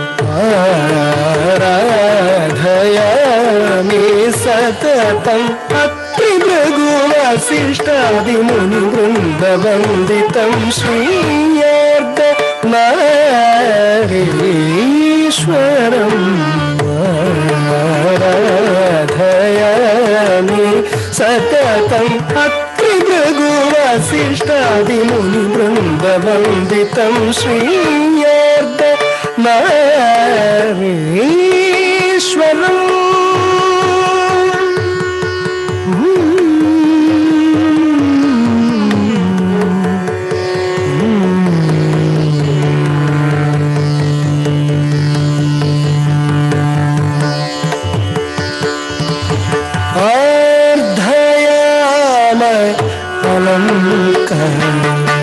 विशेष प्रभावम्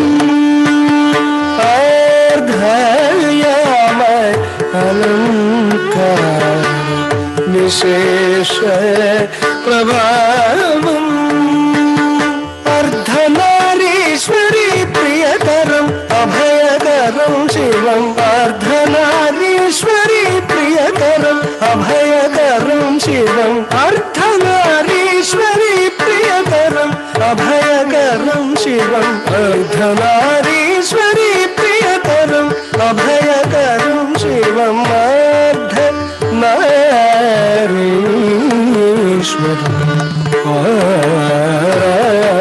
आराधयामि सततम् अत्रिभृगुवसिष्ठादिमुनिवृन्दवन्दितं श्रीयर्धनारीश्वरम्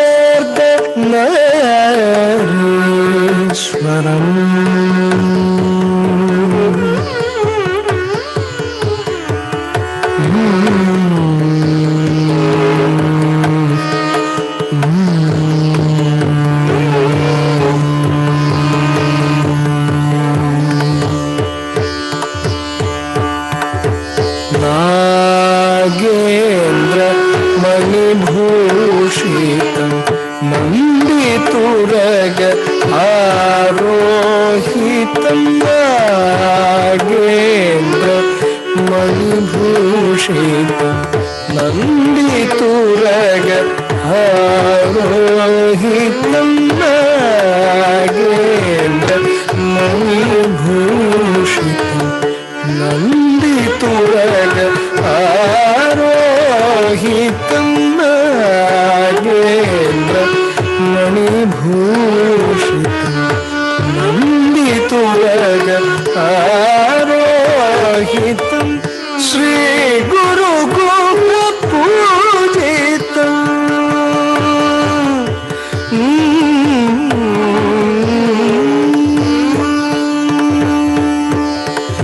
శ్రీ గురు గోప పూజితం కుముద క్రియారాగముతం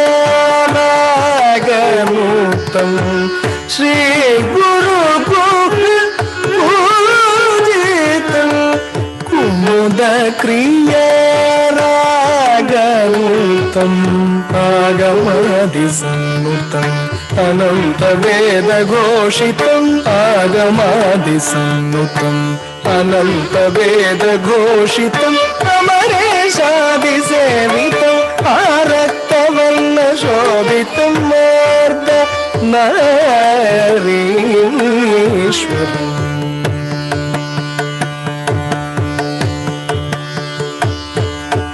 ఆగమాది సన్నుతం అనంత వేద ఘోషితం ఆగమాది సన్నుతం అనంత వేద ఘోషితం అమరేశాది సేవితం ఆరక్తవర్ణ శోభితం మార్ద నారీశ్వరం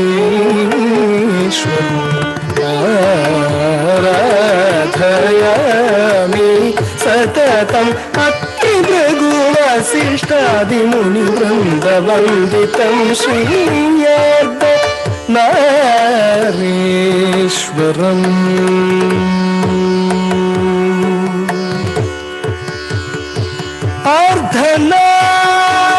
అర్ధనారీశ్వరం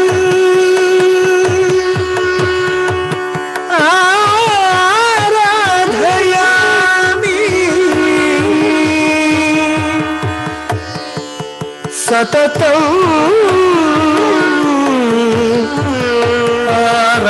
ఆరాధయామి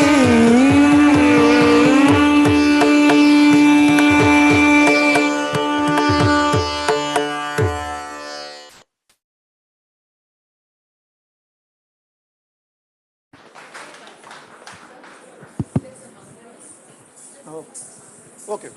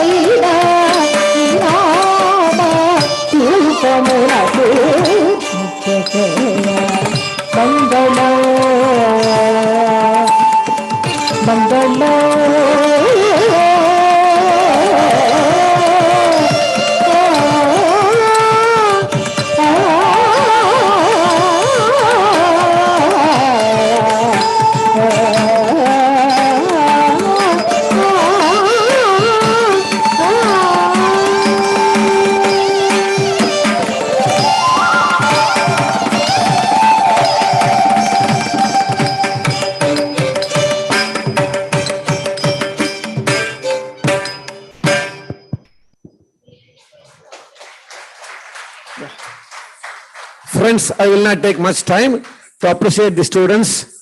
I request Professor Chudamananda Madam to give a memento and bless the children. The dance teacher can come and introduce the children. Yeah. Here.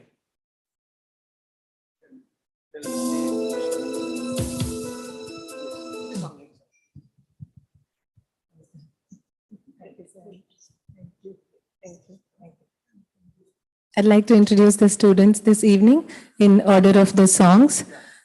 First was, okay. Sure, okay. This is Gautami Venkateslu. She's a senior student of mine. This is Srija Lakshmi from Grove School. This is Shriya Murugesan.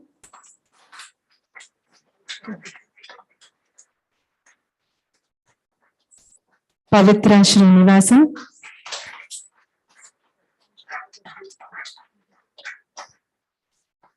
MS Abhirani.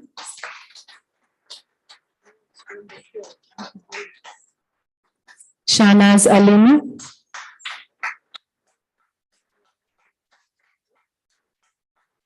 Sai Kirtana Rajan.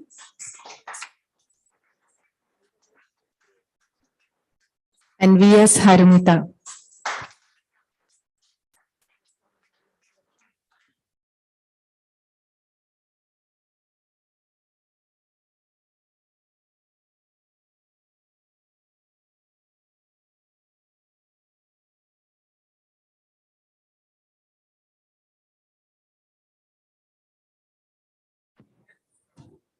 Just 1 second, please.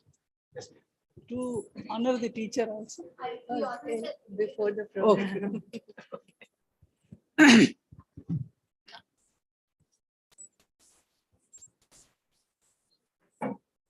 Since morning, we were all, in our churning of understanding the iconography of various forms and icons. All those, you have seen here, they have come to life. We were in the morning, trying to use argument or disagreement or, trying to visualize ourselves. Thinking about, some in the sanctum, some on the bhitti, some on the ceiling. And you have seen all of them here today. Beautifully, starting from Vinayaka, then Kartikeya, Nataraja, then Shakti. Look at the way, Shakti. And Sharda, when she was, expressing those jewels and all that, it reminded me my documentation of the jewels, actual jewels of Sharda, Sringeri, Shardamba. 24 pieces of jewels I have documented of Sharda. Such a grace. And then the Shahnaz, the grace she has. I really liked, those small made, but she could be a grand, feature on the stage. And I'm very happy that, in your own campus, you have such great talents. Nandita. Yeah. Compulsory, yeah. Boys. And of course, Guru. Guru, you have to compliment Guru, bringing out all these. And I can say that it was flawless iconography. It was flawless. Each one of them, with the composition which was going, and the movements, and the mudras, and we call it in dance language, hasta abhinaya. It was so perfect. So I felt that, my first research was on dance sculptures.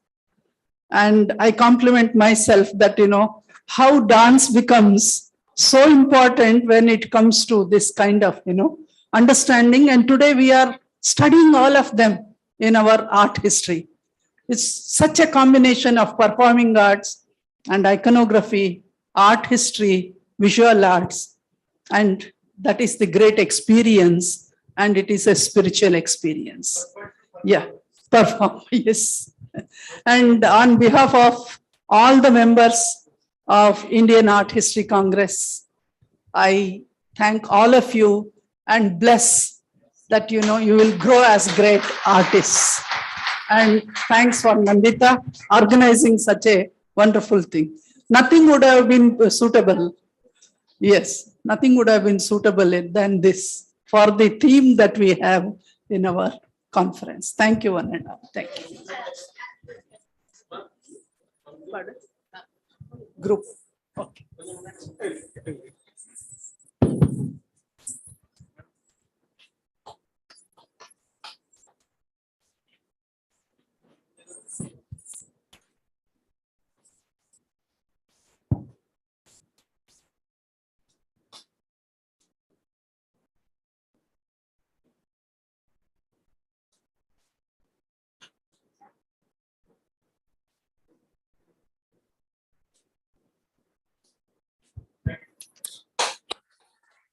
Thank you. It has been a long day. That is why it says Sahitya Sangeeta Kala Vihinaha Sakchat Pasuhu Pucha Vishanahinaha.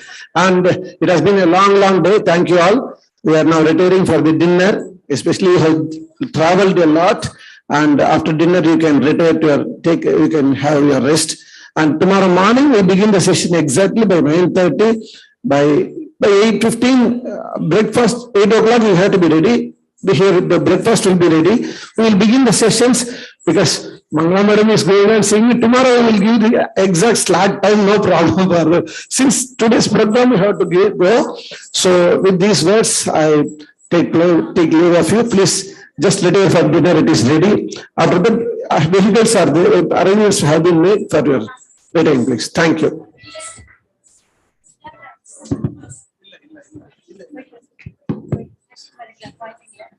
What